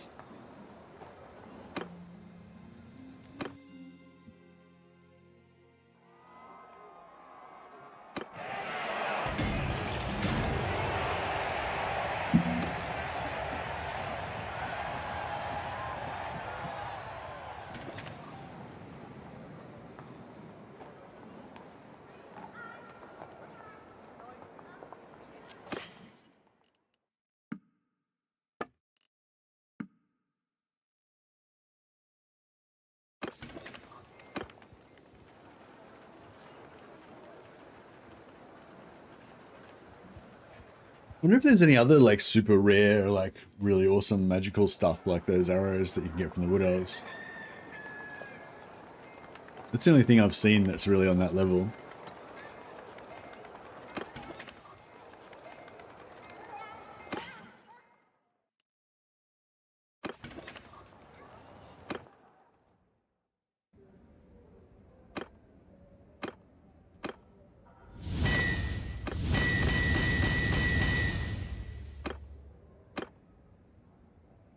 You haven't seen anything other than those arrows, yeah.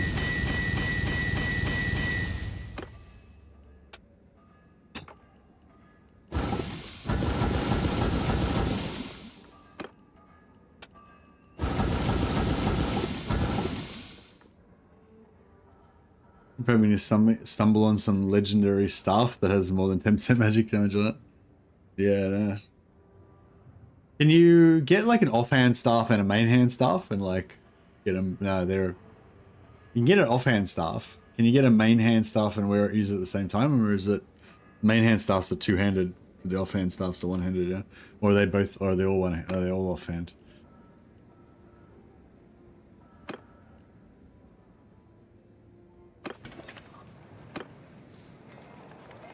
Because yeah, you can get the ones that the life wizards have and stuff. I think they're shield. They're go in the shield slot. That's right. But I'm not sure if you. I don't think you can get a one-handed staff to go on the other slot, can you? You can just either have a two-handed staff or a one-handed staff in your shield slot.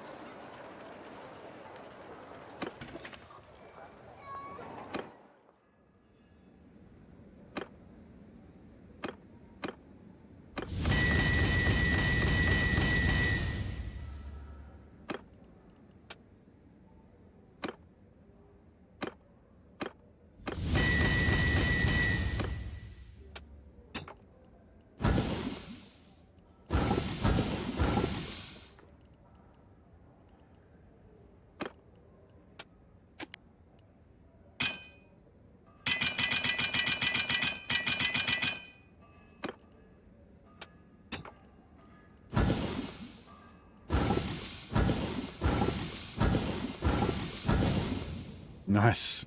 Another level up for Lander.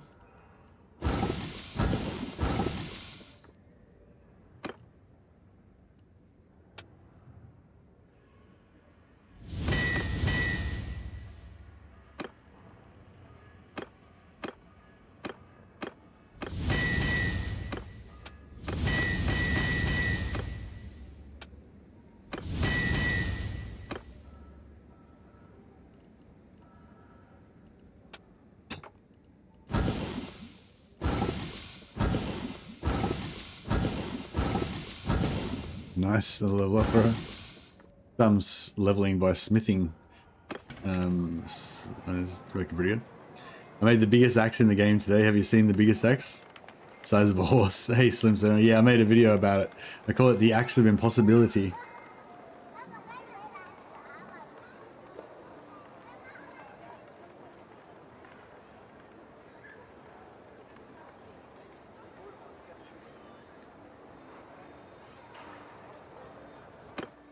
Something like this.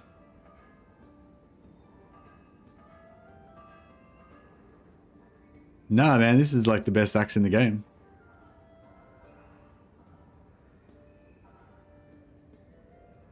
You can get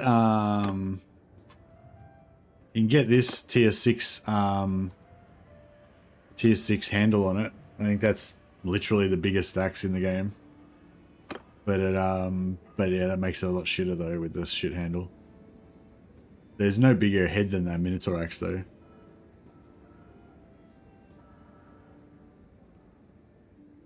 Tier 6 handle makes it like 9 feet long. Yeah, it's 160 reach, but it's super slow and shit. It does less damage as well. Whereas with this one, it's like faster, it does more damage, and just is overall pretty crazy. But yeah, this is like the best axe in the game.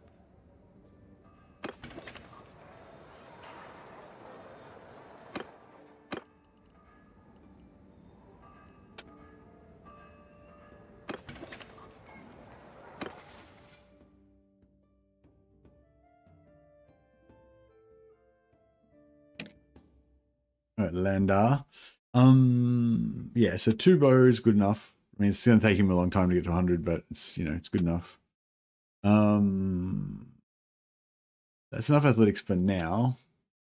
Give him 1 more point in 2-hander. And she's got enough 2-hander for now, but we'll give her another point in athletics because she's getting capped on athletics. And stat points.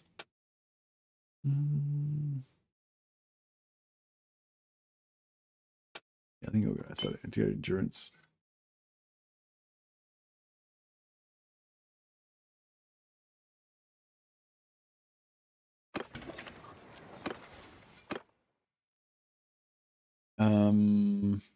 Well, we're kind of getting capped everywhere now, but that's all right.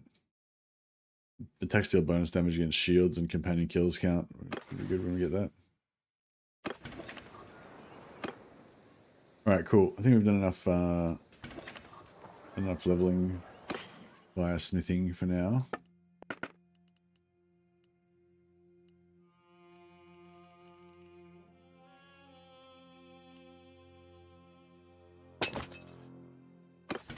Yeah, I'm really torn because it's like if I do, I'm thinking about dropping Doom Rider, yeah, which means that if this nearby troops doesn't apply to your companions, then I'm thinking about dropping Doom Rider but party speed's pretty hard to give up. But if we drop this, then we don't need tactics because that's the only career ability scales with tactics, but only if you have Doom Rider. So if you drop this, then you don't need tactics anymore, right? But if we're not going to drop that, then I'm thinking Peerless Warrior because we lose the speed, 20% speed, which is really good. But we're gonna, if we have 330 athletics, we're gonna be fast as fuck anyway. So, you know, and we only lose 25 hit points. Whereas this companion's kills count for career charge. I think that's pretty important.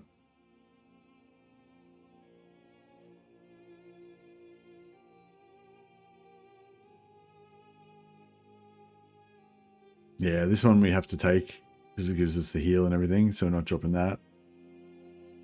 This one has the no stagger, so we can't drop that. Those two are like must-haves. Doom Rider, maybe we could drop it. And Peerless Warrior, maybe we could drop it. Or maybe we could drop Knight Rider if companion kills don't really help us that much, because that's the only thing we really want in there. Just, yeah, everything else is nothing. Don't care.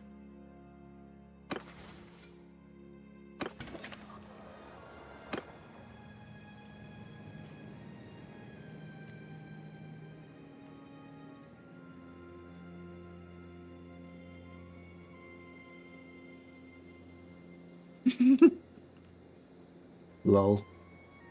That looks pretty cool though. I gotta say, that looks awesome.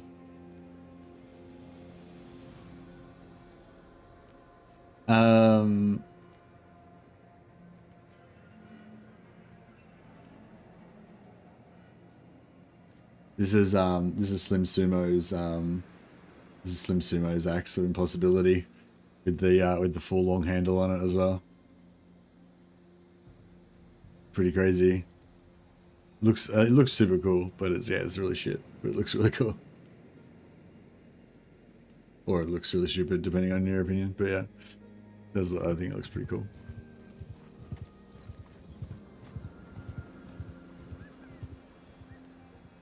Yeah, I wouldn't mind if the slow swing speed is pretty bad, and but if they at least if you got the slow swing speed, but you got a commensurate increase in damage, then it'd be kind of like, okay, well, it does it's got super slow swing speed, but it does 300 damage per swing, It's like, all right, well, I guess that's not that bad. You could maybe get a super high speed skill character and, whatever. But when it's got lower swing, it's got super bad swing speed and worse damage, it's just shit in both ways.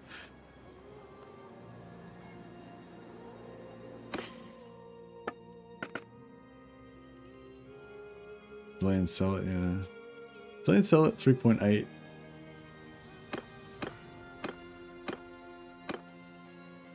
Put 3.9, yeah, it's pretty much the same.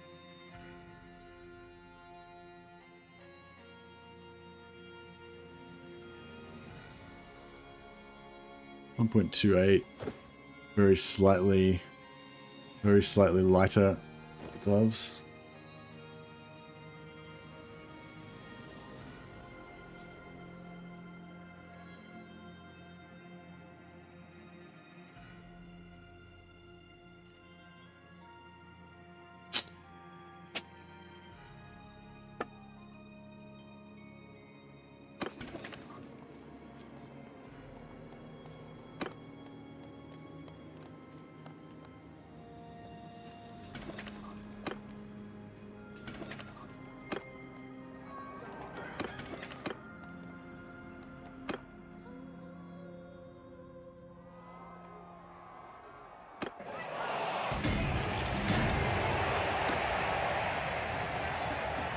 Yeah, for foot weapons like that, I feel like you want to use a shorter axe anyway. Like you don't really want a super long axe. Yeah, if you're going to use it on horseback, then you can make some use of the length. But yeah, why would you want to have a shit weapon? You may as well use a glaive or something. And yeah, I think only good thing about it is that it looks really cool. That's pretty much it. But it does look very cool.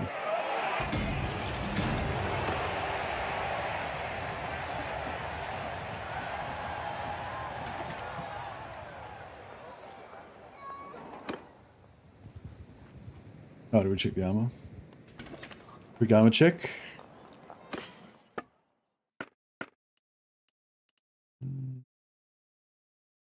2.9, that's pretty light, isn't it? 0.4, yeah, that's pretty light. Looks pretty bad. But, you know, sort of cool, whatever. Like a nice vampire lady hat. A lot lighter, yeah. Alright, we can do that. Lane gauntlets 1.28, yeah, same. Plate boots, 128. Plate boots, yeah. I feel like we should be able to find some plate boots, but that are really good. But we haven't managed to find any yet. Oh, what were those pauldrons? Yeah, the shit.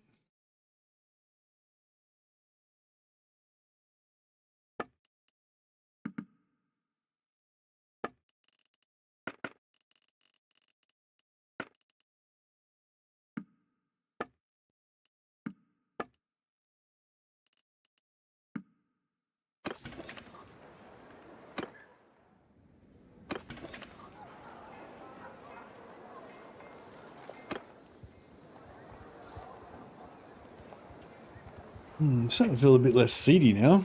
That's good.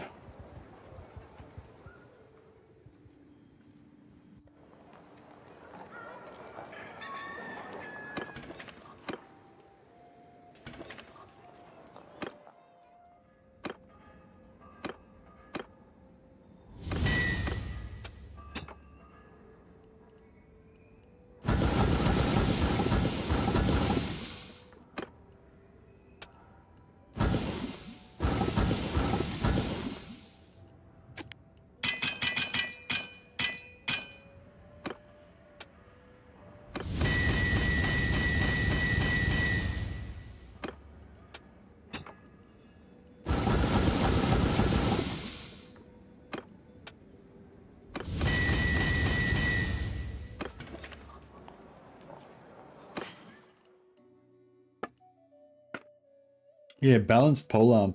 Maybe it's, I don't know, maybe it's the class of weapon or something. Because we had balanced polearm. We didn't even get any master crafted ones. So maybe you just can't get master crafted polearms. You just can't get legendary swords. But you can get legendary hammers. Maybe. I don't know.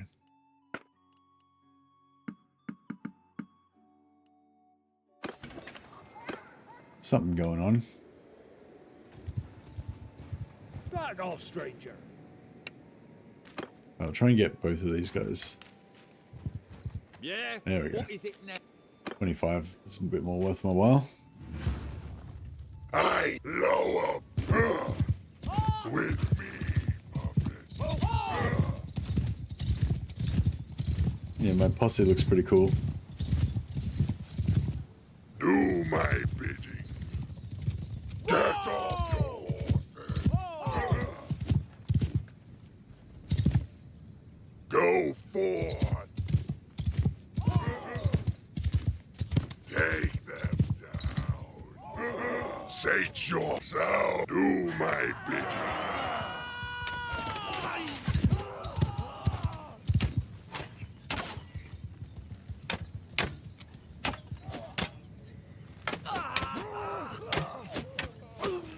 Footmen, go forth.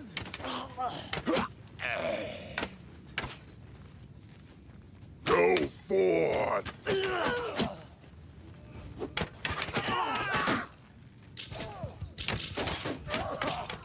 Do my bidding.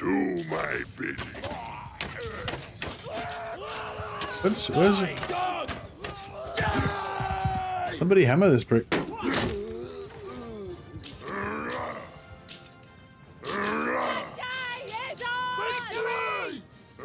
It's based on the tier of the combined parts. If you have a tier 3 group on that, you can't roll masterwork. Oh, fuck, Slim. Where have you been all my life? That's why we were trying to do legendary swords, but we couldn't because we didn't have a tier 5 parts. Nice. I didn't understand what was going on there. So yeah, if anyone missed that, Slim just came in and rescued us. So the reason why we can't make legendary shit is because we don't have tier 5 parts on everything.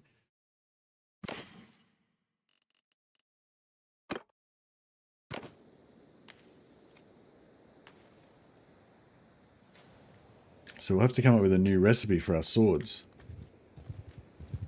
Oh, 50 dudes. That's a lot of experience points.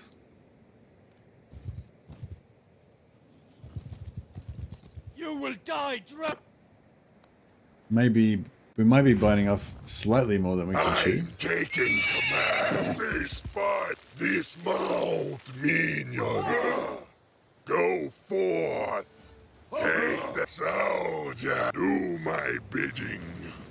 Do my bidding.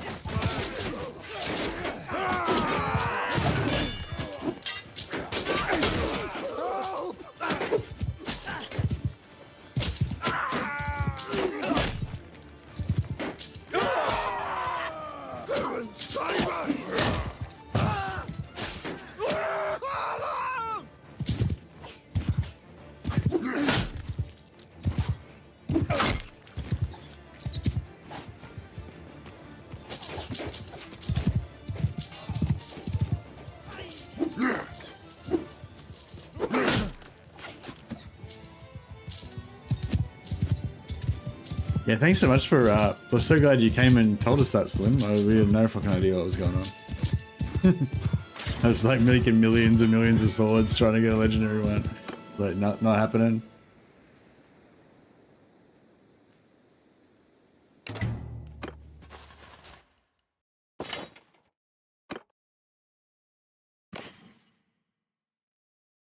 Maybe not millions, but you know, dozens.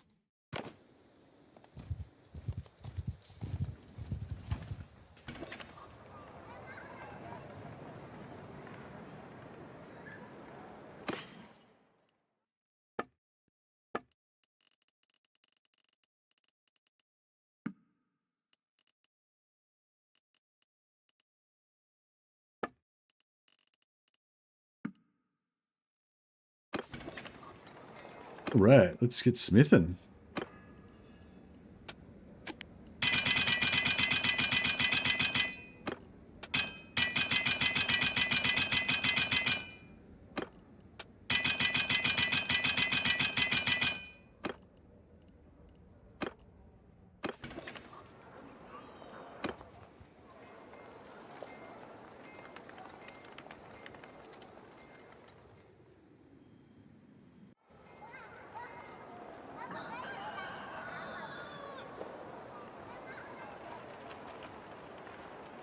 Combined parts need to be higher than level 4, but tier 3 automatically blocks you out, you reckon? Alright, we will try that then. I could get masterwork, but I couldn't get legendary. Not on the pole, on the sword that I'm trying to make. So yeah, this is what we're trying to make. So we've got tier 6 blade, tier 5 hilt, 2 tier 3. Yeah, so you're saying, yeah, so if I change these to tier 4, then we'll be good.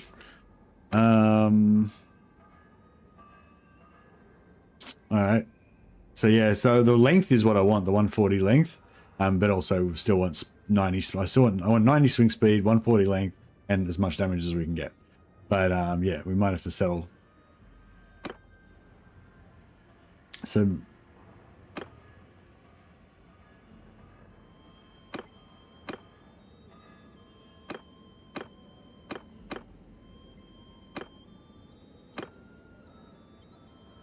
yeah, this one looks pretty good.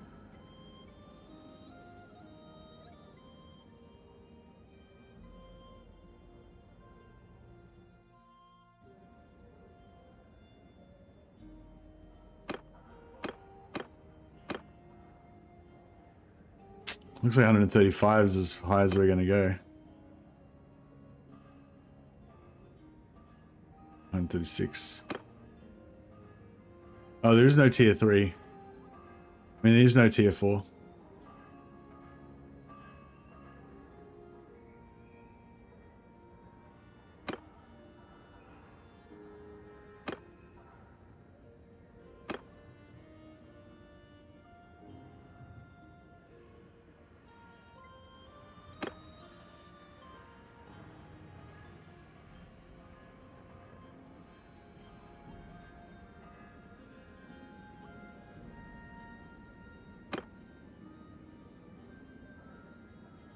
Oh yeah, that's beautiful. It's basically exactly the same as it was before. All right.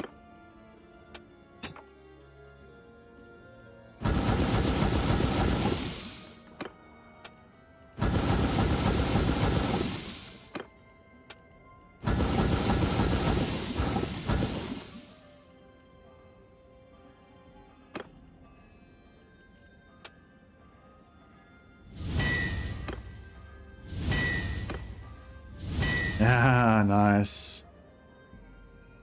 Man, thanks so much. Solved it.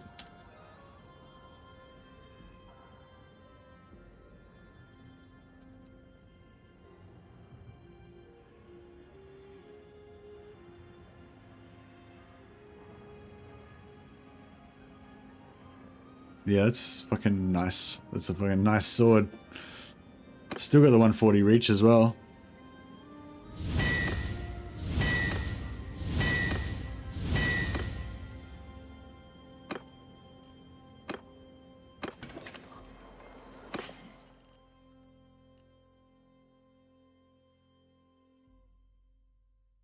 You know, a little bit shorter, but nice, fast.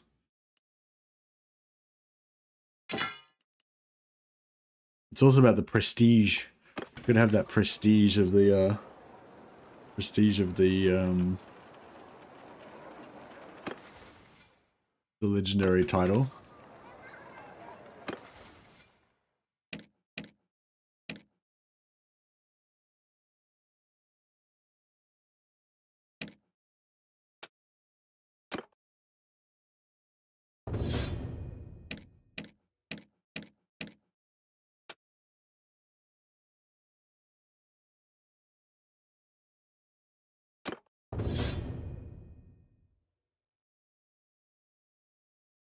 Yeah, minus hurting's penalty is really good for if your squad gets taken down, you don't have enough people to lead your things anymore.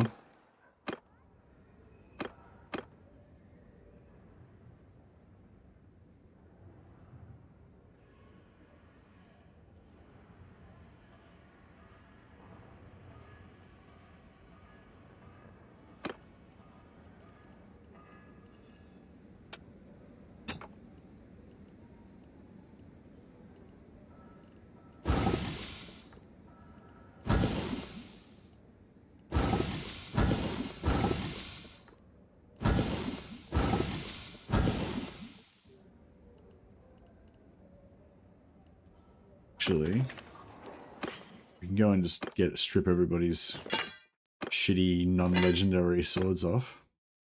Get rid of this. Get rid of this trash.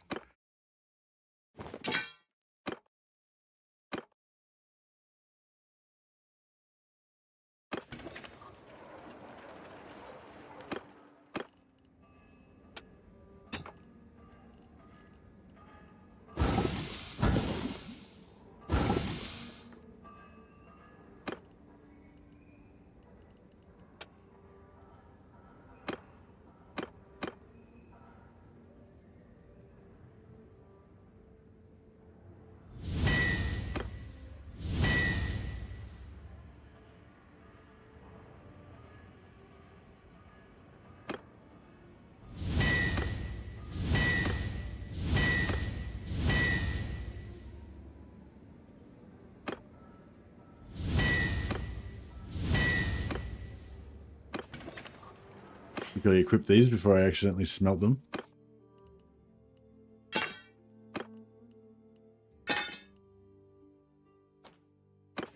They will be armed with the most fearsome weapons and clad in the mightiest armor.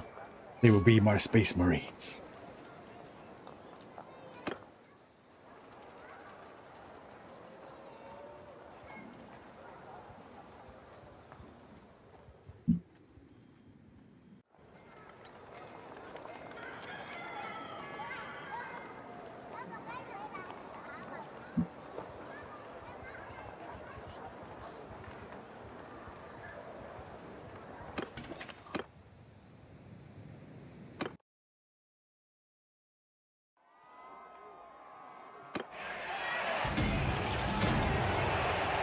Nice.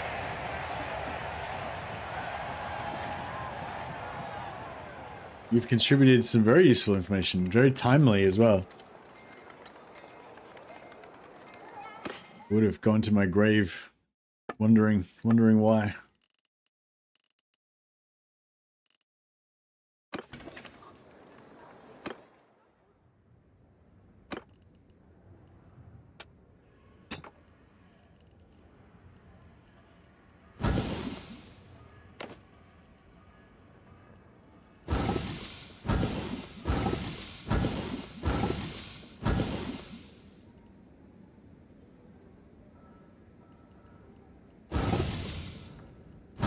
She's leveled up another level from smelting. Smelting experience is real.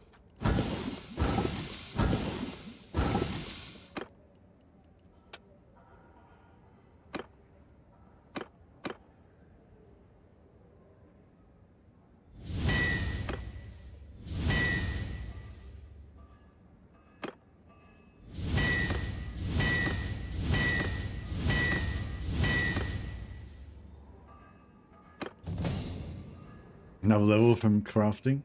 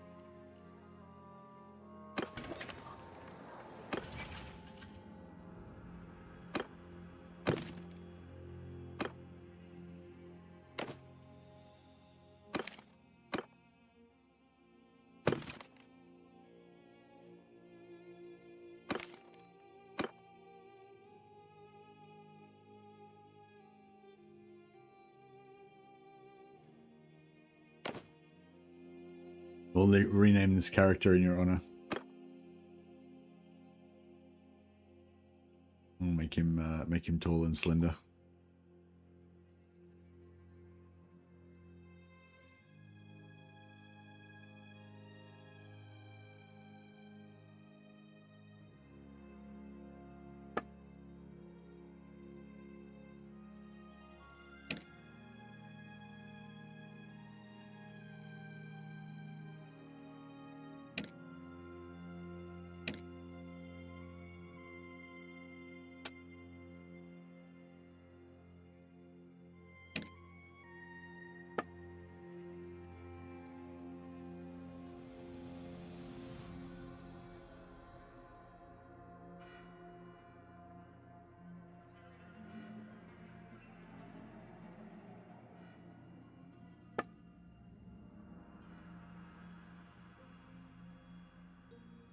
More angry.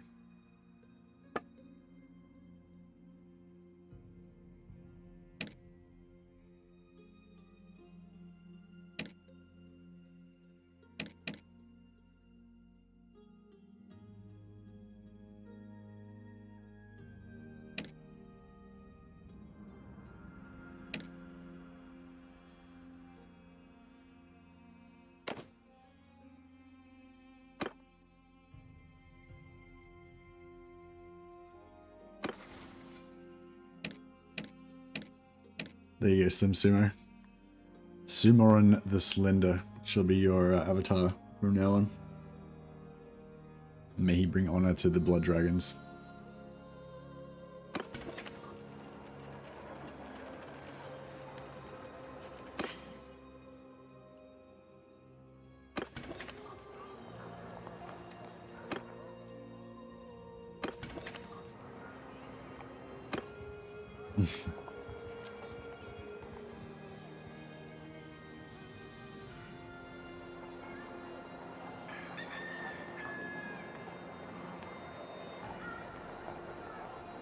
Alright, a couple more legendary swords, and then we'll be ready to get back on the road.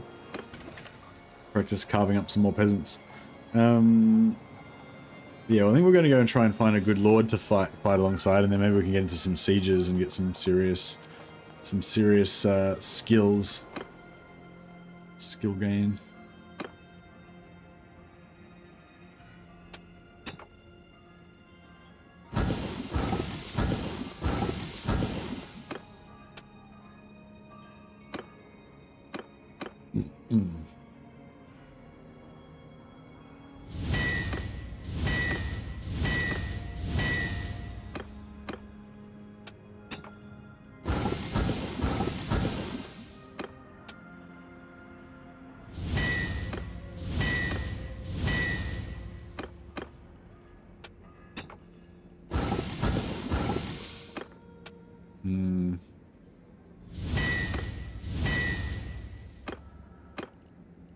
I think we're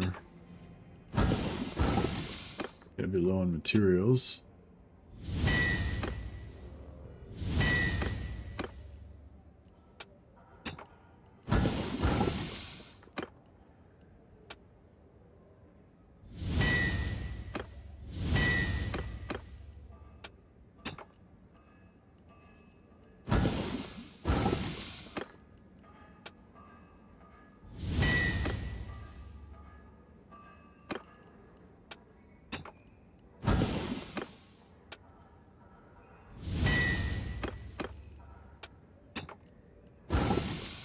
Hey, Clock Monkey, how you going, buddy?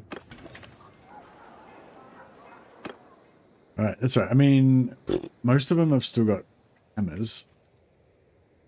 So I guess that'll have to do for now. Actually, go this way.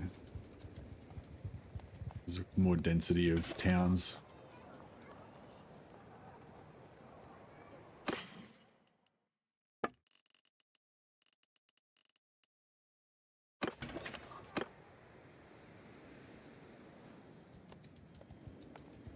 Two o'clock in the morning? Ah, no worries, buddy. Have a good sleep. Oh. Feeling old today. Fucking went to the gym, went too hard. A couple of days ago, went to the gym, went too hard. Like, I was sore afterwards. And the next day I was even more sore. And now the third day, I'm fucking sore as fuck. my whole body's basically all stiff. Yeah, definitely not used to it. Not used to the exercise.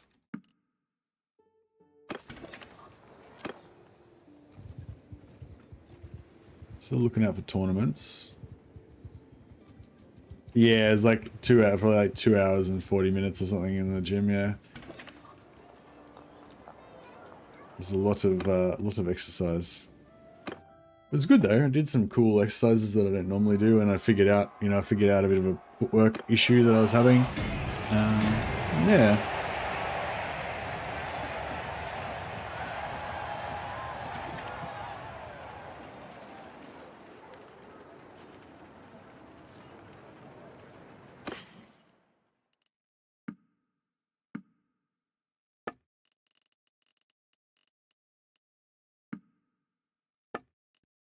I feel like there's a lot of like little tricks with like a lot of like mental tricks with like trying to like with boxing and stuff, like just I don't know, like a lot of like I don't know, like one trick I used to use was like if I would forget to like use my feet and like forget to move my feet and forget to so I'd like plant my feet and then kind of get off balance and stuff and not adjust my feet to get my balance.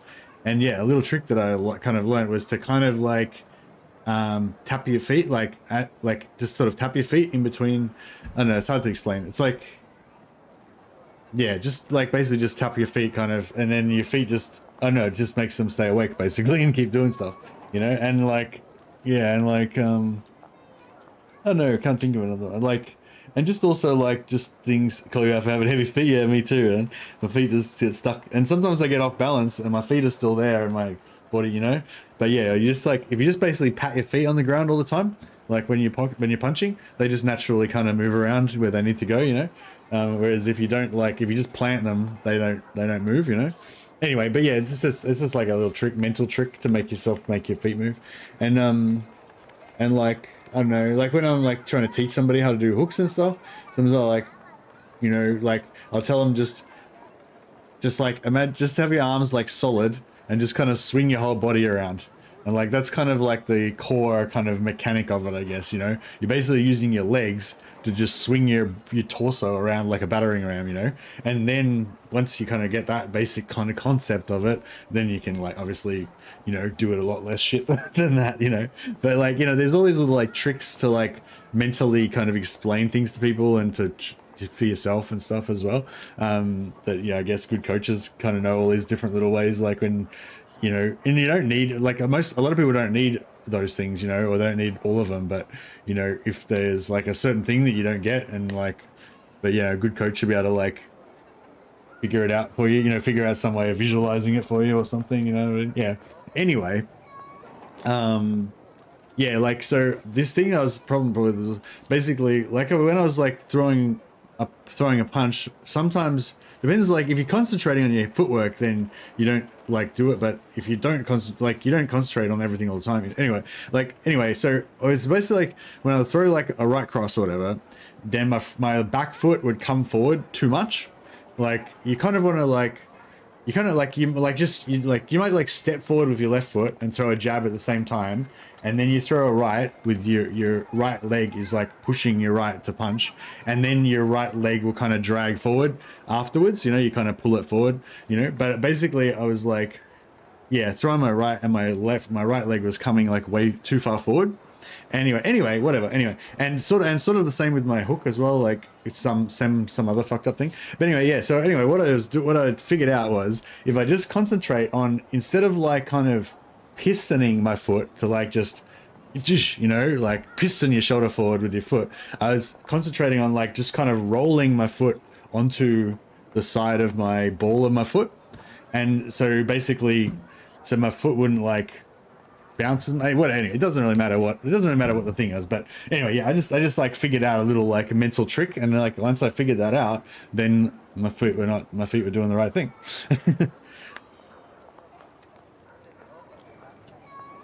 Kickboxing is not a bad thing, much shorter stance than boxing. Yeah, I used to do Muay Thai, and Muay Thai's got a very just up stance, you know, like you don't really have any, yeah, it's not like karate or boxing where you have kind of a bit of a wider, there's no like back foot really as much with Muay Thai, yeah. But anyway, it's like, I don't know, that was probably the most boring story ever. But yeah, the point was just, you know, it's really nice when you go to the gym and you like figure out something and you're like, sick, now I'm like, you know, 1% better than I was before, you know. It's good.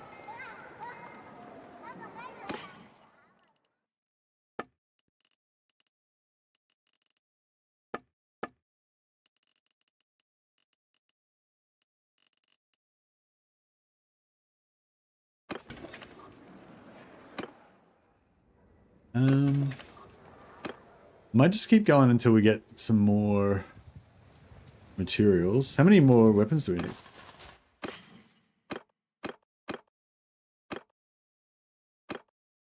That's a good one, isn't it? Yeah. We need one. I only need one more. I just need one more legendary. Okay, well maybe we'll just stop here and do it then.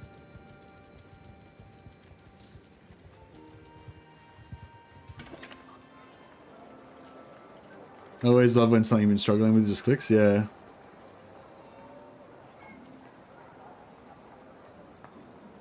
You did some boxing and kickboxing as well? Oh, nice.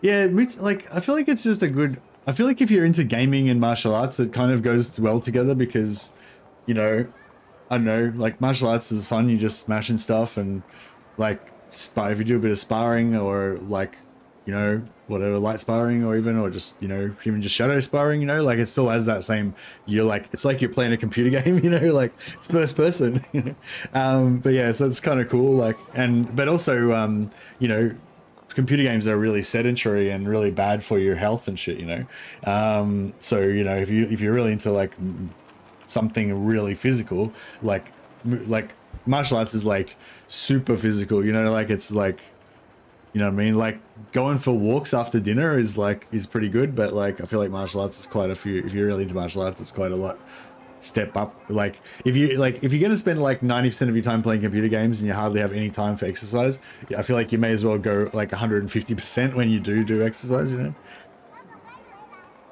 Maybe that's not the most sensible.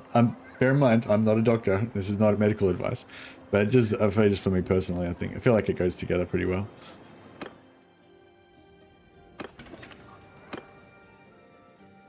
Been doing martial arts since the age of 5 when I saw the film Seven Samurai. Seven Samurai is a sick film. Seven Samurai and Yojimbo, like two, like I don't would say they're two of my favorite films, but they're two films I really like. I think it's just because I hadn't seen anything like that before as well, and it's just a really cool. I guess it's the same director that does Seven Samurai and Yojimbo. I assume it's the same director because it's got that same kind of brutal style. Kickboxing is the best workout ever and such a good social activity. Yeah, that's the good thing about boxing. Like, yeah, pretty much everywhere I've done boxing. I've never really gone to one of those like real hardcore boxing gyms. But I've just done like boxing classes and stuff wherever, usually with like, you know, someone who's like an ex-fighter who does trains now or does personal training or whatever, you know. But yeah, and like usually in small classes, and there's always like a good camaraderie, I feel like, that you get with the other guys and stuff, and it's cool. Playing stuff gets harder as I get older. Yeah, I haven't really noticed that too much yet. I mean, I don't know. I mean, I feel like it is harder, but I feel like it's probably because I'm fat. You know, it's probably because I'm fatter, not because I'm older, but it's probably both.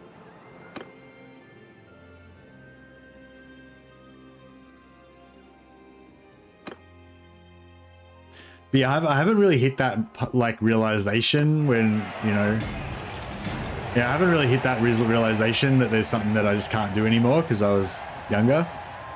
There's some way, for fuck's sake, just stop eating, you fat bastard. Exactly. I did lose some weight and I have kept it off, but I haven't kept losing more weight. So I'm like, I've just paused in my weight loss journey.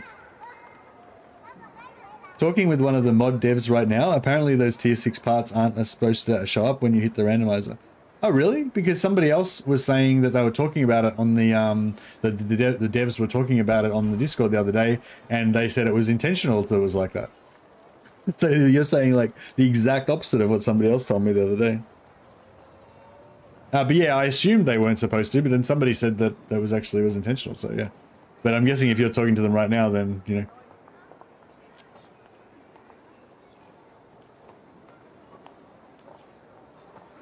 Two different devs? I was the one that said that. Okay, cool. So maybe one dev did it, and it was unintentional, and then another dev knows about it and said, that's cool, we'll leave it like that, so it's intentional. Now they just have to fight it out. Oh yeah, Slim Sumo, if you're talking to one of the devs right now, can you tell them that they're fucking gods and I love them and I'm so fucking grateful for this mod that they've made. It's amazing. Yeah, really looking forward to fucking playing this mod for the next 5 years. Or 10 years, or, you know, forever. And I'm really excited to see how it develops over time as well.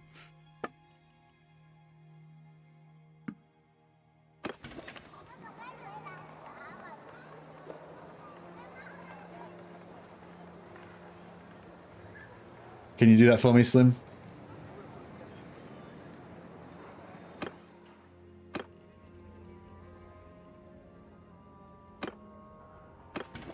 Thanks, buddy.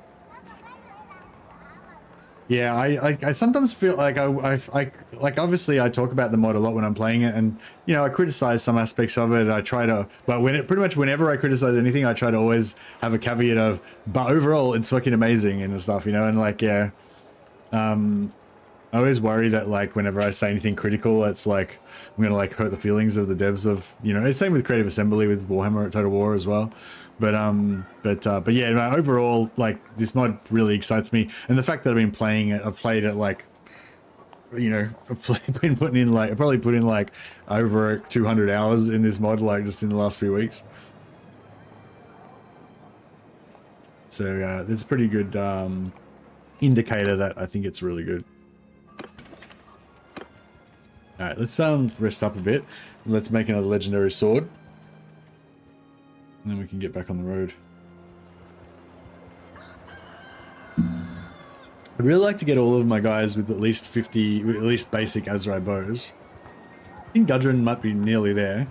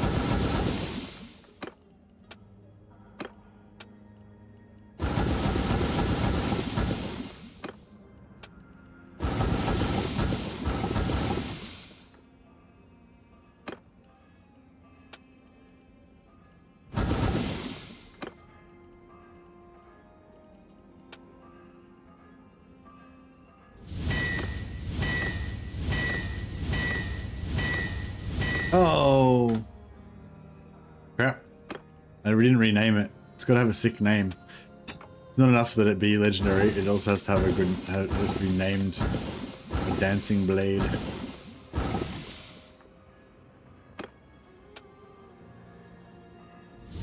There we go.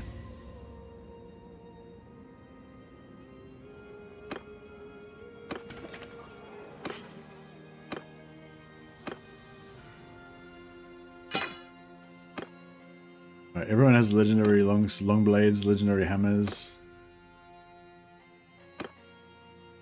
So next patch we won't be able to make legendary weapons anymore, you reckon, Slim? That sucks. But it kind of makes sense, and then, yeah, it's kind of cool if we have to find, them, I guess.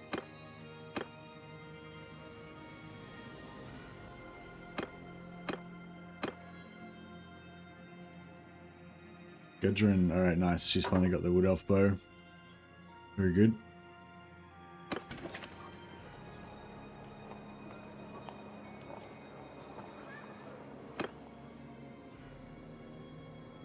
So the randomizer is bugged? Oh well, you do. Alright, so who do you reckon we should fight on the side of? Hellebeck land seems like they're doing pretty well. They've got a pretty large amount of territory. Who knows for sure? Yeah, exactly. I wouldn't actually. We could farm those. We could run around farming those. Why am I speed so far? Prisoners. Get rid of those prisoners. And we're overburdened. Okay, yeah.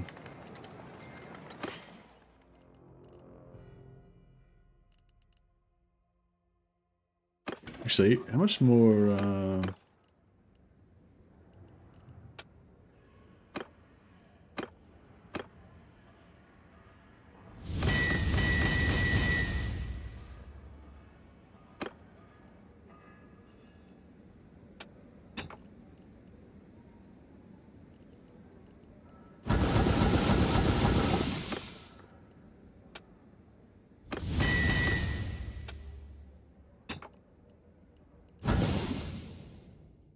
Leveled up.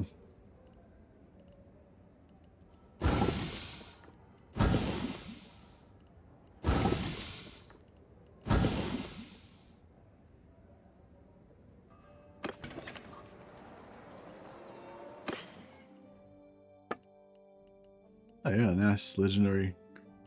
Pretty expensive.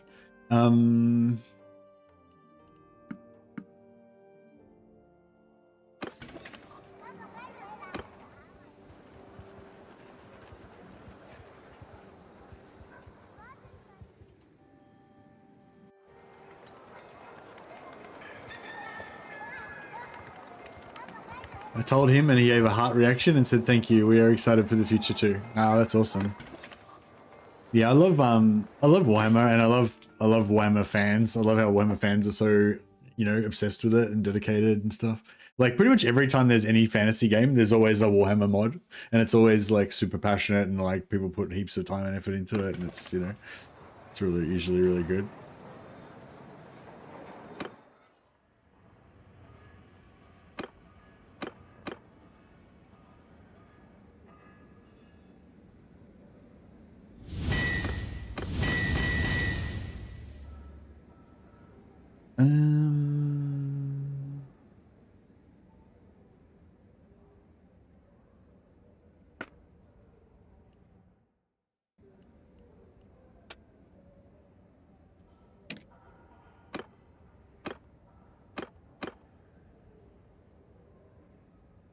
Is there a...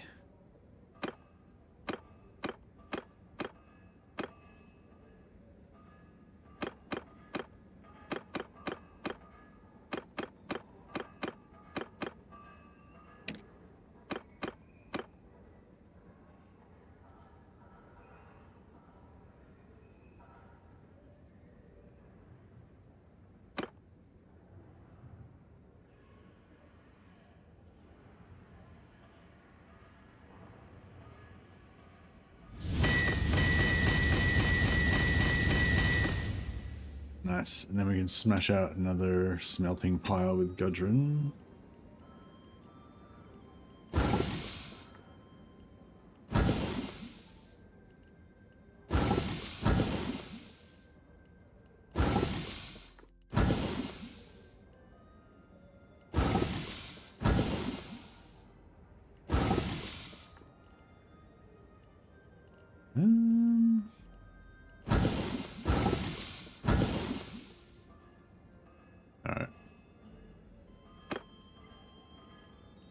Passion is real. All right, cool. We'll just keep a bit of we'll just keep a bit of keep a couple of items here so we can sell them to the merchant if he appears.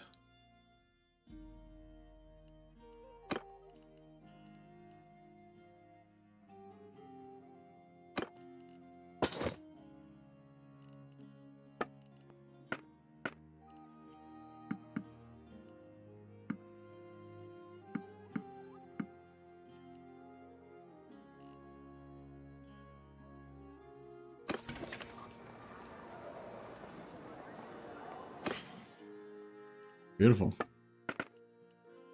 Selling noble armor, Lemela. Yeah.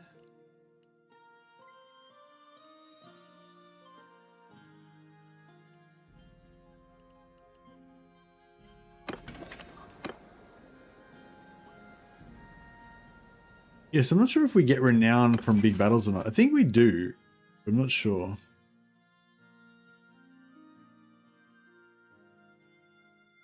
$350. Definitely making progress. We've gotten like 150 out of the 500 or whatever that we needed. Oh, here we go. It's 13. 13's not really enough to bother with, is it? I was gonna, actually, let's go back this way. Might better herd them towards those other dudes.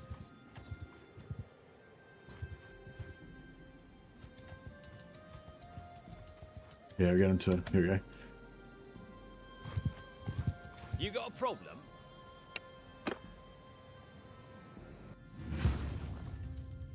Cease fire! Do my bidding. Ah! Forth go forth!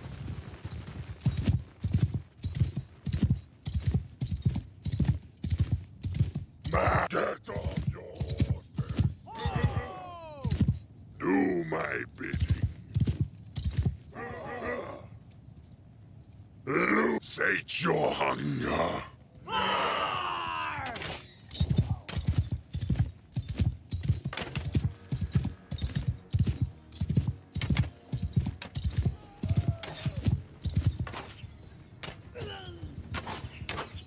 So I'm getting like charge every now and again. feel like I'm getting charged every time they kill somebody, even though I don't have the ability that gives me charge when they kill someone. So it's like, yeah, I'm not sure what's going on there. Soldiers, go form a shield wall. I think maybe it's bugged. Maybe we need to, yeah, so, I mean, that's good, I guess, because that means, we can just skip that. We can skip that skill, because we're getting charged from it anyway.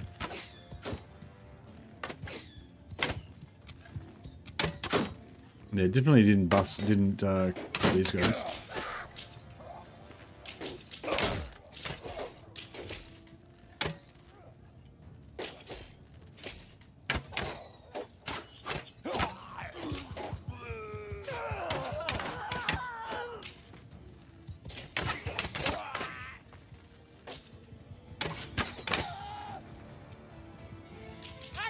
Nice.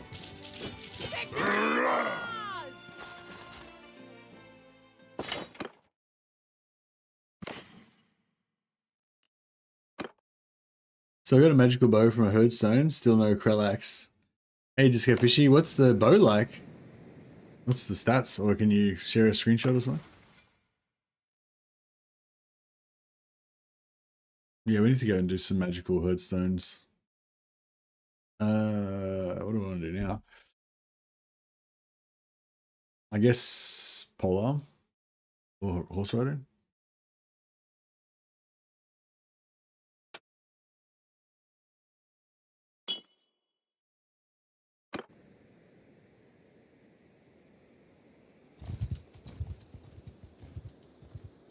Yes, there's normally some parties of like 70 cultists or whatever around.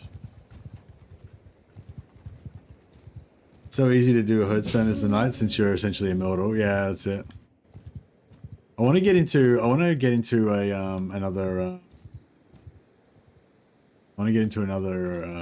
or get back into my Chaos Magister campaign as well, and like make armies of super tough minotaurs. Be like the Minotaur Master. I don't know if 16's worthwhile. If we can get the 16, if we can get the 9 to... Back off, stranger.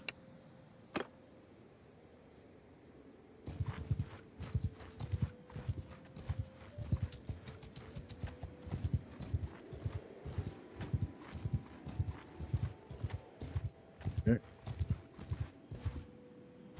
Yeah? Yeah, nice. Got all 3 of them together. 30, got 40 of them.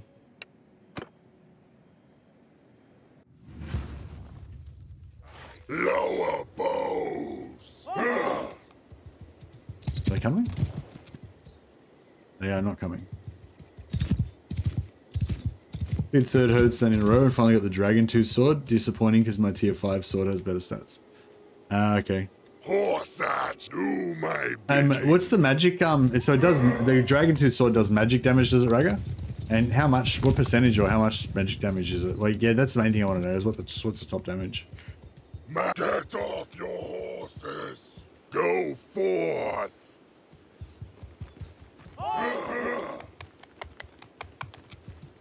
Loose arrows. Charge. So do my bidding. Go forth. Do my bidding.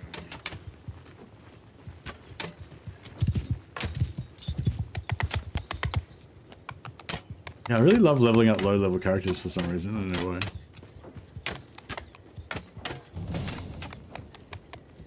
Raga just went up level. I took Brass Keep and Luan gave it to somebody else. Oh. Fortman, do my bidding.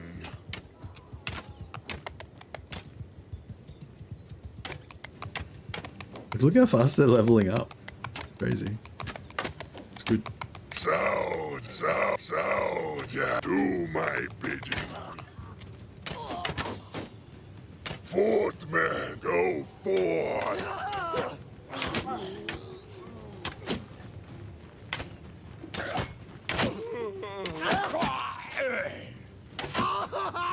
Fortman, do my bidding.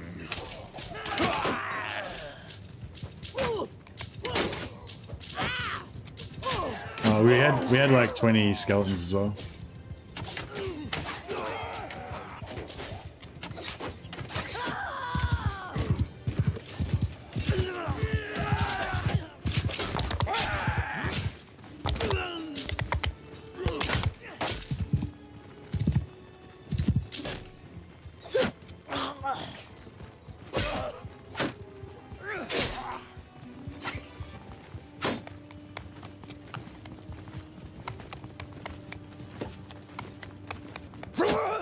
Fourth man, do my letting.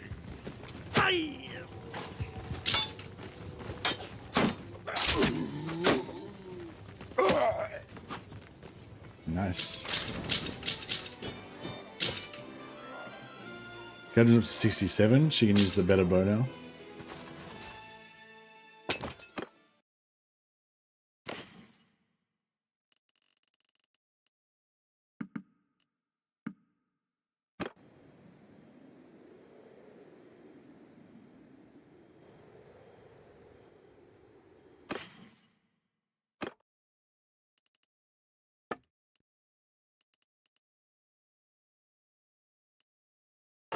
Chink. And Landar is still not up to 100 bow yet. How close is he? 73. Okay, he's got a long way. Got a long way to go. They're probably going to take him ages as well.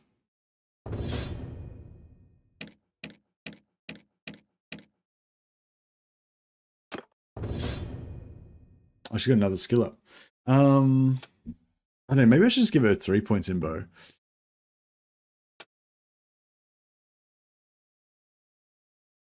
She's still pretty low level, so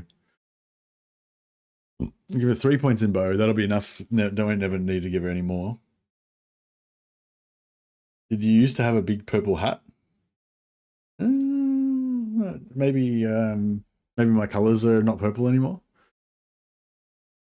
My custom made swing damage is 84 points divided into 21 physical and 63 magical damage. Ah, okay. So it's not really extra magical damage, just a percentage of the normal damage is magical. Okay, cool. No, it's good versus, I guess it's good to keep in case you go up against somebody with really high physical damage. Physical resistance, I mean. Although you probably do so much holy damage that you don't give a shit if you're playing Bretonian Knight.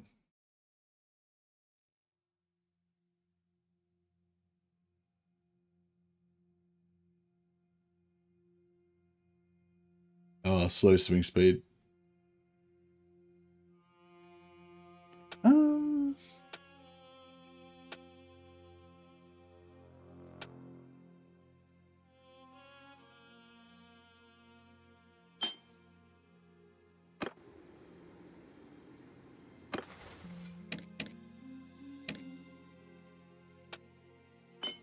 Yeah, fuck it. I'm just gonna give them both bow. That'll do.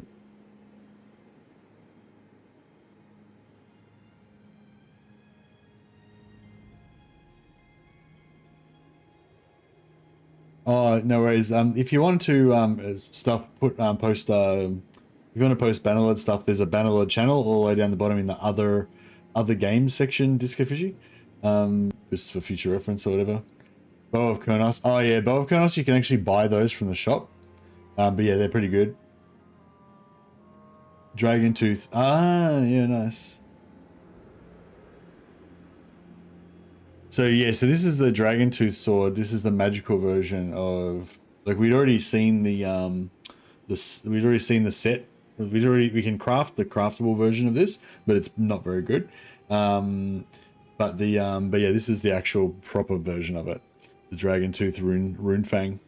Yeah, 84 physical with 21 physical and 63 magical. 112 length, all that's pretty good. 77 swing speed's a little bit slow, but still pretty cool. Got like a magical physical resistance penetrating sword, and looks really cool as well. I really like the look of it. It looks really thick and, you know, it looks like a magical epic sword. So yeah. But yeah, thanks for sharing those, Disco Fishy. That's awesome. And I'll give you the champion badge.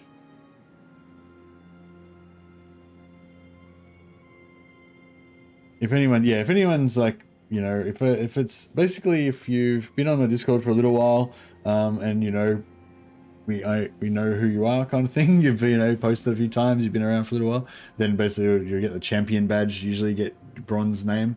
But if you're somebody that I already know from chat, then yeah, you can just alert me to your presence, and I'll make you give you a little bronze name in the Discord to indicate you're one of the good ones. And if you've been on the Discord for the last 10 years, and I still haven't given you the bronze name, then just say, hey, Mercy, I've been here for a long time. Give me my name.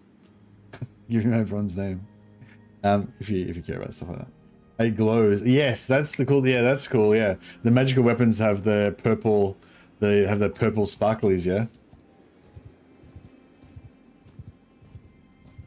Craftable version doesn't have the purple sparklies, so there's some prestige involved.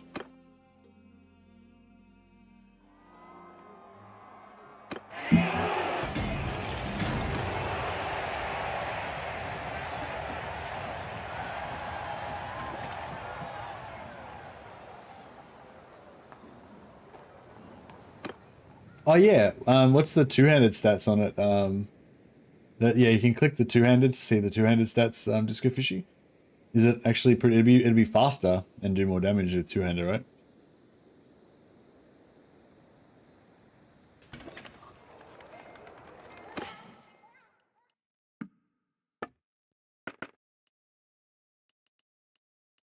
I like these helmets though as well. They look cool, I reckon.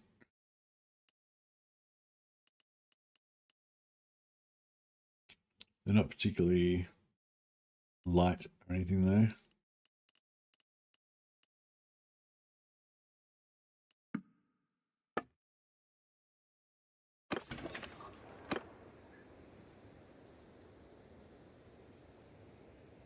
Thanks, son. I ranked up in the Dragon Tooth because it looked cool. Good call. All right, I need to find somebody who's fighting some good wars that we can get into. No, I feel like it's going to be unsatisfying though. 125 damage, 32 physical, 93 magical. That's not bad.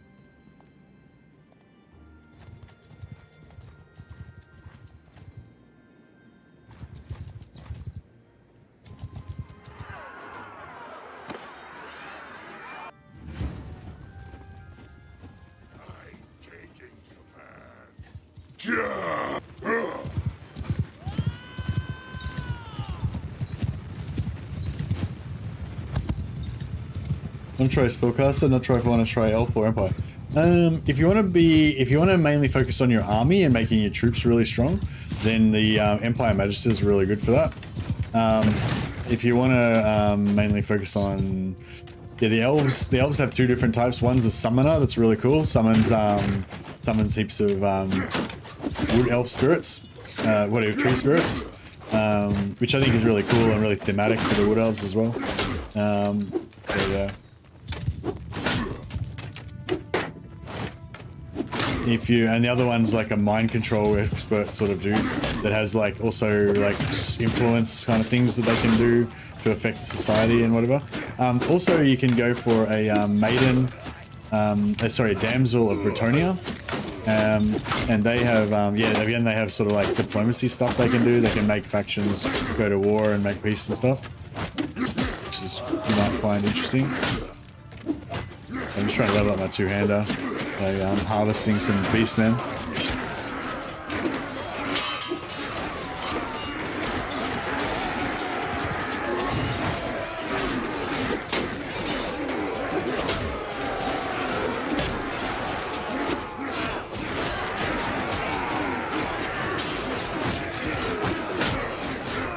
Bonk.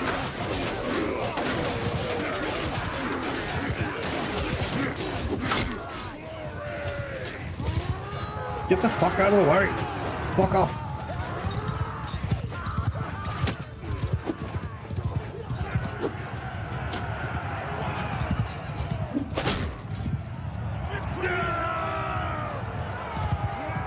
Yeah, I think my next spellcaster I want to do is probably the damsel. But I kind of want to go back and play my my Chaos Empire Magister and try to build the ultimate Minotaur army as well.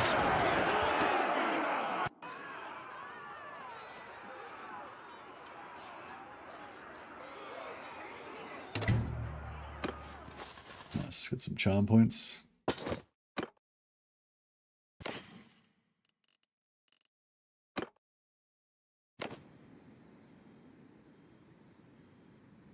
That's pretty good. We probably didn't get much renown, but got a good amount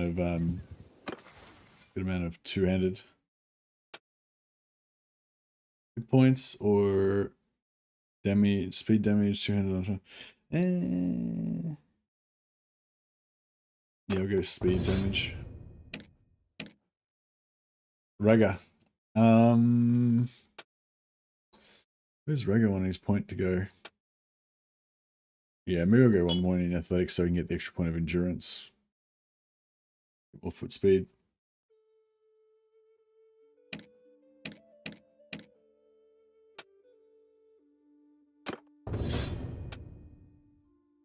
Reload speed, very nice.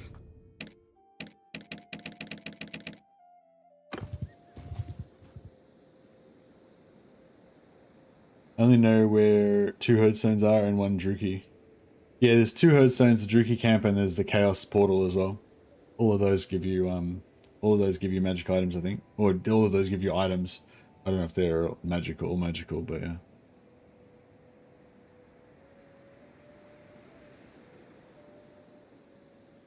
Pretty cool, pretty cool. Where'd you put it? This one in the Bannerlord Discord.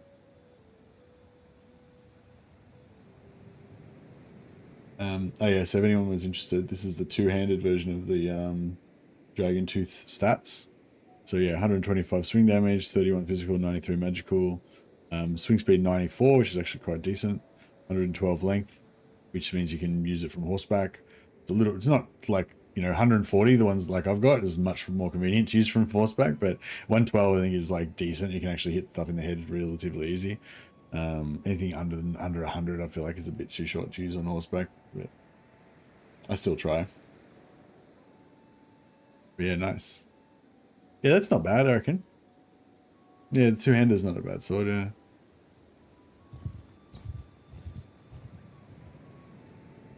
You could use it on foot quite as well, because it's relatively short, you know, it's long enough to use on horseback, but it's short enough to still use it on foot as well.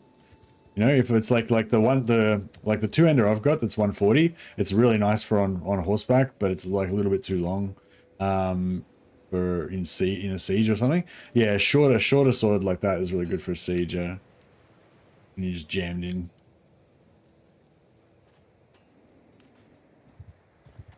Yeah, so I was gonna say, if we join a party, we should be able to take it this 30-minute party, should we? I'm lower, bow. Get off your...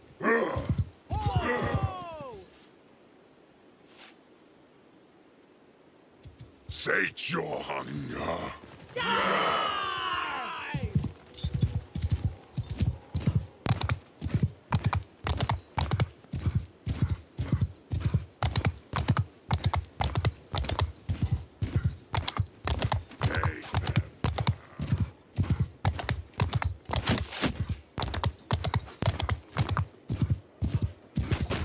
Oh, I didn't think that was tree was gonna be a.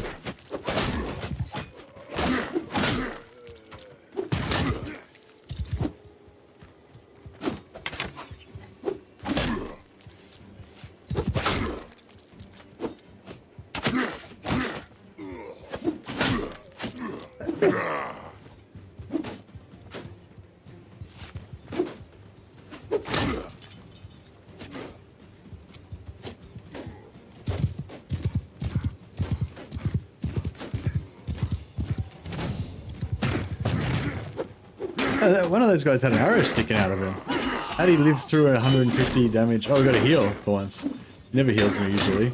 Winch.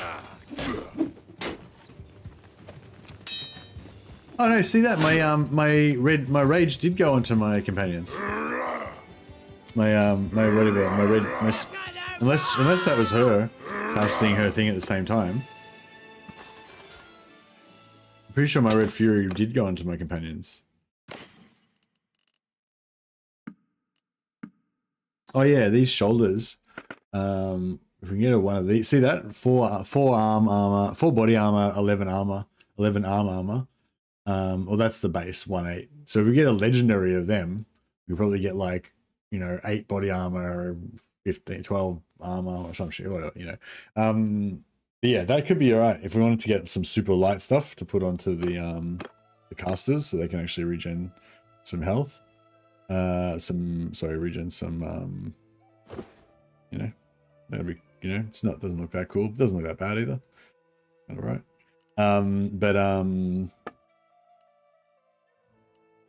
But yeah, but you want a legendary one at least. See, the shoulder harness is good, and the woodland capes are good. Yeah, these ring ones are a bit heavier, and they're not that much better. And these are heavy as fuck. We don't want them. But yeah, the woodland capes, if you can get one of those, they're really light. And yeah, if you can get a legendary one, they could be actually all right. I mean, I'd rather a legendary fucking heavy armor one, but you know. Figures can't be choosers. But yeah, so I don't know. Yeah, we still need another 315.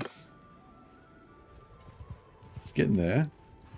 Maybe we can take out 80 of these guys. I feel like 80 is probably a bit much for us. If we had one more necromancer, we probably could do 80, no problem. We could maybe do 80.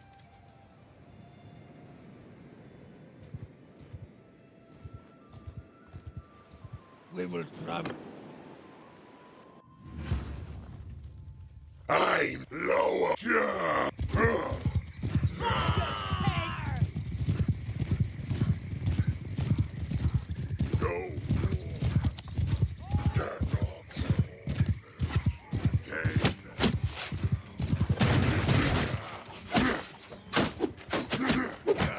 Doesn't manage to miss everything. Yeah, I don't get my physical resistance and stuff until I activate, but I have to kill like 4 of these dudes before I can get activated. I have to kill like 5 of them, plus 1 for every keystone that you have.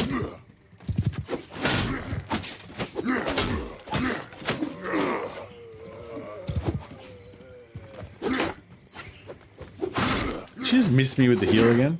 I swear she does that on purpose.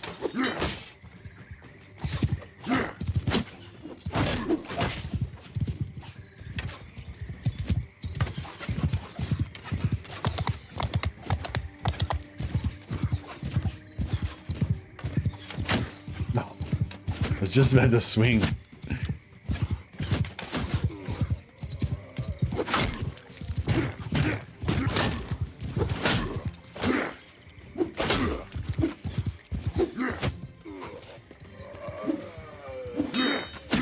Oh shit. Oh shit. I need a fucking...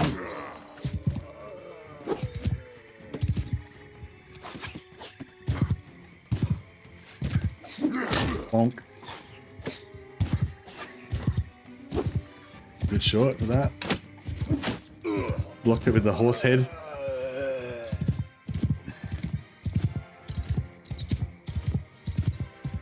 You might try the Spellweaver. Yeah, the Spellweaver is pretty fun, I thought. Summoning the dryads and shit. Pretty cool.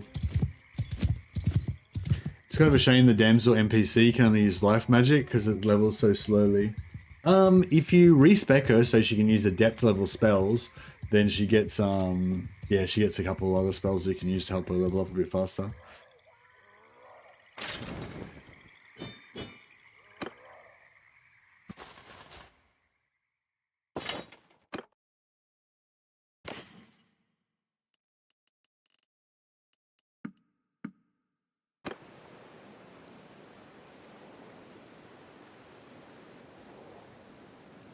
But yeah, it's not as fast as Necromancer, just summoning all the time or whatever, I guess.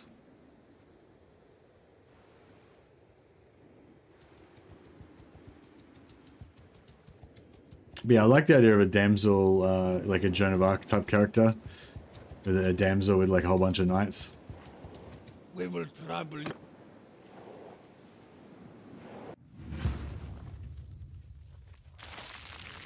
Sate your hunger. Face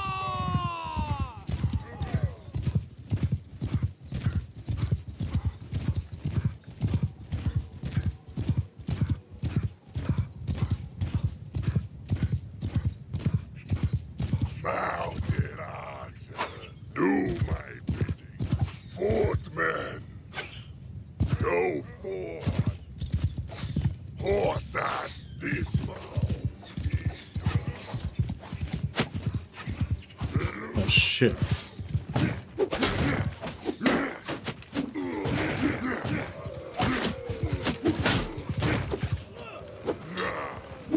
Practice our melee, folks.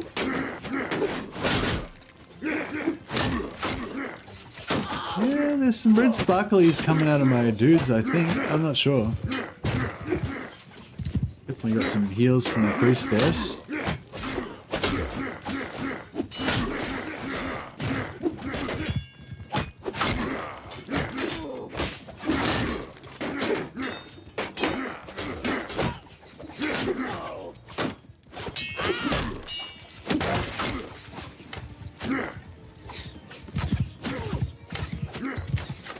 Joan of Arc is literally repellent.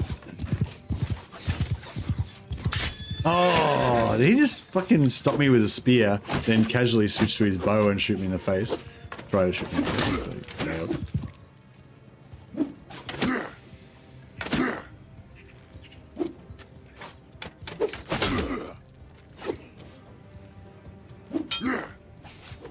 Blocks the hammer.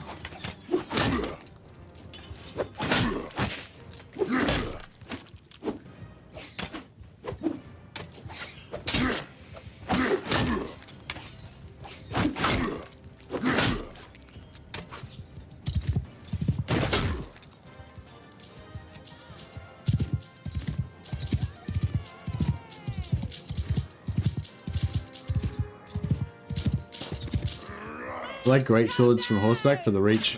Yeah, me too. But they don't crush through. But I don't really use the crush through anyway. I mean, they don't cleave like hammers and axes do. But you don't really use the cleave on horseback anyway. So yeah, I've actually got a two-hander specifically for using on horseback. But I just really like the bonk of the two-handed hammer.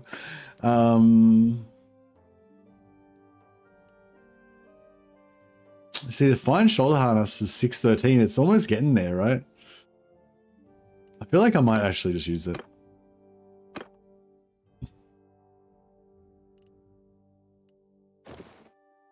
Just so you can get that magic back, you know, faster.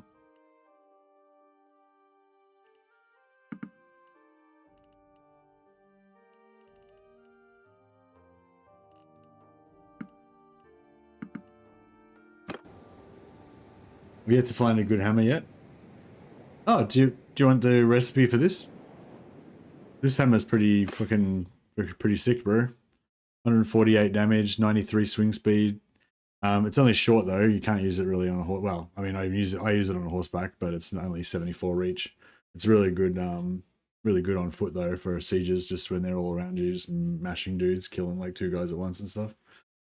Pretty sweet because it cleaves and crushes through. Yeah, if you just go into the Bannerlord Discord, it's the short Galmaraz recipe. So yeah, Bannerlord and the other, where you posted that photo thing, just scroll up a bit and there's a shitload of recipes in there.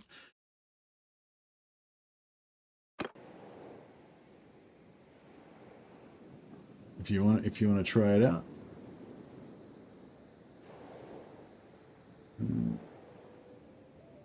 Yeah, there's my 140 reach greatsword that I'm using. I'm using a slightly different version, but yeah. There's the money pole, and then if you keep going up, yeah, short Galmaraz, it's called. But when you get in, it comes out weird. If you copy it, it comes out kind of weird. You just got to like jiggle the things around a little bit to get the proper, get the maximum swing speed and stuff.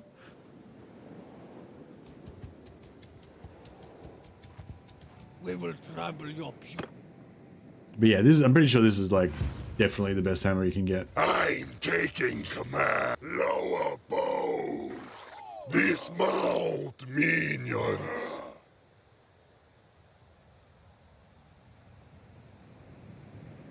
Charge.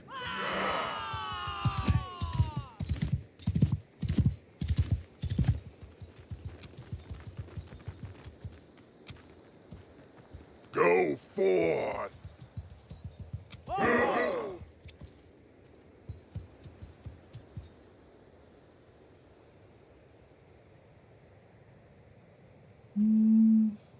Go forth.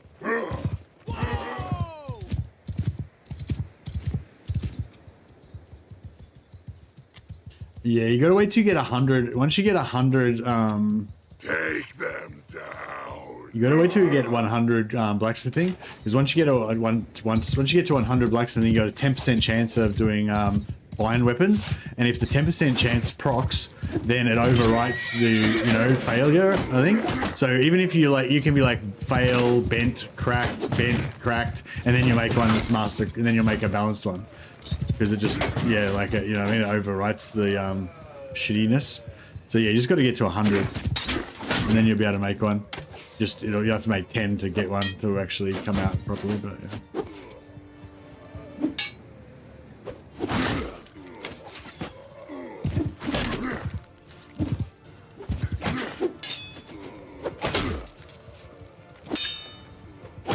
But yeah, it's kind of cool. Like, even you make something that takes like 260 skill, but as long as you've got 100, you got a 10% chance of making a good one.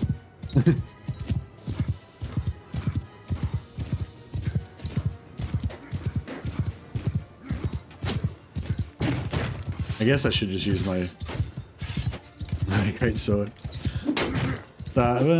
See, I guess the hammer's cool because if somebody keeps blocking, you can try and crush through, but.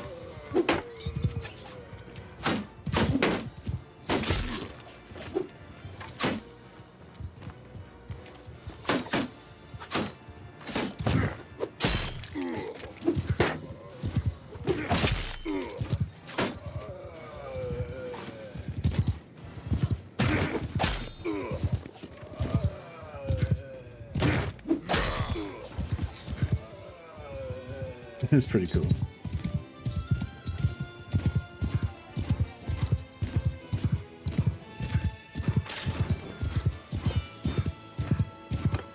Renown, that's pretty good.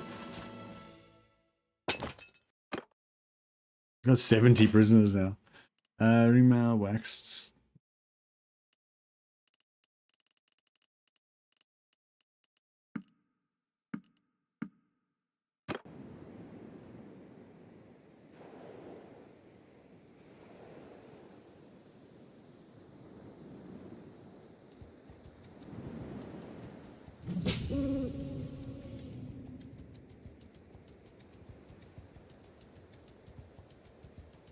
Men within prisoner size. Men within prisoner size. Oh, he's less men than I've got prisoners.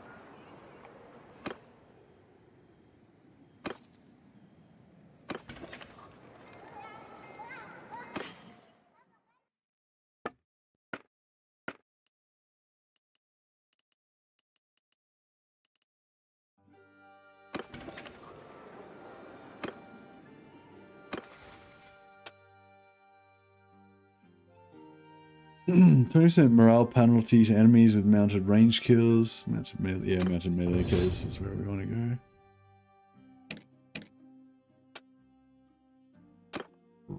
Nice. Raga got his extra endurance point.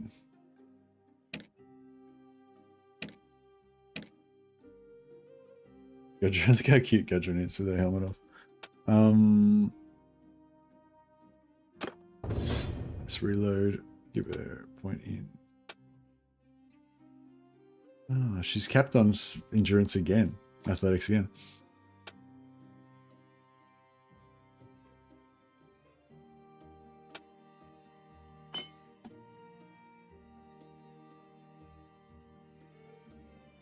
Hmm.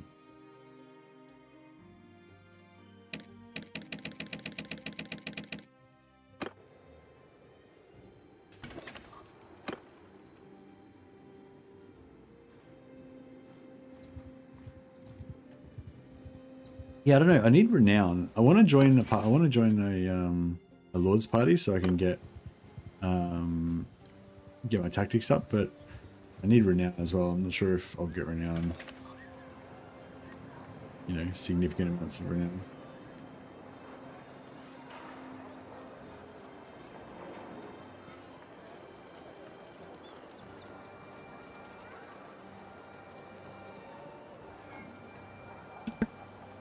Alright guys, I actually Mrs. Mercy just woke up, so got to go and we've got a bit of working bee today, doing a bit of a spring clean, so got to go and get into that. And but yeah, this has been a pretty fun session. I am enjoying the Blood Knight. It's pretty cool, Just cleaving, get some cleave action happening. Have a nice day. Yeah, no worries, man. Thank you, and thanks for sharing the items. It was cool. Yeah, no worries. See you guys. Have a good day. Oh, actually, before I go, is there anyone else that's streaming that we can chuck a host over to? Oh, wow, I've got like 162 people watching. That's pretty crazy. Hello, everyone. Didn't realize we had so many people. Yeah, no worries. Thanks for hanging out, guys. Who can we chuck a host to? Is there anyone we know that's on at the moment?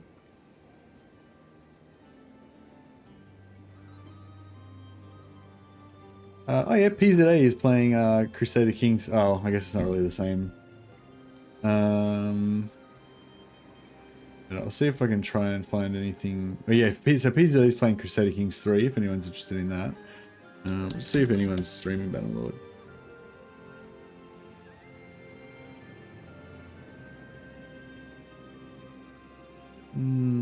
I am. Apparently. New Kingdom. Okay, there's a guy called Leovaris who's streaming some Bannerlord. I don't know who he is. I've never seen him before. He's playing vanilla Bannerlord though.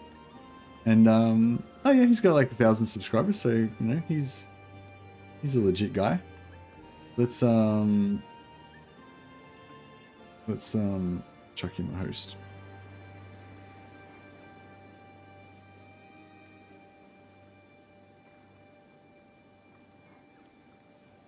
Alright, check out over to Levaris on YouTube. And yeah, if you want to go and say hi and check out what he's up to, and he's doing vanilla Bannerlord. I'll see if I can do with Twitch as well.